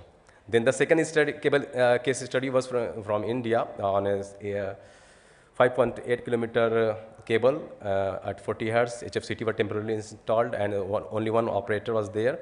And fortunately, there was again no cable PD was found inside. From the internal cable PD was found, and it was done using a portable equipment with in 3 shot for each phases, and HFCTs were installed on the termination. Then the operator was moving to the joint base, then the other end of the cable, and these are some of the patterns, PRPG patterns. Can you conclude? It is Yes, a time up already. Now coming to the conclusion that even in the case of very high background noise in the site, with the help of this kind of software techniques, one can perform the PD test during the commissioning of the cables, and this will help in achieving a very good signal to noise ratio, which is essential so that there should be no any like corona cannot be considered as just if there is no segregation, someone can just consider a corona as internal PD, and then there will be a requirement of that corrective action should be taken. So this good signal to noise ratio with the help of these software techniques helps in achieving in avoiding false negatives. And usually in India, the commissioning test, the PD, partial discharge test during the commissioning of the cable is not very popular, but it is required to ensure that the integrity as well as the reliability of the cable after installation. Thank you. Thank you. Yeah, it's okay. Now, third paper, safety issues on snap covered conductors. Mr. Manish Patel from Apar Industries.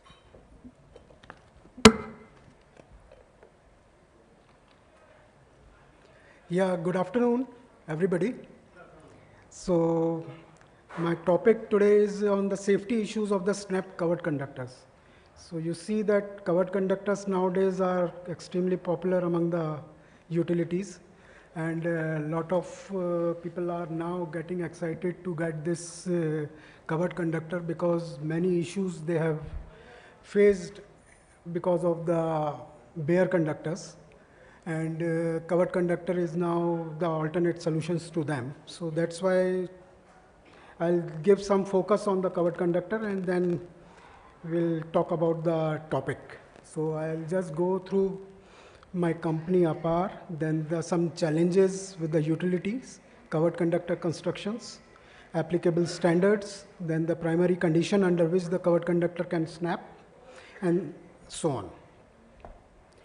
So at a glance, Apar is now initiating this covered conductor. We have indigenously developed the covered conductor in India and having the largest market share right now. And we are into the specialty oils and the conductor manufacturing, and world largest conductor manufacturing company.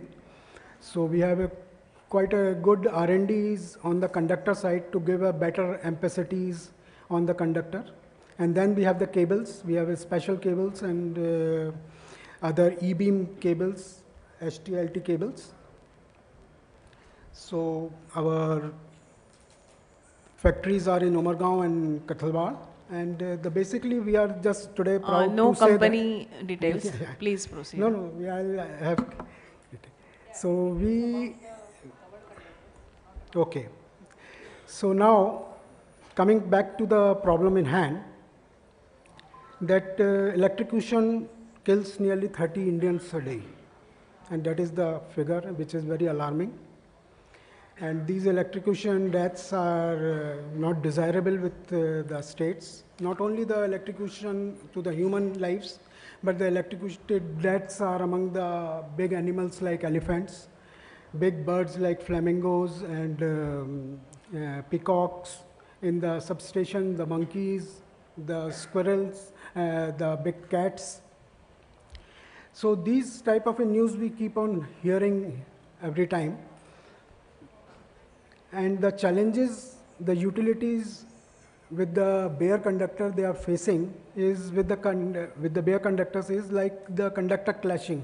Main problems which they are facing is clashing leads to the outrages, then the conductor slashing, which is again due to the corrosion, outrages due to the temporary tree contacts in the distribution lines, then the corrosion at the joints, and the wide ROW issues, which is quite high in all the cities, urban areas. The electromagnetic field effects in the surveillance, because a lot of now our agencies are using the sensitive radars, and if the bare conductors are going through that, then they will affect the whatever the signals they are picking up. So they distort the signals.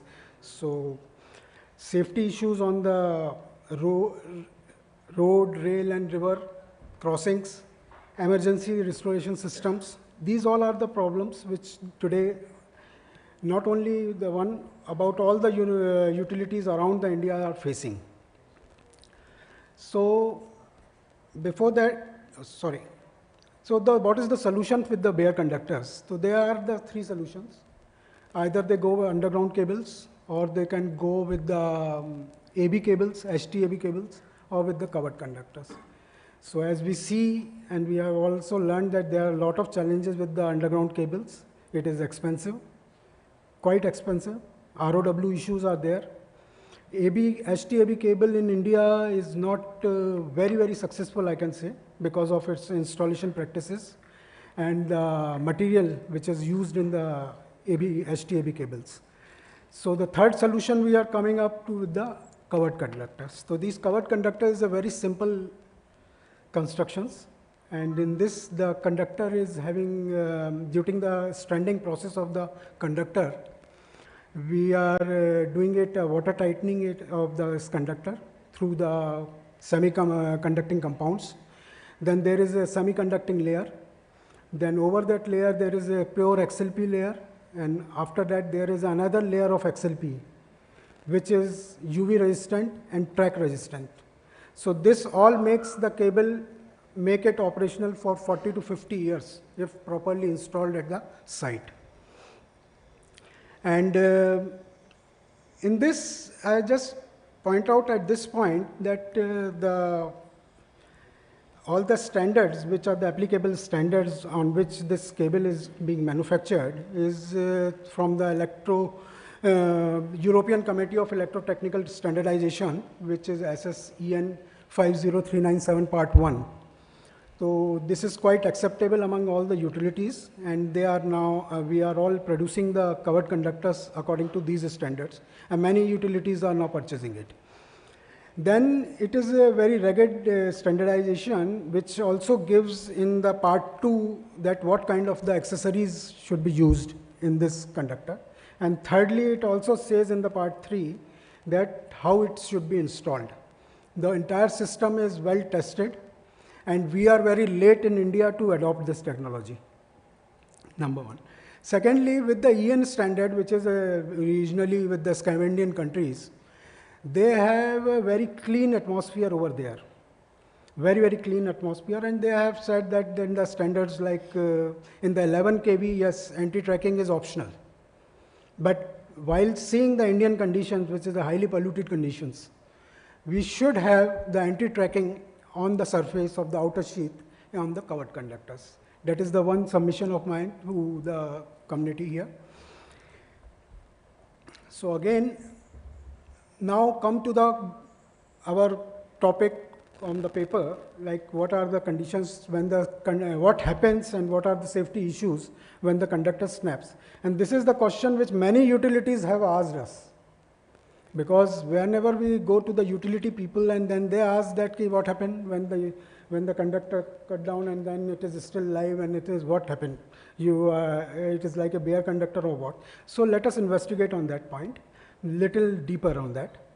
So these are the primary conditions on which the covered conductor can snap. It is not easily snapped like bare conductor, because bare conductors get corroded very easily. Even in the seaside areas where they have been installed, because of the salinity, they can be corroded very fast and snap. Even I have seen in the Assam before the corona, there in the Paltan Bazaar and there, the conductor snapped and 4 people died instantly over there. So these bare conductors are quite susceptible to these conditions. But in covered conductor, this kind of conditions are not there, because conductor particularly works in a very, very ideal environment inside the insulation. So there is no chances of any corrosion inside it. So it snaps the chances of snapping is very low, we can say. But still, if the lightning is there, you cannot do anything. It will snap, but it will also take out all the poles and your insulators and the other equipments if the lightning is there. Then some accident through the vehicle collision on the pole. So that is also the case when the conductor sometimes snaps. Conductor snaps covered conductor snaps also when the installers tighten it on the tension ends very tightly to prevent, because it is a heavy conductor. So sometimes to try to maintain the sag and everything, they tighten it very high. So because of that tightening, and if you are using a triple AC instead of ACSR, then there is a chance of snapping of the conductor. Then the incorrect piercing of the connector also sometimes leads to the snapping of the conductor, because we use for any tapping from bare to covered or covered to covered this IPCs, and these IPCs having the teeths. So these teeth should properly go and settle down on the surface of the conductor, which sometimes as an installer they have not tightened it. One side of the teeth is stuck on the surface and other side is little bit higher on that side. So there the heating generates, and this heating and then leads to the snapping of the conductor also, because that point the insulation burnt out and the IPC burnt out and the snapping can happen. In the absence of any anti-tracking, what is all I talked, the anti-tracking is being a lot of word we are listening from the morning also. The tracking, when this tracking happens, because when you are using a covered conductor on the lines, overhead lines, we are not using these XLPs underground where there is no particles or settlement over there. Here there is a lot of settlement of particles over here. And as you see, this has a very simple construction of the covered conductor, that it has no earthing, similar to like your AB cable or your UG cable. So if there is no earthing when current is going, then some leakage is there. But as per the standards, this leakage should not be more than 1 milliamps in up to the 33 kV. But still the current is there. So when these pollutants, chemical pollutants or metal pollutants settle down on the surface, this current gets the path to track. And when it track, it gives a corona type of effect, and then it will destroy the entire insulation of the conductor. So that is also the point where from where the this reaction on the conductor starts and it snaps sometime if it is not anti-drag. So further to investigate the points why the conductor snaps, if the conductor snaps, then there is a lot of possibilities how it drops on the ground, because it is covered conductor. Once it goes down on the ground, so there are some orientations. There may be the pole get damaged, the line is intact, only the line get come down. So in that case where the conductor is not broken and the pole is damaged, the current will, it will give you the service, there is no problem, the uninterrupted supply is there, but you have to settle down that eventually. But the reason when the conductor snap on the ground and it touches the ground in two ways, like whether it is the insulated body which is touching the ground. Only 3 minutes left, huh? Okay. Please. Or it is the open portion which is conductor which is touching the ground. So if it is the case of exposed conductor which is touching the ground, then the earth fault creates and then all the relays operates. If it is not, then possibly there is a chances that if anybody accidentally come in touch with the insulated part, then he will not get hurt because it is an insulated body. So there are the techniques. So I will not go very deep in this. There are sensitive earth relay fault systems, but they are not the perfect solution to find it out, because with the studies done in the Finland, they find out that the extremely low fault currents drawn and this SEFs, they are not able to pick up the fault. So it is not only in the covered conductor case, but also on the bare conductor case, sometimes it is not picking it up. Then asymmetry of the unbalanced load currents in three-phase systems. That is also shows that all the CC, if the CC is down, the relays may not generate a very small imbalance. It's not generating a big imbalance in the system. So if it is less than 10%, then also this technique will not work.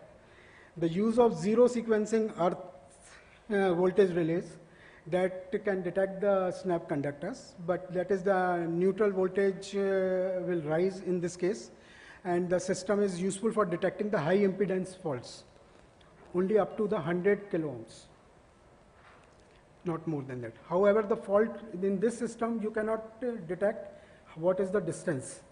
Then the other method is with using the modern modems, which can detect up to the 30 kilometers of these covered conductor faults.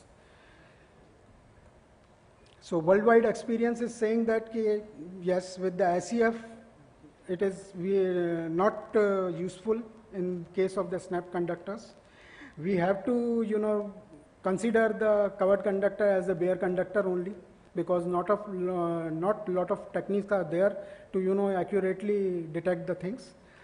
And in case of all the snap cases which touches the ground surface, leading the possibility exposure of the bare conductor, the surface arcing gives a strong indications. If there is a conductor come down and the metal portion is exposed, it gives a strong indication, and the sparks are there. The person can even judge it that the line is live. So that is one possible indication. The indication with the, but definitely it reduces the chances of coming fatalities happen with the broken conductors over the line, because in case of the bare, nobody will, if we come accidentally in touch with the conductors, he will not be live. But in case of the covered conductor, my conclusion, I will come to the conclusion that if you are using the covered conductors, then yes, there is a chances that we can save if he is only touching the insulating portion, not come directly in the live portion of the conductor. So these are much helpful to the line. So this is all with, I conclude my presentation. Thank you. Thank you, Manish, for the nice presentation. Now this is now North Trichur HVDC transmission system underground cable aspect. This is Sanjeev Chowdhury.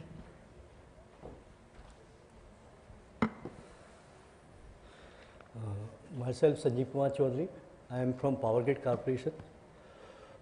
Basically, this paper is written by my colleague Preetam Chakravarti, myself, and my senior Mr. S. Bhattacharya, and my executive director P. Jayachandran. So basically, I will not take much time. I will try to finish within time. Basically recently Power Grid has commissioned plus minus 320 kV. First I will tell you about my presentation, what aspect I will cover. The first is native soil conditions and laying condition and some environmental aspects and monitoring through DTS system, and aspect of having mix of cable and overhead DC line. Recently Power Grid has commissioned plus minus 320 kV voltage source symmetrical monopole converter from Pugalur to Trichur. This transmission system consists of overhead line plus DC, HVDC, XLP cable. And this one end, the Trichur end, where the cable is directly terminated to converter, and in between Pugalur to Trichur, there is a one transition station, and another end is the Pugalur, where our one LCC and VSC both are connected in the same 400 kV bus. So basically in our various IPP generation are come up in Chhattisgarh, Champa and Raigad. So transfer of this major power to southern region load centers, they have established one plus minus 800 kV 6000 megawatt HVDC bipole from Pugalur to Trichur, from Raigad to Pugalur, and from Pugalur to Trichur they have developed one VSC symmetrical monopole. There is a two symmetrical monopole, each is 1000 rating, and the line length of the cable is around 28 kilometer. This is HVDC cable, and the rest of the transmission line, overhead line, the length of line is around 138 kilometer. If you see from the diagrams, there is a one end is the Pugalur substation 400 kV, whereas our LCC and VSC connected, and there is a DC overhead line and cable, and another end is the North Trichur AC bus. Basically end of cable is connected to North Trichur. The tower configuration also shown in the one port. There is a 4 conductor. The left hand side is the one symmetrical monopole, and the right hand side is another symmetrical monopole. The top of the is OPGW cable wire is OPGW wire is running. Why they have used HVDC cable? Because they in this from Pugalur to Trichur, this line is around 30-35 kilometers passing through in the Kerala. There is a lot of issue about the right of way.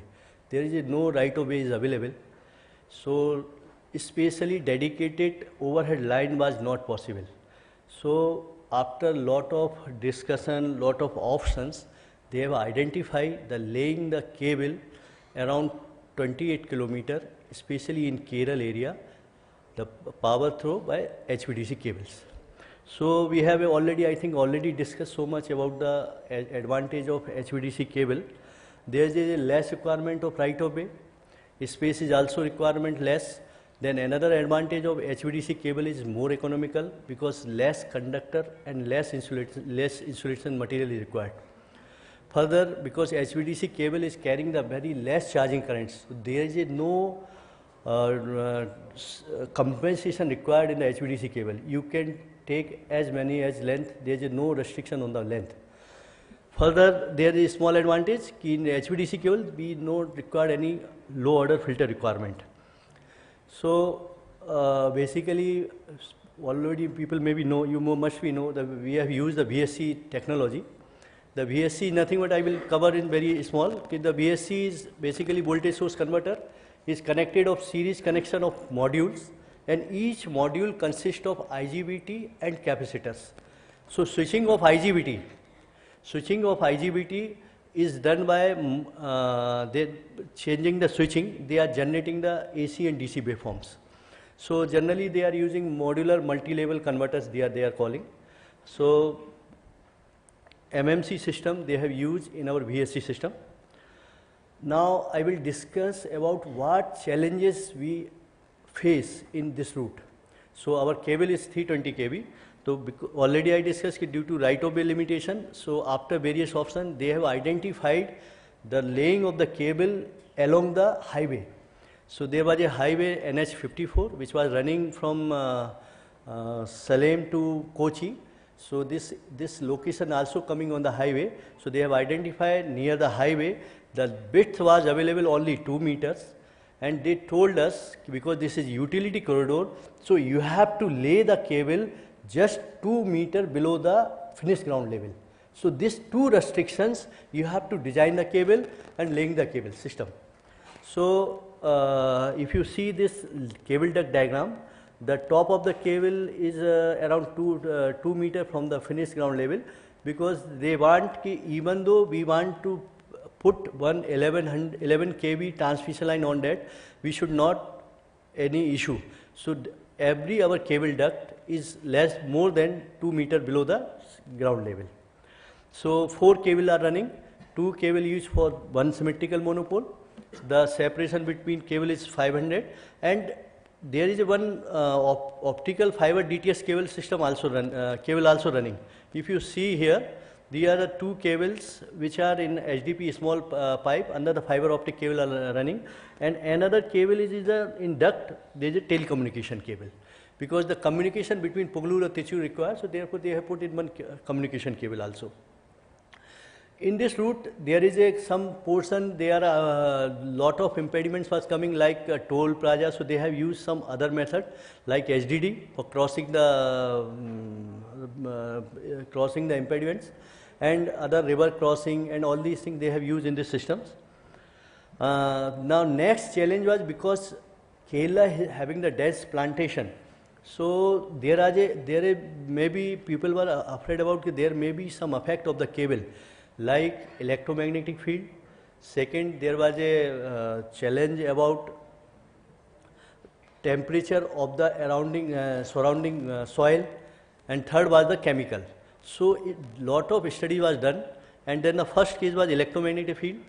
The electromagnetic field with because as the people know, when the DC current will flow, the magnetic field will produce.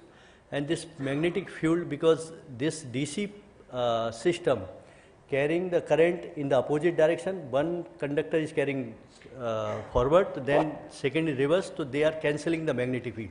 Still, because the field was measured, and it was found that when both the symmetrical monopole is running, the field at the ground surface was 54 microtesla, and above the 1 meter above the ground level is 28 microtesla. Even though one symmetrical monopole is running, there was a field around the 31 microtesla and 1 meter about the 15 microtesla. By this, if you see by the natural static magnetic field of Earth, it is around the 41 microtesla, and this same was considered by our International Commission on Non-Ionization Radiation Protection recommendation. They told that minimum magnetic field is acceptable is 400 millitesla. It was found that this magnetic field generated by the DC cable is much lower than the acceptable level. Next was thermal heating of the ground. Because cable generate the heat, this heat should be dissipated proper. So already I think in cable duct we have a native soil and engineering mix also there to generate, because this cable capacity was up to 90 degrees centigrade.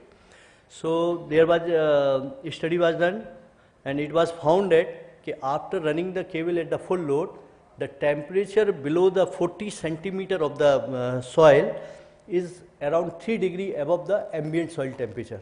It means that the dissipation of the cable heat is proper. There was also some suggestion was given that wherever the cable is passing, there should not be high T should not be there. There should be shallow spreading root system. So therefore, the moisture cannot be extracted from the soil. So your heat dissipation, your cable rating should be in the design system. The third one was distributed temperature system was installed in this system. So DTS basically this, if you see the diagrams, there is a one HDP pipe, and inside the HDP pipe there is a one cable, and this is our fiber optics cable. This fiber optic cable also laying with the HDP pipe for measure the temperature between cable root as well as in the manhole. Some of the diagram shows to our side. For example, this end termination, how this cable is entering, this is coming in the manhole. There is a joint, and also before making the joint, how they cable, and then further the manhole system, how they make the joint. This manhole is around 18 meter length and 6.5 meter deep and 2 meter wide. When the hot run test take place in this cable, the temperature found around maximum temperature was 52 degree. Then another is chemical impact, because normal condition cable do not release any chemicals, so they do not find any fluids, because XLP cable they have used, so they not find any leak to the environment. Then third one was important that because this route when the cable was passing, there was around 3-4 section where our cable was passing through LPG pipeline and petroleum pipeline. So because in our VSC system, we are using, this system is symmetrical monopole, so we have some advantage.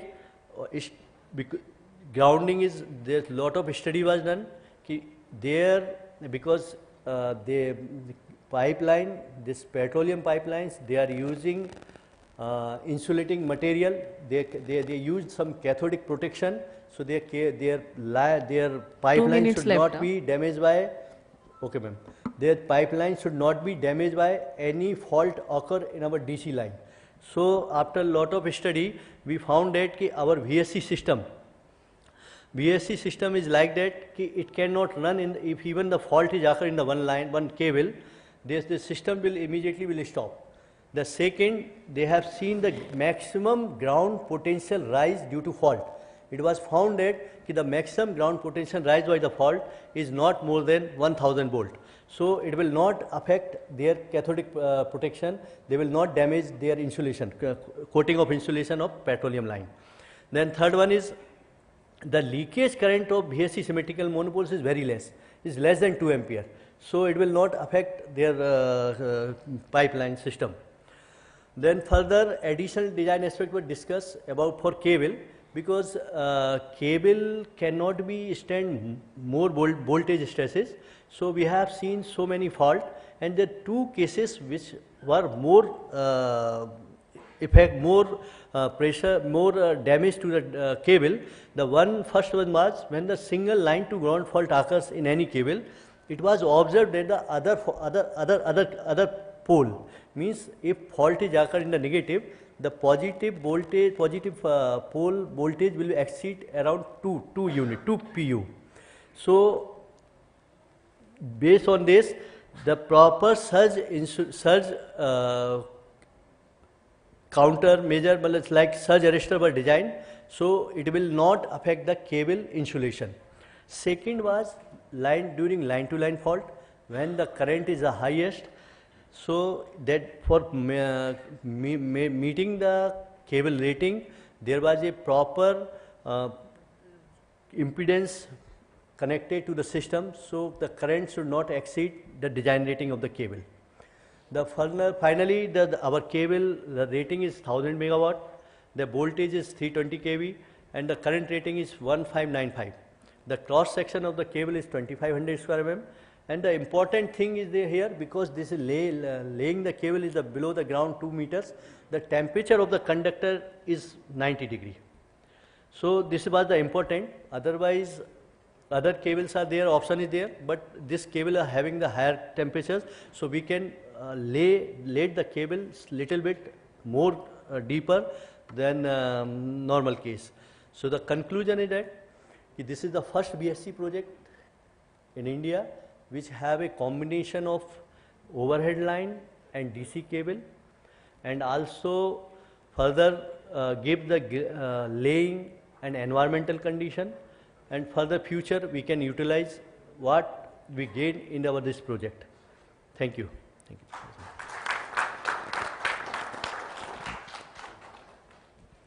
Thank you, Sanjeev. This is a nice presentation within the time limit. So now coming to the summary of papers.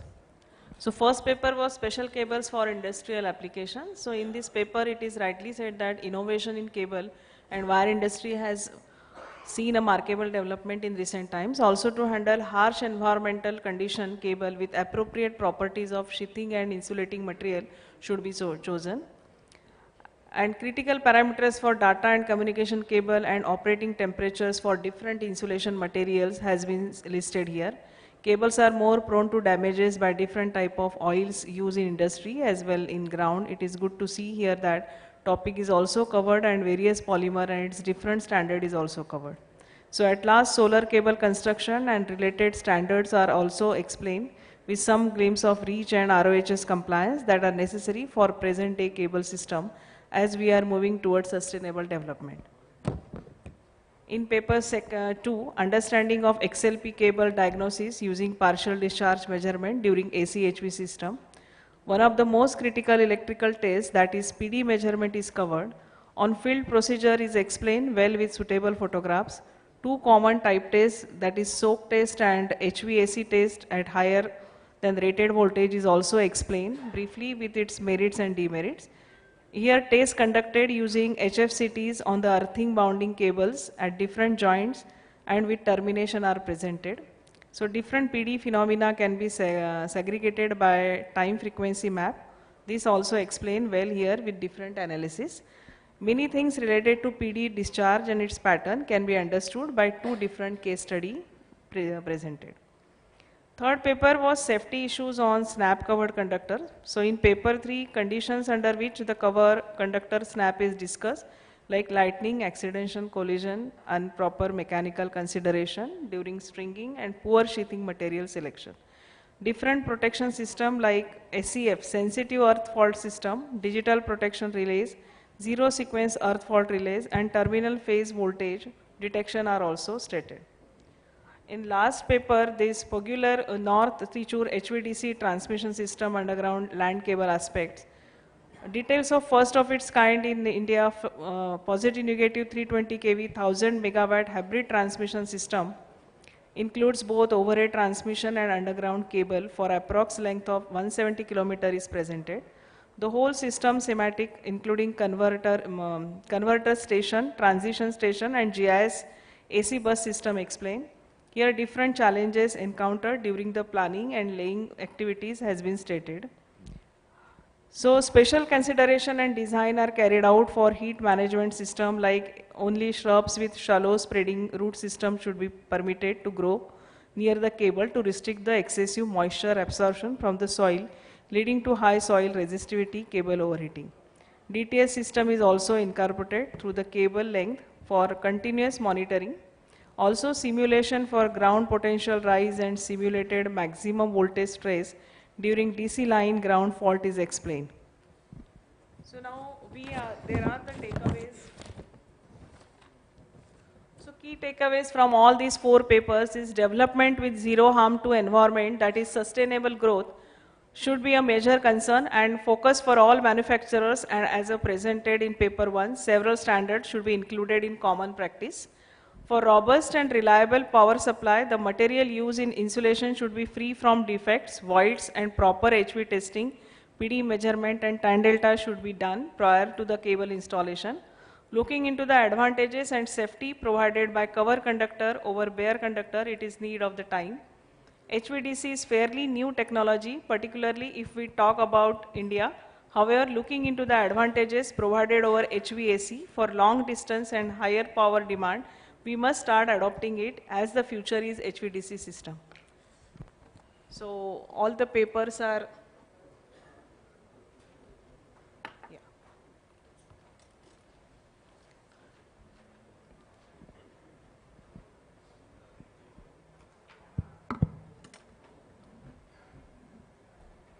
So anyone has any questions for any of the papers? For any of the authors? Yeah, paper 1.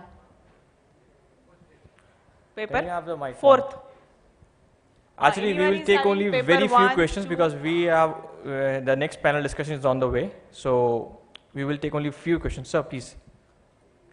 Fourth paper, just want to know what are the pre-commissioning tests you carried out before connecting the cable and charging the cable for DC, 320 kV DC?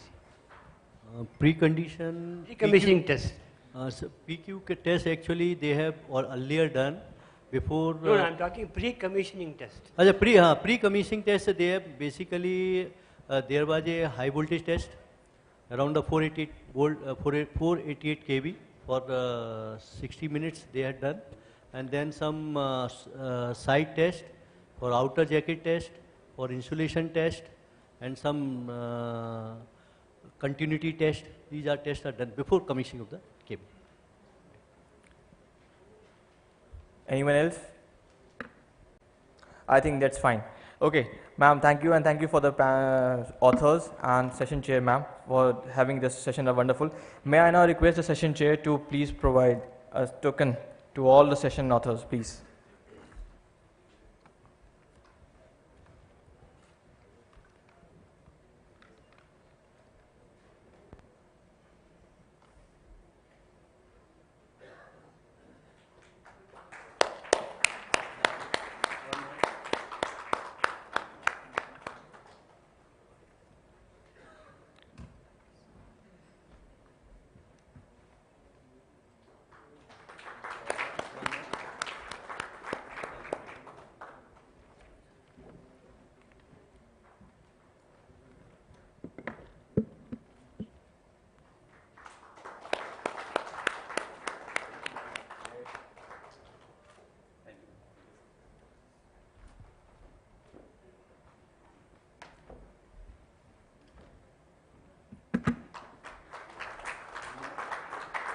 May I now request Mr. Devesh Goyal from Laser Power to please come on the stage and read our session chair.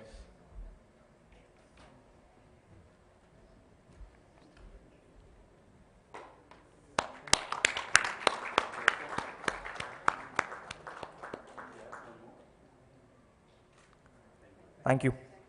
Can we have a group photograph, please? Yeah.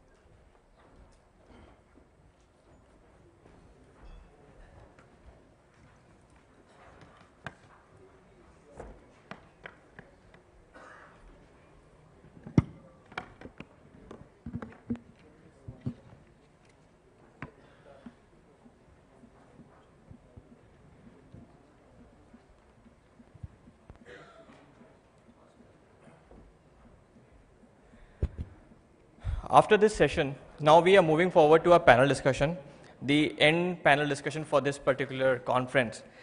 So for that, I would call upon the panel discussion chairman, Mr. Reshu Madan. Mr. Reshu Madan is currently an Executive Vice President and Director Commercial at Sterlite Power. He is Bachelor in Mechanical Engineering from Savitri Pune University and Masters from IIM Ahmedabad. He has an experience of more than 25 years. He is also holding the charge of IEEMA Cable Division as Vice Chairman. We welcome you, sir. Thank you.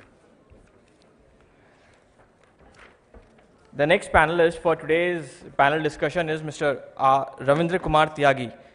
He'll be joining virtually with us. Mr. Ravindra Kumar Tyagi is an electrical engineer from Punjab Engineering College, Chandigarh, and has completed MTech in Energy Studies from IIT Delhi. Mr. Tyagi is having work experience of over 32 years in power transmission system, out of which over 26 years are in operation and maintenance of substation and transmission lines at various key positions in premier CPSUs in power sectors such as power grid and TPC. He has handled multidisciplinary function in various business segments of power grid like asset management, engineering, business development, telecom, load dispatch, and communication, etc. He is a member of SIGRE India representative in various SIGRE studies group on power transformers and transmission distribution equipment. Also, he is a member of IEC Technical Committee 122, IEC Technical Committee 123, member of MT36, representing India for preparation of Indian standards. He was recently conferred with prestigious 1906 award in the year 2022 for his exceptional contribution in IEC Technical Committee 122 towards development of IEC 63042 ultra high voltage alternating current transmission system. We welcome you, sir, through online mode. The next panelist is Mr. Gopa Kumar from Cape Electric. He is also be joining virtually. Mr. Gopa Kumar is currently Managing Director at Cape Electric Private Limited. He has an experience of more than 26 years. He is a member of IEC Technical Committee 64, IEC Technical Committee 81, IEC SC Chair 37A, National Building Code of India 2016 BIS. We welcome you, sir, virtually. Thank you.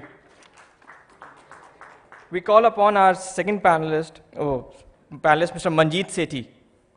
Mr. Manjeet Sethi is a Bachelor in Engineering from the Punjab Engineering College and Master of Technology from IIT Delhi.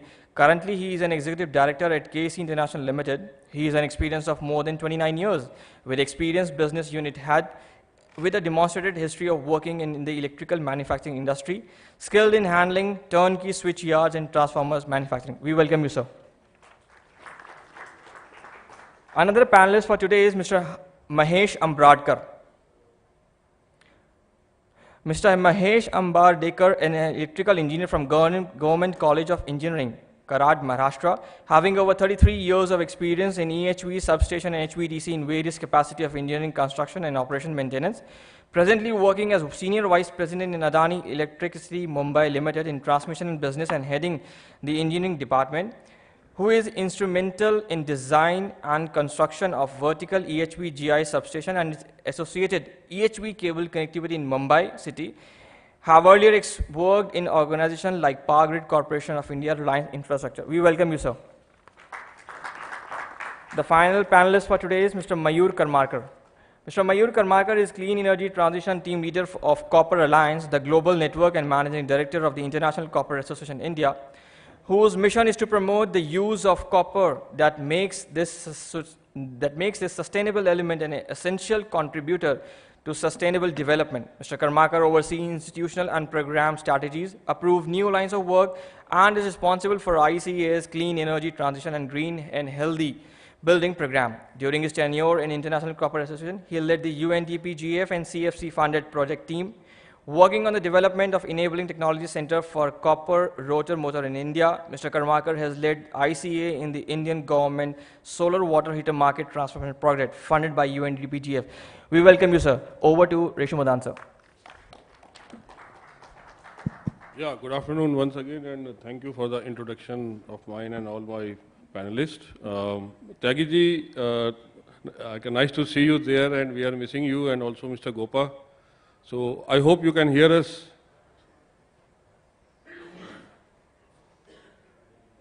I think there is some audio. Yes, sir. Yes, sir. Madan Saab, yes, I can hear you. Alright, so nice of you, sir. Sir, we are missing you here. And Mr. Gopa, you too. Thank you. Thank you very much. Gentlemen, we are going to start a very important and very crucial subject, which is combining safety and sustainability with the user's perspective. Like we had a session yesterday, which was more of a innovation in the new material in safety and sustainability, which was more towards the product centric and all those things. So in this discussion, and all the panelists are going to discuss and throw their thoughts towards the product, process and system, what the industry should have towards the safety, towards the green, how to reduce the carbon emissions and making it sustainable. So we have a esteemed panelists, the users from the power grid, from Adani, and from the industry side, we have Manjeet Sethi and also Mr. Mayur, and Gopa will also be adding over there. So without taking much of the time, I will just start with the common question to all my panelists, that now today the global and India is moving towards the green energy, and India is blessed to have a 2030 vision of having a 500 gigawatt of solar. So my question or your thoughts toward that, what is your suggestion to the industry to meet the vision of 2030 for reducing the carbon footprints? So Tyagi, I will start with you first, sir. If you please throw the light on this, sir. Thank you. You are again mute, I think.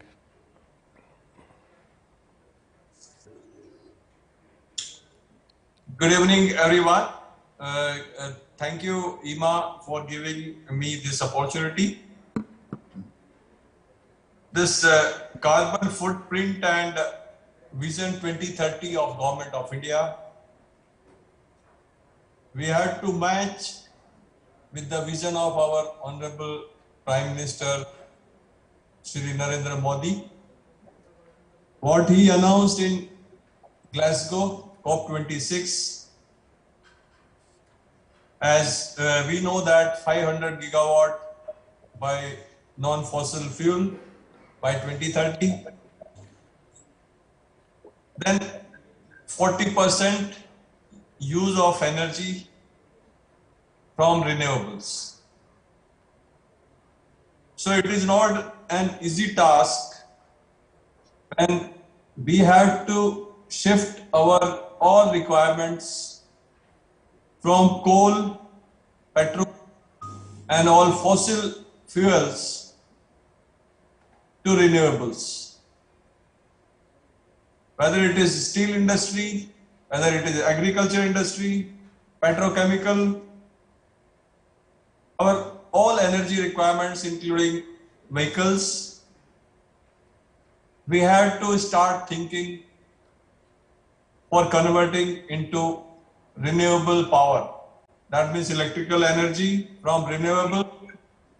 Then we can use this electrical energy from renewable for various applications, for transportation, for for various industries. For that, we require commitment from everyone, not only Government of India, but all industries, all sectors. If we come together, then only we can meet vision of our Honorable Prime Minister Modi.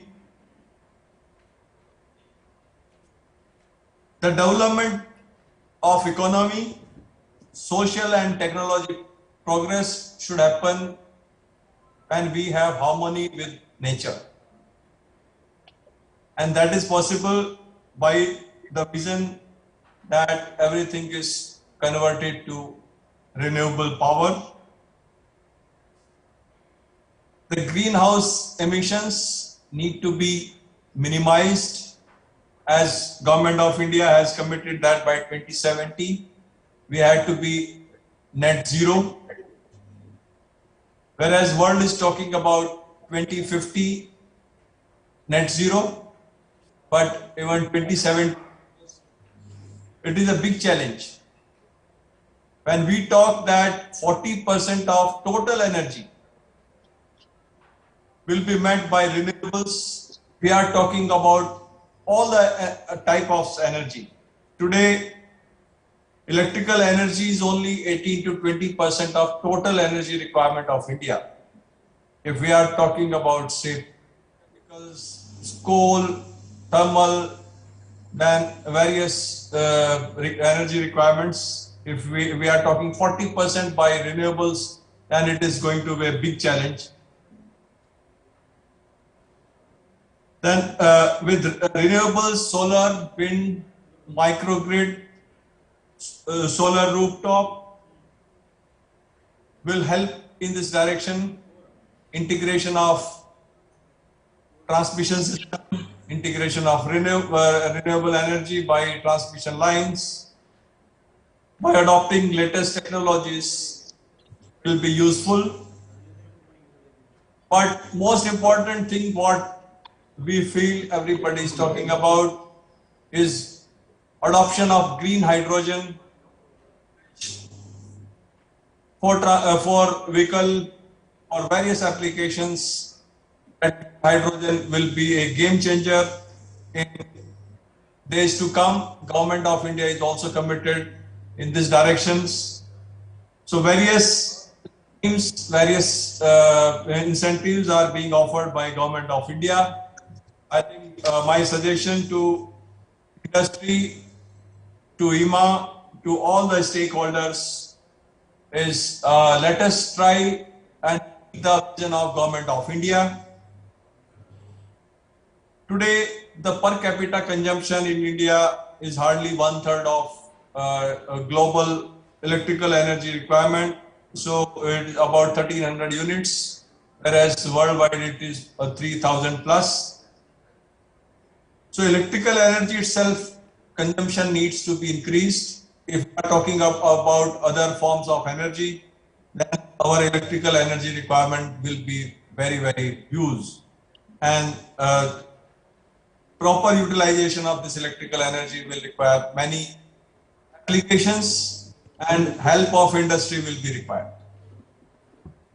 So we have to work together in this direction. Thank you.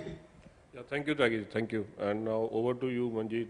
Your thoughts on this? Yeah, I think Mr. Tyagi has covered a lot of good points actually. I would like to add only a few points more.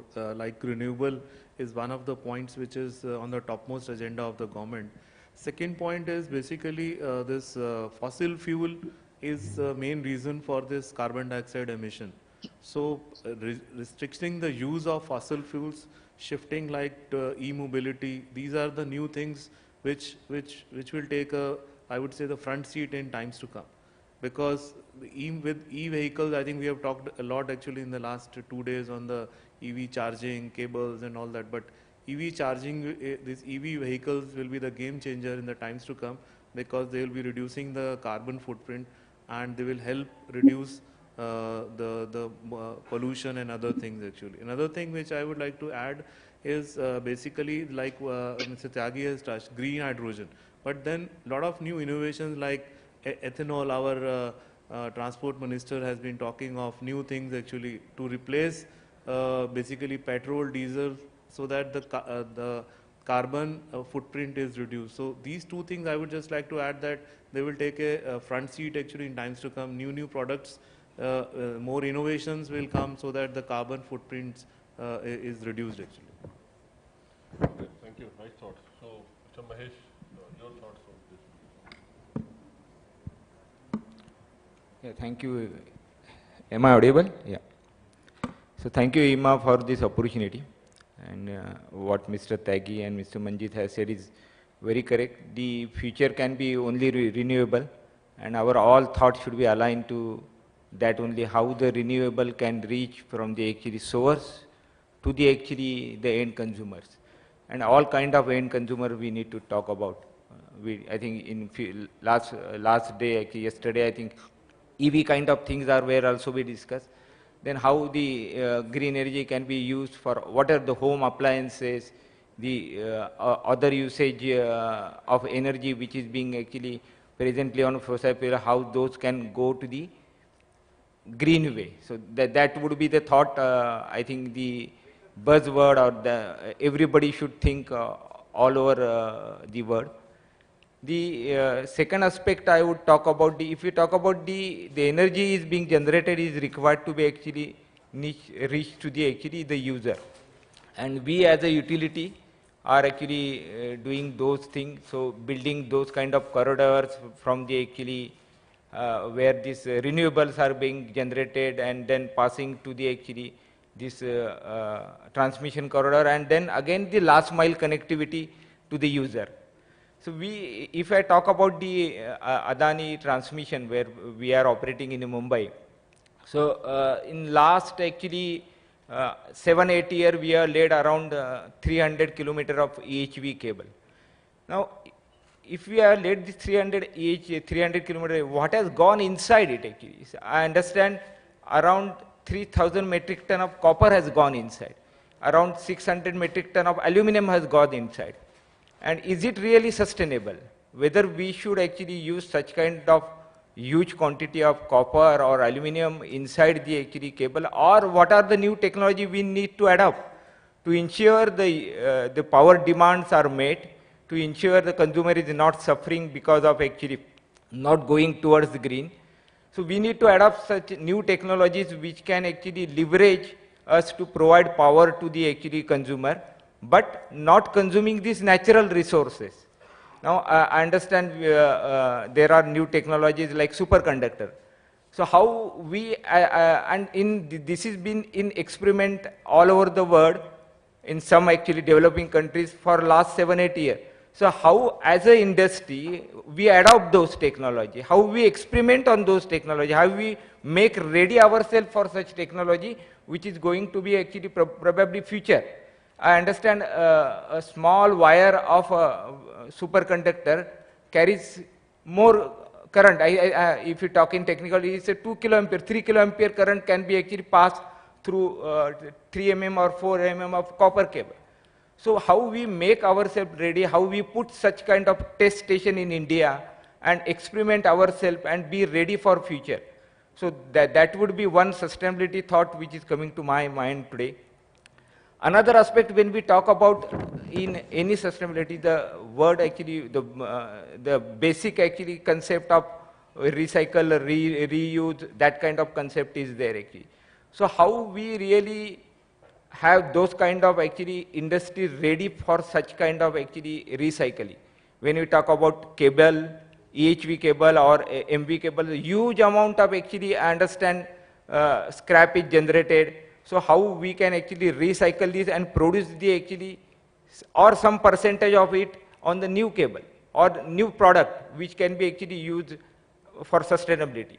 So these two things are very important for sustainability of our industry and utility. We are going to lay huge amount of EHV cable because the city kind of environment is not now allowing to transmission line to build.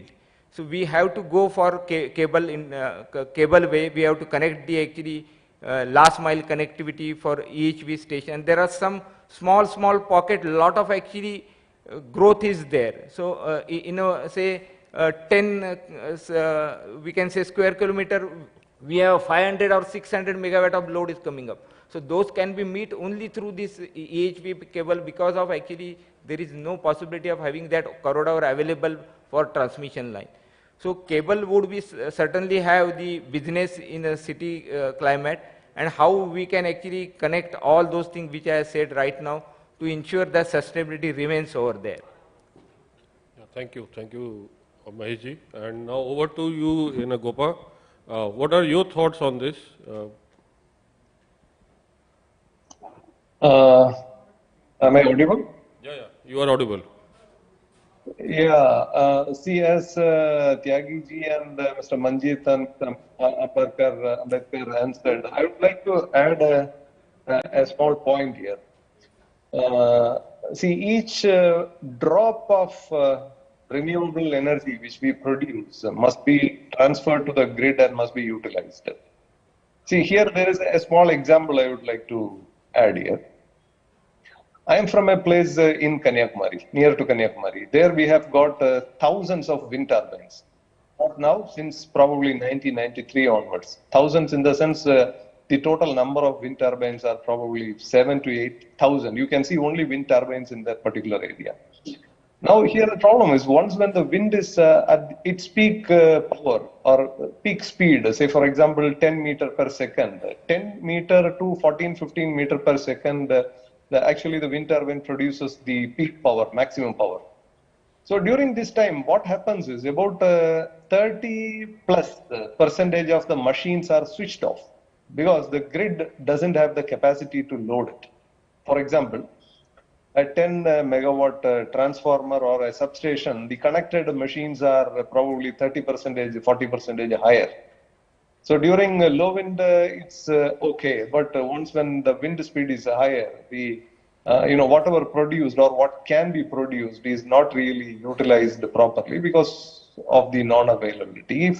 So there are some gaps which we can, we can better produce, we can better utilize or better save the losses. And if these gaps can be made proper, I would say, we can reach some more goals towards sustainability. Thank you. Yeah, thank you, Gopal. Thank you. Over to you, Mayur. Thank you very much. Now, in terms of 2030 for the decarbonization, the most important thing on behalf of industry, and today the electrical industry is representing, every speaker talked about the trend of electrification, adding more renewable. But if we look at the what industry nearly need to do is that getting on energy storage technologies, that's what Gopakumar was referring to.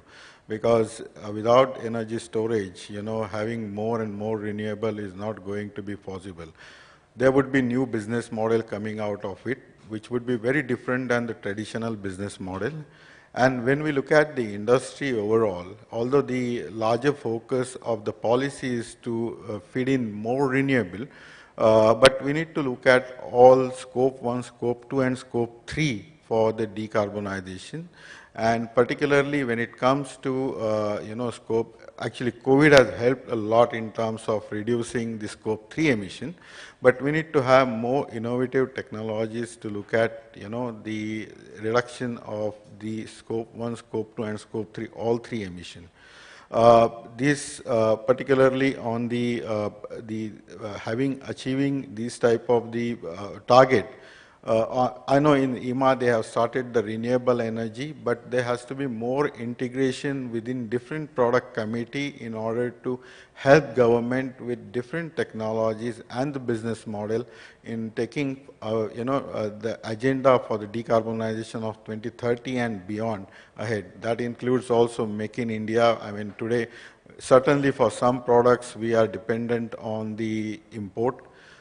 From the material perspective, we have larger dependency on material, and in the same conference hall 2 days ago, the government announced the critical material strategy in terms of rare earth metal strategies in terms of meeting the demand which is coming out of the electrification and the renewable, etc. Thanks. Yeah, thank you, Mayur, and thank you all the speakers for clarifying this and sharing your thoughts towards the safety and sustainability. So that was a common question to all, but now my next questions will be specific to Gopa as well as to Mayur, that how you feel that innovation can help the industry towards the environmental sustainability and safety. So what are your thoughts on the innovation part of that, that what innovation the industry should have to reach the goal of sustainability and safety? Am I clear? So over to you, Gopa, if you can just. Yeah, as Mr. Mayur told, see, one of the area which need to be, still found out is energy storage, but I am sure globally lot of things are already happening and already such large projects are being implemented. Another subject could be, as Mr. Mahesh told, the superconductivity, but still is a big question mark whether is it really possible at this temperature. But as he said, I was just thinking, for example, the places like data centers where several, huge amount of power is used. At the moment, for example, the losses in the wire itself will be quite huge, and the usage of conductors in these places are quite huge, because a simple building sometime is using 30-40 megawatt of power. I have been to some data centers in Bombay. The connected power is it's more than 100 megawatt. So, but a system like a superconductivity material for such kind of specific application, but definitely even if it is expensive, would be nice to have, because we can save a lot of material which is directly related to the saving.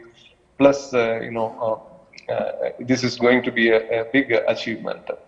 So another, microgrids and all the other technological innovations, there is nothing new, I would say, like the solar PV or whatever. Also the microgrid, all these are already in development stage or already in usage. There is, I don't think that any new real development other than these two are happening, especially the energy storage and other, the superconductivity. Because I'm talking this with the view of my involvement in the IEC committees, because most of the technology which we say in India sometimes is already in practice in other parts of the world. So as far as the Indian environment is concerned, we have to utilize the maximum the solar radiation, and we have to ensure that we are using it to the maximum to reduce the dependency on fossil fuel. So this is from my side. Thank you. Yeah, thanks, Gopa. Mayur, your thoughts on this? Thanks. In terms of these innovation for bringing sustainability, first is safety and sustainability. Although things are, safety is ultimately the safety to lives, property, etc. So that is also a part of the sustainability, because sustainability works on a three pillar. The first one is environment, second one is, of course, the social, and the last one is economic.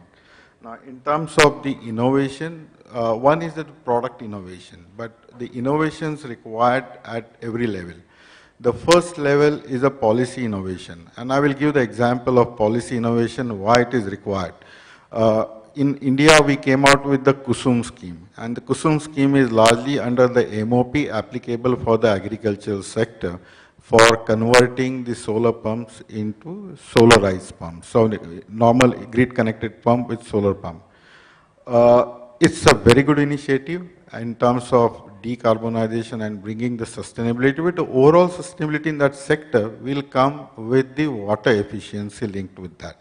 Now, you all might know that there is another subsidy scheme running by the Ministry of Agriculture for giving the irrigation system which can save the water with subsidy. Now, why these two schemes cannot be integrated so that the sustainability in terms of water efficiency, the sizing of the solar pump will reduce once your irrigation requirement is there, but all those systems at the state level are working in parallel and there is no convergence happening. So first part is looking at how the policy gets more innovative and the convergence happening, and that's where the industry also need to look at convergence and the approach of, improving overall resource efficiency to bring the sustainability. The second innovation, product innovation, I won't talk because it's already mentioned there. But particularly when you look at the products, we have so much focus on the products, but we are not so much focused about the ecosystem goes with the product. Now, in terms of, I was, before Olympics in Tokyo City, I was in a meeting with TEPCO, which is the utility. And, in TEPCO, they had large overhead transmission, or distribution rather. And they wanted to convert in a critical area that overhead to underground, but the sustainability was the major KPI of those projects. And they asked the industry to come out with the innovation in terms of meeting the sustainability criteria. So what was the sustainability criteria they had? Is that in terms of the disturbance without disturbing another infrastructure which is created there in a city, how you can do the overall underground project. And then one of the cable company, I don't want to name that, but they came out with an new product which can help to achieve that. So that sort of the innovation will come out of the engagement with the customer. So wherein the sustainability part also need to look by customer broadly. Now, somebody took the example of Mumbai. In Mumbai, as a consumer, we pay the electricity tariff, and out of which the huge cost utility has is the right of way for the cable faults which they are happening there in a system. So how they can reduce the right of way without disturbing the road traffic, they can address the cable faults. And that's sort of the innovation required for maintaining the overall sustainable urban infrastructure. There are the multiple examples of innovation beyond product which can bring in terms of making the achieving the sustainability objective. Thanks. Yeah, thank you, Mayur. The wonderful thoughts to you also, Gopa. So my next question to Mr. Tyagi ji and Mahesh ji, on an organization basis, that what are your experience and challenges while implementing the sustainability agenda in your organization, like in Power Grid or in Adani Transmission?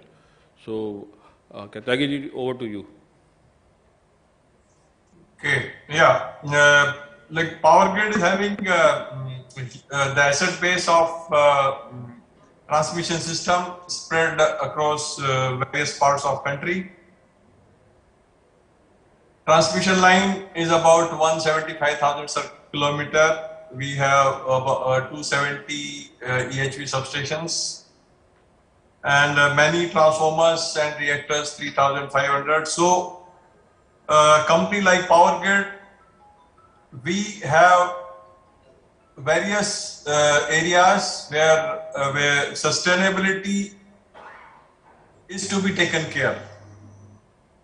Like there are losses in transmission line, maybe 3 to 4%. There are losses in transformers. There are losses in reactors. For maintaining our transmission system, we require auxiliary power. Then transformers are oil filled. Then switch gears are SF6 gas.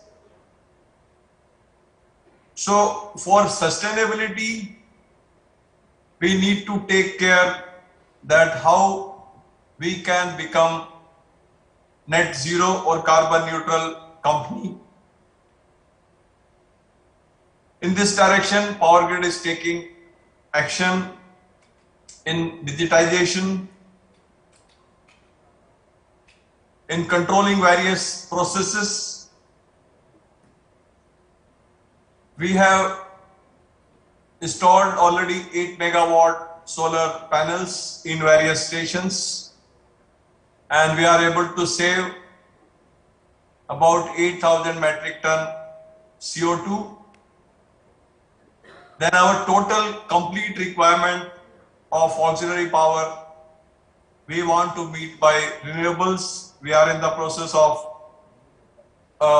setting up about 85 megawatt solar park at Nagda station. So that will also help us in compensating our auxiliary power requirement. Then in a number of cities like Bombay, Delhi, Ahmedabad, then Hyderabad, Shillong, we have set up EV charging stations by which we are able to help environment for using electrical vehicle. Bombay, we are in it is being done now. Then SF6 norms, we have made very stringent norms as per IC or international norms. 0.5% per year is the leakage rate.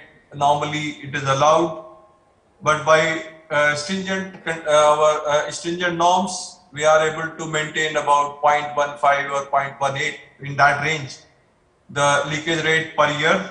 So in that direction we are helping, and we are looking for alternative to SF6 gas, dielectric medium with the help of OEMs. Various OEM equipment manufacturers, we are taking help of them so that we can have some dielectric medium other than SF6 gas.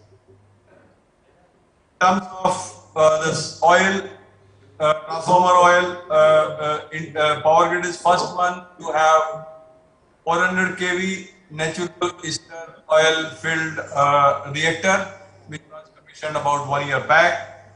So we are taking more projects in this direction using natural ester oil, and other areas also like cable to get rid of cable requirement or requirement.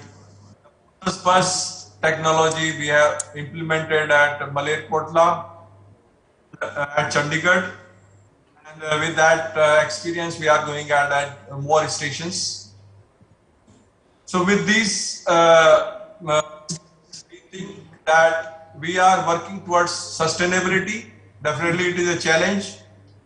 As far as transmission line is concerned, we are taking care about this avoidance of forest cover. If it is not possible, we try to minimize the losses to trees or damage to the trees. So like that, we think that we are moving towards helping environment, at the same time helping society for transmission of electrical power. Thank you, sir. Yeah, thank you, Tyagi ji. Mahesh ji, your thoughts on this? Yeah. So as Mr. Tyagi ji has said, the electrical industry or utility are going in a big way towards actually how we can use the various natural kind of things in the various equipments. We are working with the manufacturers also. Now, as Mr. Tyagi said, transformers are going now big green way, means actually the oils are natural ester or synthetic esters are being used, which is having advantages not only as actually they are biodegradable, but they, in a city like, if I talk about the Mumbai environment, in city like environment that is giving good actually flash points, means actually they are good to fit in the surroundings where we have actually many actually buildings just surrounding our substations. So such kind of actually things are very helpful for us, which is sustainable, green also. Now the SF6 is also being talked to how we can reduce the SF6 and use the green gas, wherein actually nitrogen would be the one of the main component of that. So those discussions are happening, and at one particular voltage level it has been already been achieved. So we are trying to use those kind of equipment in near future. If we talk about the now cable industry or cable requirement, now when we talk about the city like environment, we don't have, these cities are actually largely old cities and they are not well planned. You know, maybe you can talk about Mumbai or suburb of Mumbai or any old Delhi or Chennai or those things. So we don't have a dedicated corridor for laying this 220 kV cable or EHV cable or whatever. Now we are planning for VSC, HVDC also, so 320 kV cable. So we don't have corridor for such kind of actually exclusive corridor, we can say, for these cables. So what happens really, because of actually other utility do have existence in the same corridor, where we have water pipeline, sewerage, other distribution utility, the current rating of these cables which we are using are getting reduced. So our main actually we can say request or urge to the industry is that how we can increase the ampacity of the conductor. Even if you are using the cable, how say what would be our plan, say, to maybe going 20 times 20% or 30% in next 5 years, whether we have those plans, whether we carry out such kind of researches over here, or whether we collaborate to have such kind of thing. So to in a same cross section, how we can achieve more actually ampacity, because that would be the need of future and that would be more sustainable. So these are one of the challenges which we are facing. We have less corridor available with us, which is actually dedicated or a common corridors, we can say. and we need to use the highest ampacity out of it actually through that corridor for connecting the stations. There is a lot of load growth happening in pockets of the suburbs. The second aspect is that, as I said, there are many utilities exist over there. How the cable can be made more actually mechanically strong?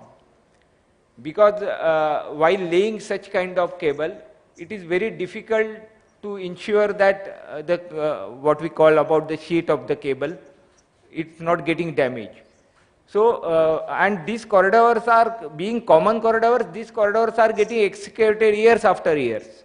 So we need to ensure that these cables are also remain safe. So though what we do, we lay this EHV cable beneath all these utility to ensure those are not being affected when the other utility dig that for say laying or maintenance purpose. But sir, another aspect which comes is that how we can do the online sheet for monitoring without taking outage. Outage is actually the one thing, so reliability is one of the important aspect of any system of any transmission network. So reliability and so how we can actually do this sheet for, we have cross bonding kind of system. So how we can actually ensure that this online kind of system, I think just prior to afternoon there was session related to PD or some discussion there was happening. So online sheet monitoring is one of the basic ingredients required to be developed for actually monitoring this kind of cable system in the CTA. So strengthening mechanically the systems, monitoring online so that we have less availability reduction and reliability remains, so that the way the utilities provide power to the actually in a developed countries, we should be able to maintain same kind of reliability to any of the consumers in not only in Mumbai but other cities in India also. So these are the two aspects which are actually challenging and which required to be addressed, which I feel. Yeah, thank you, Maheshji. Actually, you have really gave a very insightful things about what is actually required to make the environment safe and also sustainable, and that too specific to the cables requirement and all. So that comes my next question to Manjeet, because Manjeet is Executive Director of KEC Cables Business. So what do you feel that how can the cable industry have a more safe and sustainable product on that? Yeah. Yeah, thanks actually. So I think a lot has been talked about the other aspects actually of the other of the electrical industry, but I'll try to correlate with the cable industry, and I'll talk more specific to our factories actually. So what we are doing to make our product more sustainable and also helping in improving the safety actually. So if you see, we have, I think most of the cable manufacturers would be having furnaces. We have our conductor division also in our factory in Vadodara. So we have furnace actually, because we make catenary actually, so we have in-house furnace actually, which was run on fossil fuel. And we used to consume 20 kL of fossil fuel actually in a month. It's a huge amount actually. So we converted it into electric furnace. So there are two advantages. One is that we become more sustainable by converting it from fossil fuel to electricity. Second is on the safety aspect also, because we were storing the fuel actually in our factory, and it's very high. We have to maintain safety also. So a lot of things we had to take care, because it can lead to fire in the factory also, because 20 kL consumption in a day, and you can imagine how much backup we used to keep in our factory for keeping that fossil fuel. So that is one thing which we have done. Second is, see, as you know, earlier the motors used to be working with the DC drives. That was very predominant actually. The drives controls used to be DC actually. Now with the changing and the improvement in the technology, efficient AC drives have come actually for motors. So what we have been doing is we have been going in for these new drives, which are basically which consume less power. Also, we had old induction motors actually. So we have changed them, the large ones basically, like 150 kilowatt, 175 kilowatt motors we had in our factory. So we have all changed to the new ones, which are consuming at least 30 to 40% power less actually. Similarly, all the chillers what we have in our plant, they were all earlier air-cooled chillers. So we have changed them into water-cooled chillers because that also is helping us save 20 to 30% of energy actually. So we have been working on other things like these are small things, but then these make us feel that we are also working towards sustainability.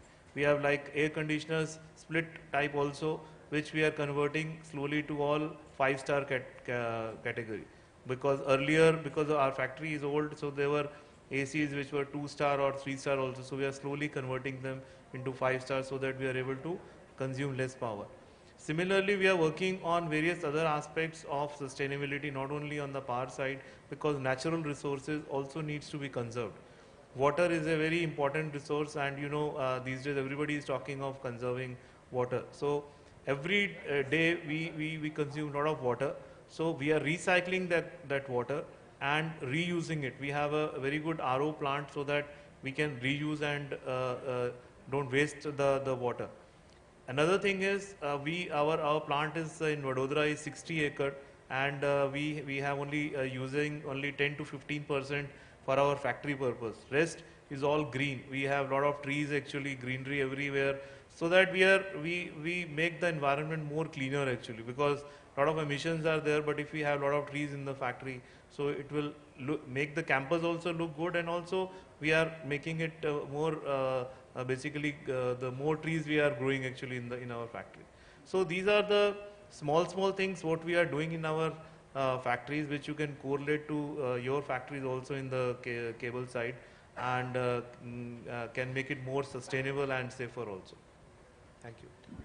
Yeah, thanks, Manjit. Really touched upon some of the new aspect of keeping a factory green and having all those things. So that actually brings my next question to Mayur. That what steps you propose to have a safety and sustainability culture help the organization in their growth journey? Thanks. Actually, culture change happens, need to change with the environment and surrounding regulatory issue. Now, if you just say the sustainability part, I will come to safety separately, the sustainability part first. Now, you know that the Bombay Stock Exchange has it mandatory for the first 1,000 companies to come out with the ESG reporting. Now, ESG reporting is going to create a lot of transparency for the data. I must say that all the metal industry, the large metal corporates, they are reporting ESG, and then you can see their sustainability report. Entire the culture in the organization has been developed, and the sustainability has become the top agenda. I heard one of the, the global oil company talking about how sustainability can be made as a business or the business model. So looking sustainability not as the free tag. People globally are looking at how sustainability overall gets converted into a business and the business model. Definitely the money becomes the driver linked with the sustainability. The third and most important part is that the customer education. Now, in India, we had the green building movement. I'm just looking at the building as a segment.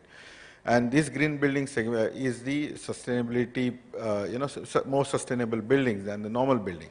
Now, in green building, particularly for cables or the copper product use, we are coming with the Pro Green certification. So that will create, that certification will create a lot of awareness within the architects and developers of selecting a right product based on the sustainability. And these type of the products are available in a lot of building construction product, but unfortunately electrical products are not included there. Then the next comes is all about the, in a culture part, how we consider the end of life treatment of the product. Now, particularly on a utility part, generally utility purchase specification and tender requirement, I think yesterday Gopal Kabarji and many speakers have talked about the L1 criteria. But today in one of the global utility, leading global utilities has started asking for the recycling rate of the materials which use there in the electrical product. the cultural change will happen, particularly in case of the customers, which is largely utilities. I was there in one of the utility office and saw the old energy meter, electronic energy meter taken as a junk, and then what happens to the end of life or the failed those electronic meter, nobody knows. So parallelly in India, we have come out with the e-waste policies, and there is a concept of EPR, that is extended producer's responsibility. So how those concepts can become the part of the culture, not largely focusing on e-waste, but also the electrical, so most of the electrical products are also included in e-waste, particularly the consumer product, and even the energy meter and relays and all end of life can come into the e-waste treatment and earning the EPR or extended producer responsibility. I don't take longer time here, but there is also some sort of the certification and trading mechanism which the CPCB and all government entities has come out with that. Now, the first is awareness about that is very less, particularly for the electrical product manufacturer. That needs to be increased. And then the customer has to be even more educated to change the culture for the, improving the overall recycling rate. If you look at the safety culture comes even beyond that. The safety part is more crucial when it comes to electrical product. And all the time the on behalf of electrical industry, we have been asking BIS that you should make this mandatory, that mandatory, etc., which is definitely one solution. But beyond that, in terms of while buying the product, while buying the electrical product, whether the customer is aware about the risk and the safety linked with that. And that is the largest issue I saw. In safety part of it, particularly when it comes to the low voltage installation, may it be the building, may it be the airport or anywhere, the public place, there is no risk criteria related to the safety and then the accountability linked with that. Now, if the culture has to change, then the accountability for the culture is even more important. And that change in culture linked with the accountability will definitely create the better product which can be more safe, and overall culture even with the industry will change by changing some of the rules of these games, because the safety is more important. And if you ask any low voltage installation, CA and the electrical inspector are taking care, utilities are taking care for their own assets, their own installation. But when it gets to customer side, industries are taking care because of the Industrial Safety Act, which is driven by ILO, that is International Labour Organization law. But when it comes to any other installation, and we have plenty of them, in fact the industry installation are far lesser than the other type of installation. And there I see the larger issue for changing the culture is linked with the accountability. Thanks. Yeah, thank you, Mehul. Very nicely said, the culture change and mindset can bring it. So actually that attracts my next question to Tyagi ji and Mahesh ji, that what is the assurance system you have or would like to have for safety and sustainability from the user point of view? So Tyagi ji, over to you, sir.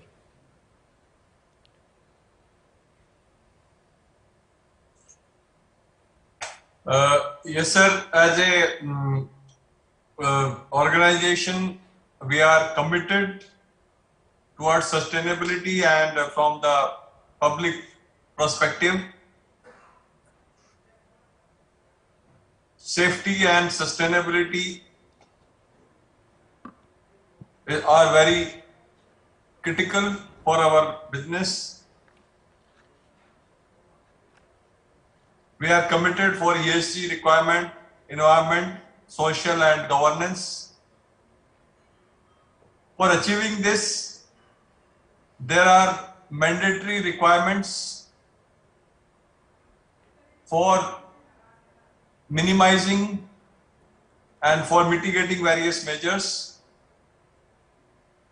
We have finalized various parameters like auxiliary power consumption requirement, SF6, water consumption, and various wherever we are using or we are affecting nature, and we are trying to benchmark them, various parameters.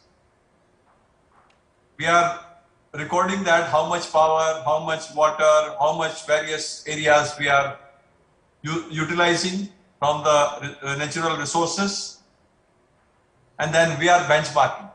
And every year we have to reduce our consumption, we have to reduce our dependence on nature, dependence on fossil fuel, sorry. Like auxiliary consumption, every year we have target to reduce, say, by 5%, and maybe in coming 5 years, total energy consumption, our energy consumption will become net zero. Where we will generate power from renewables, and what we take from the grid, that will be supplied back to the grid. We have well-defined ESPP procedures, environmental and social policy and procedures. This document or policy was made in 1998 and which has been updated from time to time. Our policies and procedures have been reviewed and appreciated by World Bank, Asian Development Bank, and these policies are this policy of avoidance, minimization and mitigation to the nature.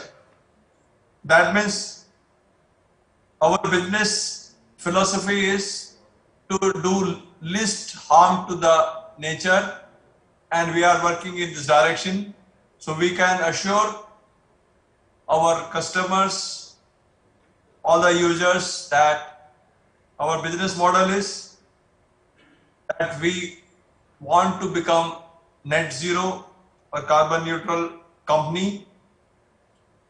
All our vehicle at the station will be electrical vehicle in next 3 years. For waste management, we have a compost machine. And as I told earlier, that for oil, SF6 gas, and various areas where we are taking necessary actions so that harm to nature is minimized. Thank you. Thank you, Tagiji, and we are amazed to see the approach of like Power Grid towards a sustainable environment for the future. So really appreciate, and that can become a role model for other industry. So I will take it forward now to Maheshji to share his thoughts on this, sir. Thank you. So safety approach is actually one of the important aspects in any organization, let it be utility, EPC organization or any process industry. So in our organization is actually top down and bottom driven, both aspects are being actually used over here. Our safeties, there are different, because safety is a plan, do, check, tact kind of actually thing is required to be done. So we have the various process committees which are actually every month meeting and reviewing the processes which is being actually used by the actually each of the department. And we have the another committees which are actually then ensuring the training happens as per the actually whatever the process is written. And third committee is there who actually on site carry out the actually inspection and audits for this. And the important aspect for all these are actually the people who are working on site, working in the actually the last mile are actually part of this committee.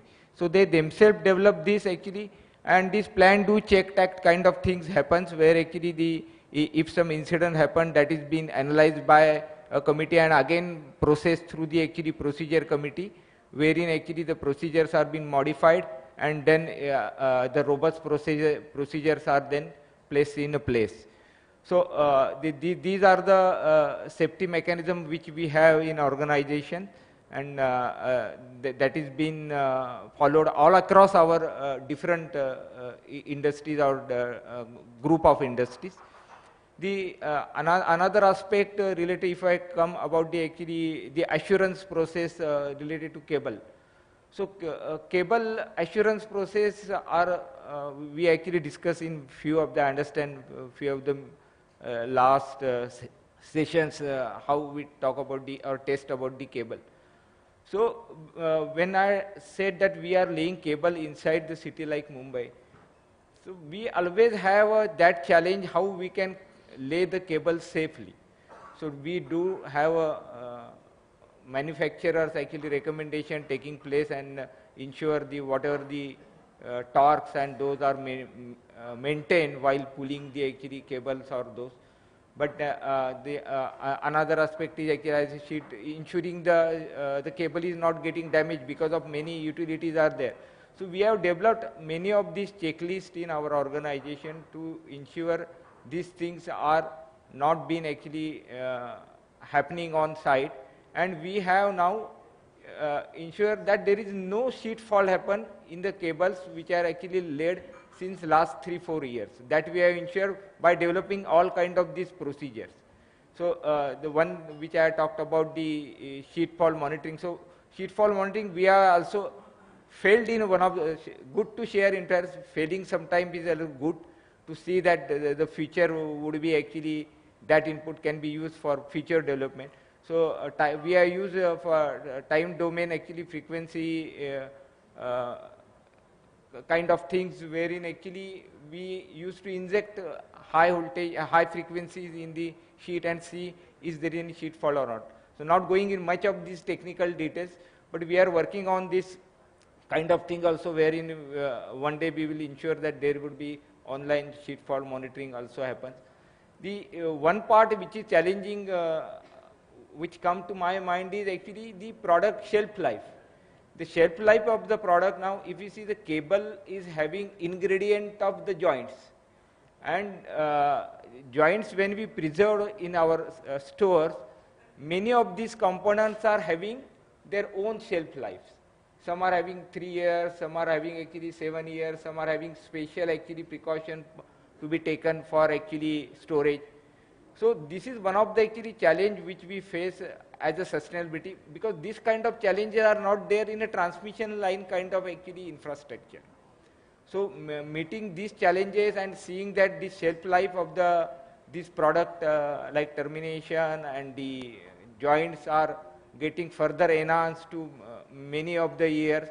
So that would be one of the things I would actually request to the industries how we can address those things. Yeah, thank you. Yeah, thank you, Maheshji. And in both the answers, you have related the topic with the cable industry, so that's really appreciable. So you have given a lot of messages to the industry to adopt the safe and sustainable process, environment, and systems.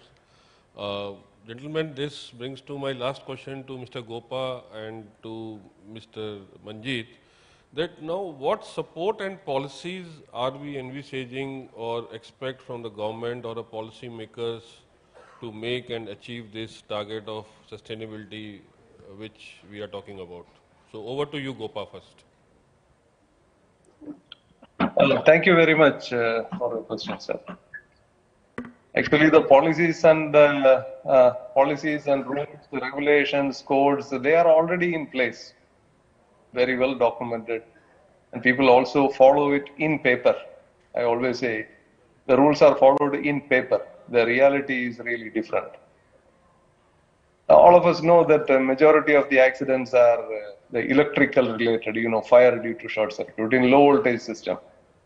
And generally we say the fire due to short circuit, it is due to overloading, it is due to old wiring, and so many reasons are told. But no one thinks that in case of a trouble, why the protective device is not disconnecting the supply? Why it's not tripping? And the whole standards, for example, the code of practices for low voltage system are written to ensure the safety means your device should trip in case of any trouble, in case of any abnormality. But we really, this is a big question, we really don't follow it up properly. Say one of the reason for fire or accidents or safety related question or safety related issue is earth fault.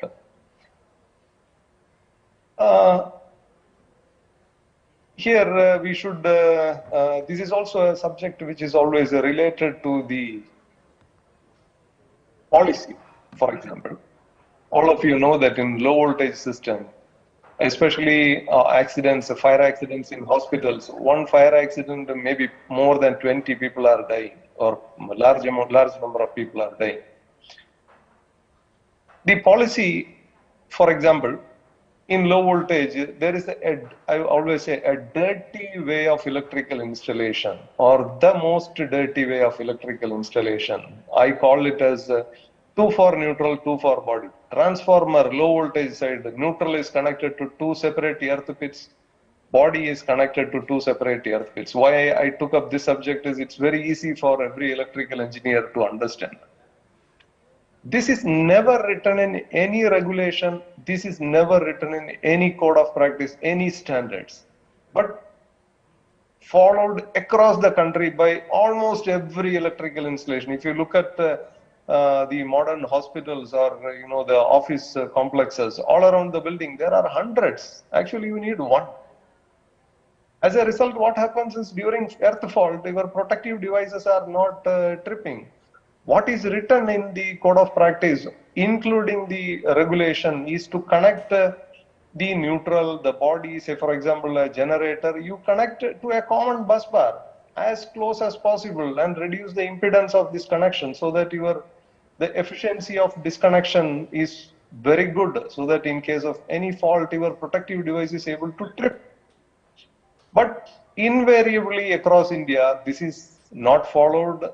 So basically, it is not because of the rules or regulation. Rules and regulations are intact, whereas here, the people, the implementing agency, the agency who is supposed to ensure safety, I would say they are implementing in a wrong way due to misinterpretation. For example, the safety officers or electrical inspectors, once when they come for any audit in a low voltage installation, you can see that more than 50-60% of the time, the comment is, I need 2 more earth electrodes, 4 more earth electrodes.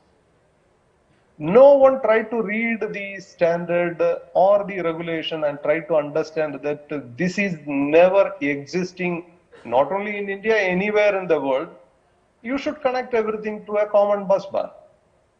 But actually the compromise of the safety starts from this particular point. And for example, the code of practice, since I told about earthing, the code of practice called as IS 3043, code of practice of earthing. About 60 plus places it is written that the MCB should trip and you should ensure that the fault loop impedance is lower. And there is a test also included in the standard, not now, almost 30 years back. Even today, we don't have the habit of making this test. So, to me, actually the rules, regulations, standards, it exists in paper. The number of people, those who are really following it, is absolutely very less. I would like to add one more point here. Very simple, another very simple subject to understand. And all of you know that in our house, we use a copper wire pulled through the conduit from the switch from the MCB DB to the last light or to the fan. All over the world, we are supposed to use class 2 copper for this particular application. Whereas in India, we use class 5 copper, which is having a higher resistance, higher loss. Loss means again sustainability, we are wasting energy. And it's actually because the fault current or the short circuit current is less, as a result your protective device don't disconnect. So such, it's a simple thing. There are, don't use a class 5 copper wire, especially for your last mile wiring. Use a class 2 copper wire, which is written for this only thing which is written in the standard. Say, for example, the upcoming National Electrical Code, there is a table which is included. And test, and if the resistance is more than the available value in class 2 of will fail. In Europe and America, the same system is followed, and so this kind of a wire is used, your building will be unfit for occupation. So basically, this kind of, this is a simple subject, but the authority or the person who is writing the rule or the implementing agency cannot, they don't have much influence on this subject. It is actually all of, including the users, including the electricians, including the engineers, designers, all of us should take up this subject, and we should try to implement such safety measures. Actually, these subjects are directly related, in my view, with safety and the sustainability. Thank you very much. Thank you, Gopal. Thank you for your this thing. And over to you, Manjeet. Yeah, I think Mr. Gopa has covered and he elaborated the point on safety in quite detail. So I would like to add only one point that the policies, because you said the policies are already in place, but I have some difference of opinion. We actually, what we need is some long-term policies which government fixes, because see, for being sustainable, we need to have green products. Green products means lot of innovation. Lot of innovation means R&D. Lot of costs are there, and these days with the price pressure on every market front, the profitabilities are under pressure. So we have very long payback times actually, or payback period for bringing these innovations. So if what we request actually to the government is that let's have only long-term policies and they don't change. Because what is happening is like in case of the government is saying that these plastics we should not use, but we don't have any other alternative. So suddenly one day we come to a situation where we don't have any plastic bags actually, and we have no backup. So we expect that government should take steps in a continual improvement basis, so that we have backups in place before we go in for change.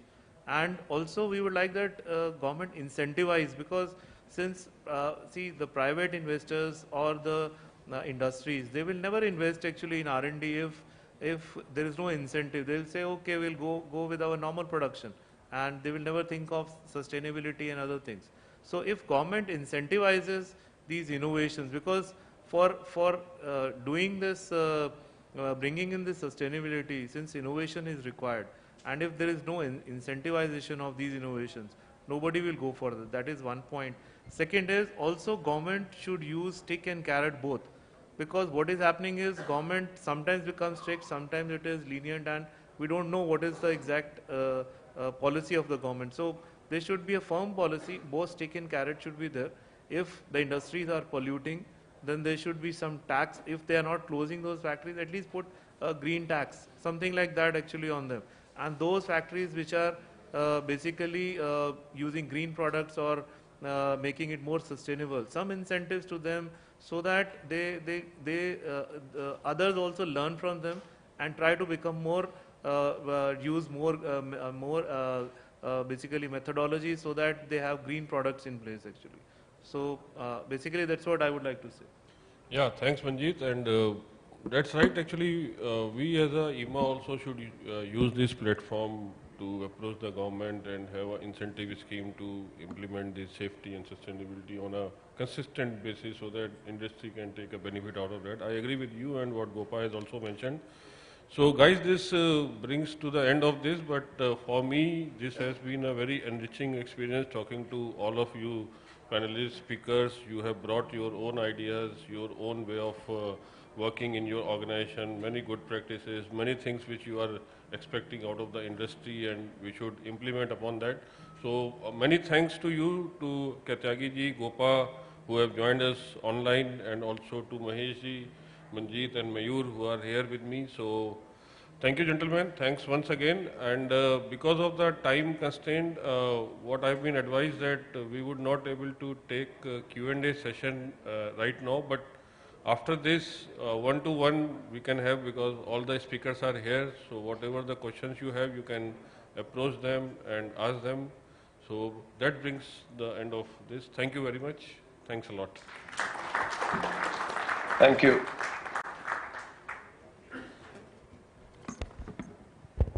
Thank you, sirs. Thank you. It was indeed a great panel discussion with a lot of information was provided. Thank you. May I now request Shashi Amin sir to provide a small token to all the panelists, please. Yeah, sure.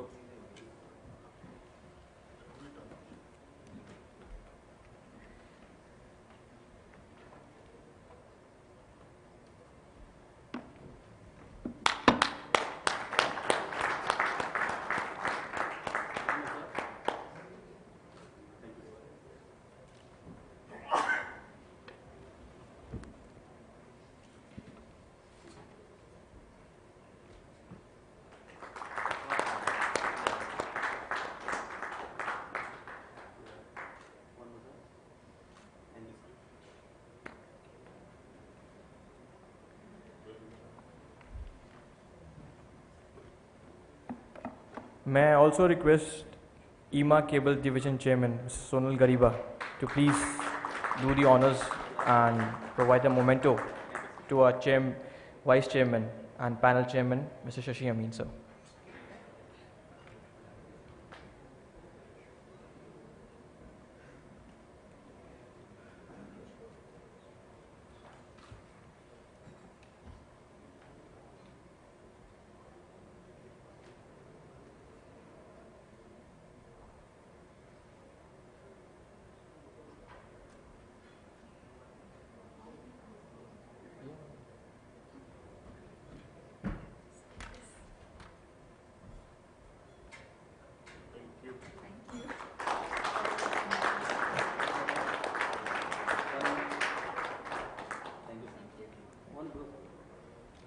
A group photograph.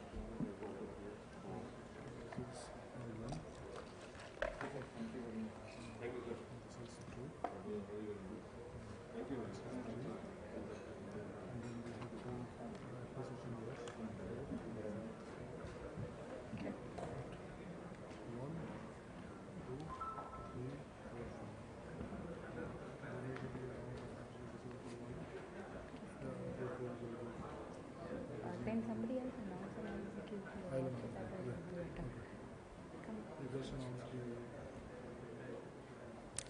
Thank you everybody for the lovely audience for giving your time and being here for the sessions over the last 2 days.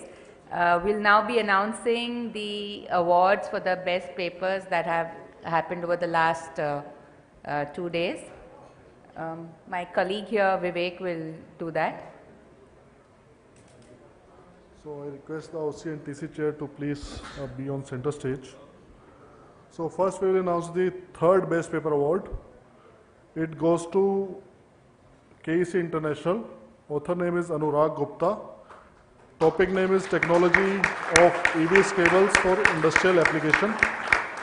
So I request the respective author to please come on the stage. Mr. Anurag Gupta.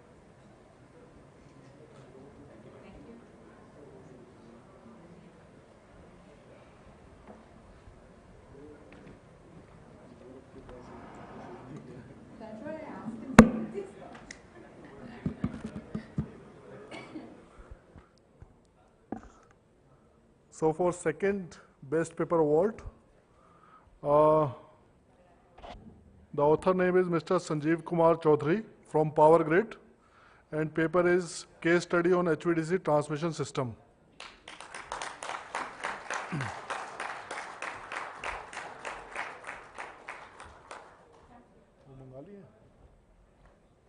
ले आओ यार उसको भी ले आओ जाओ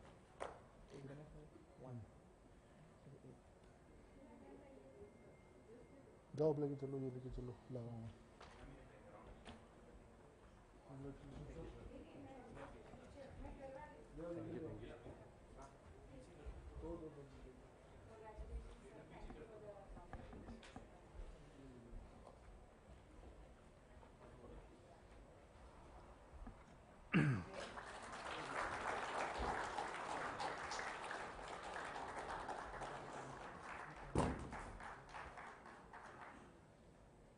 Okay.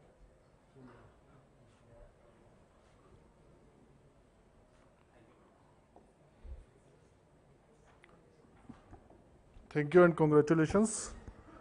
For the first best paper award, any guesses? Okay.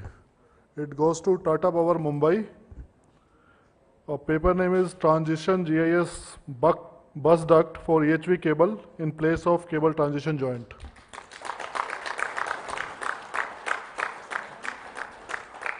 The author name is Pranav Adam. So author is here. Anybody from his team? Someone from Tata Power Mumbai? No. Okay. Okay. Apart from these three awards, we have two appreciation awards. One is from CPRI, Madam KP Meena, effect of improper grounding on integrity of 66 kV cable system.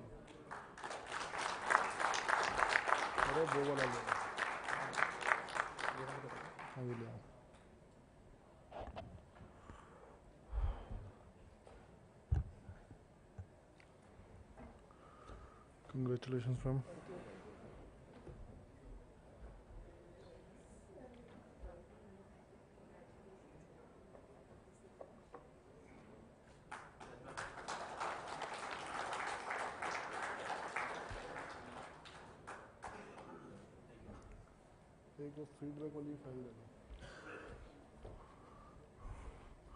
And one more award is for special appreciation.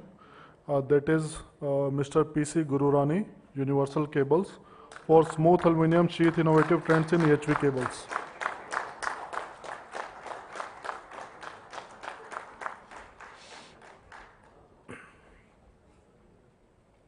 Congratulations, sir. Thank you.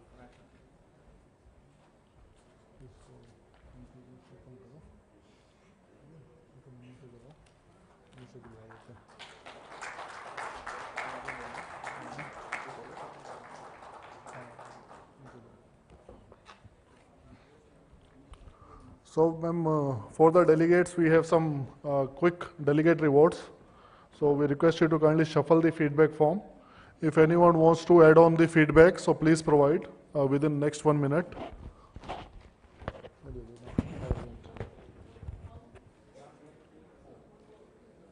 So, last minute entry is there. Anyone who hasn't given his feedback form? 10 seconds.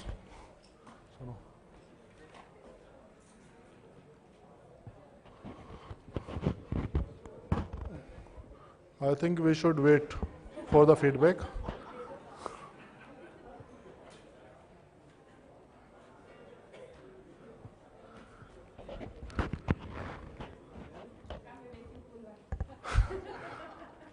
Hope no one is giving empty feedback with the names. So, ma'am, if we can pull out one.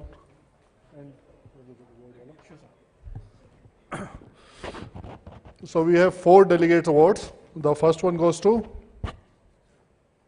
maybe you can use mic.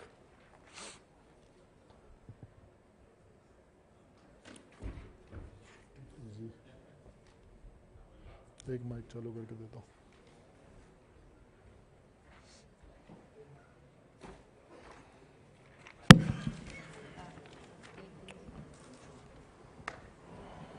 So lucky one is Sharad Chandra Rai From? from DVC. Mr. Naik from DVC.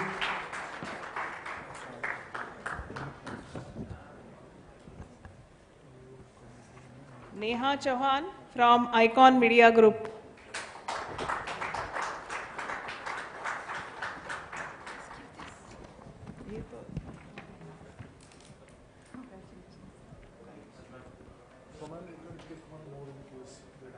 No, Neha Chauhan, yeah. Shweta Patra from Damodar Valley Corporation.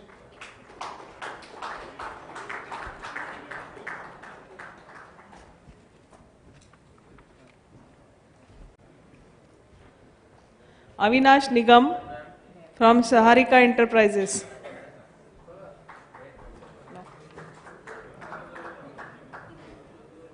दोनों नहीं है So शायद. Mr. Nigam is there? Okay, note, we can have one more. दो निकालने पड़ेंगे. उसको दिया. So we'll see who are the lucky ones. Shuffle कर देना इसको.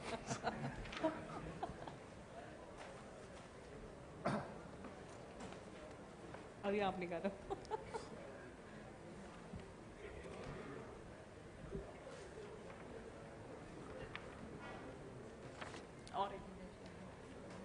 Mr. Neeraj Yadav, Diagnostic Technologies.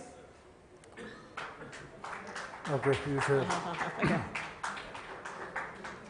Xander. Mr. Xander Boroj.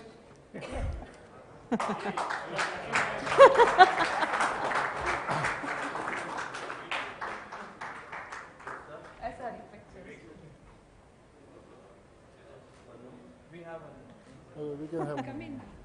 Now you give the next one to him.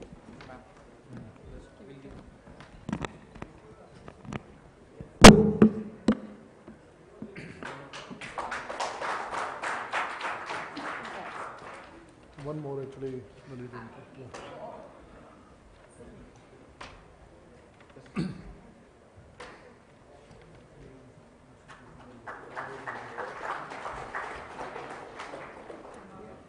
So thank you, ma'am.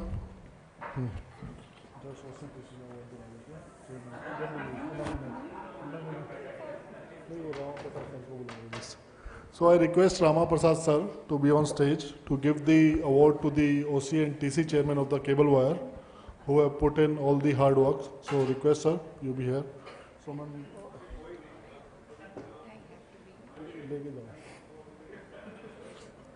sir, we can do it quickly. Yeah.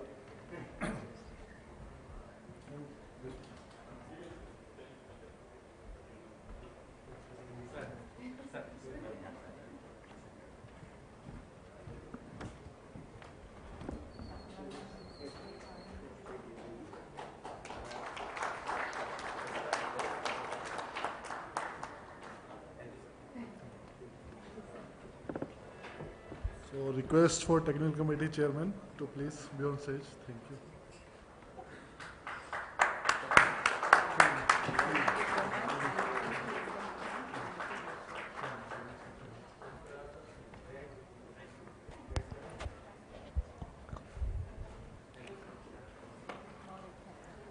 Thank you, sir. Sir, you have to stay a little more. Now I request all the OC and TC members to please be on stage for their memento. If everyone can come together, please.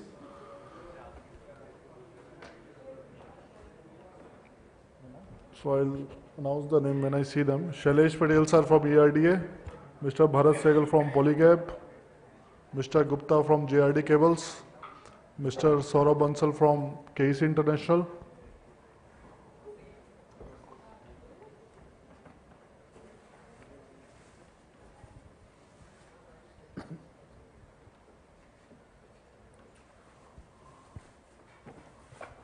so let us all be in center for a photograph first. In the meantime, we'll find out the mementos.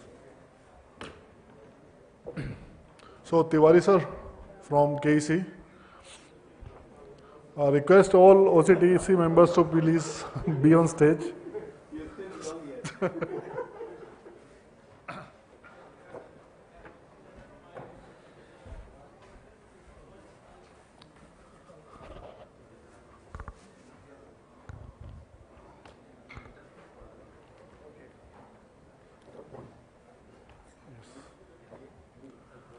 So request a huge round of applause because due to them this conference is possible. They have done all the hard work.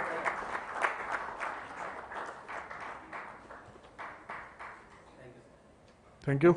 So I request Ramaprasad sir to give them the memento one by one. So first Yogendra Tiwari sir from Universal Cables.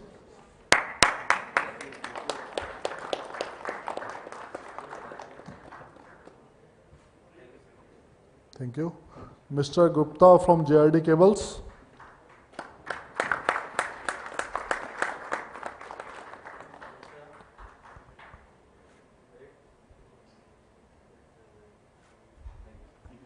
Mr. Bansal from KEC International.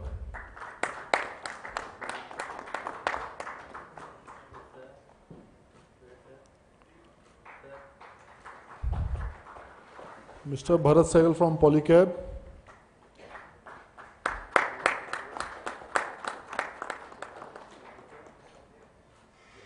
Mr. Shailesh Patel from ERDA.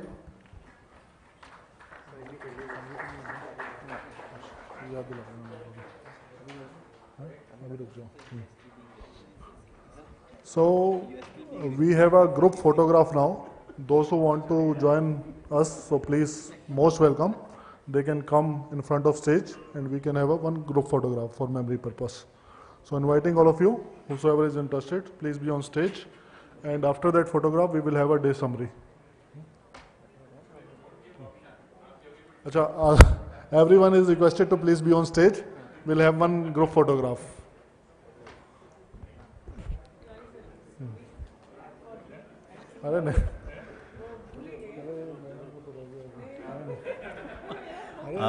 I request you all to please give a big round of applause for Vivek Arora for organizing this event so successfully, and his team. I think he has put in a lot of effort to make this event successful. I request more members if they can be here, especially IEEMA team, Hindalco team, CPRI, and those. These are the memories we will carry from KEC. Yes, some people can come in the front also. Down the stage.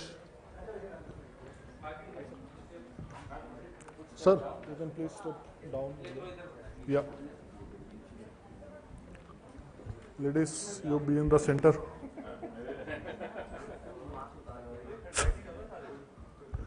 So last and final chance.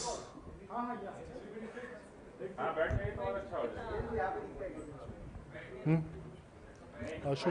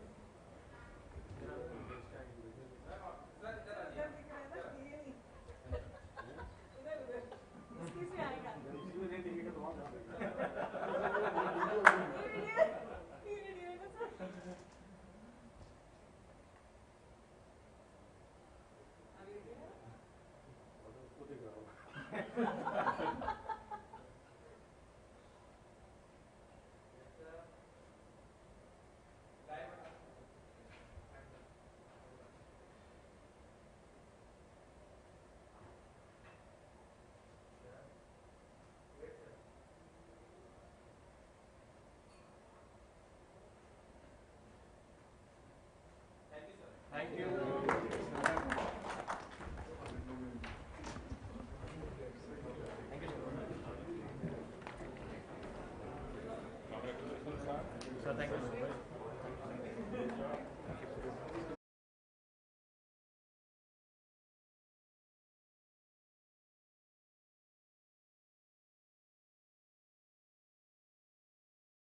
Bharat Sehgal sir from Polycab to just give a brief summary, and after that, see you everyone. Thank you. Yeah.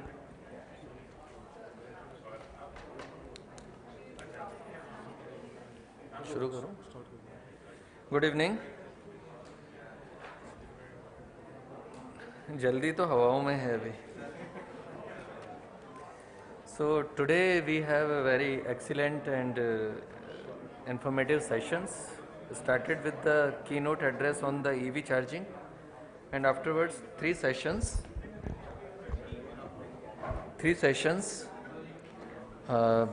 First session chaired by Meena Madam, and having 5 papers on the greener initiatives, solar cables, and followed by the cable joint failures, analysis by IEEMA, methodology, Ms. Hemanta, a guide to cable diagnostic by Mr. Aditya Korde, and general guidelines for design of joint base for underground EHV cables by Mr. B.K. Shivkumar. And there's many improvements in the compounds which was shared by on the MVCC cable track resistance compounds by Dr. Priya Rakshit. And second session chaired by Mr. Yogen Tiwari and having 5 papers. First one is the transition GIS bus duct for EHV cables in place of cable transition joint. So it got the first prize today for the best paper. Technologies of EVS cable for industrial applications by Mr. Anurag Gupta, KEC International. Remote monitoring of sheath voltages in 66 kV cable circuits by Tata Power. Minimization of the conductor losses in underground cables without increasing cable size. It was the innovations by Mr. Kamal Khanna. Sterlite, evolution and recent trends of the conditional monitoring technologies in the EHV cables with a focus on online partial discharge testing by Mr. Vishwanath Bhattacharya, Navitas. So followed by the third session today, chaired by Ms. Rajni Pandey, KEC. 4 papers are there.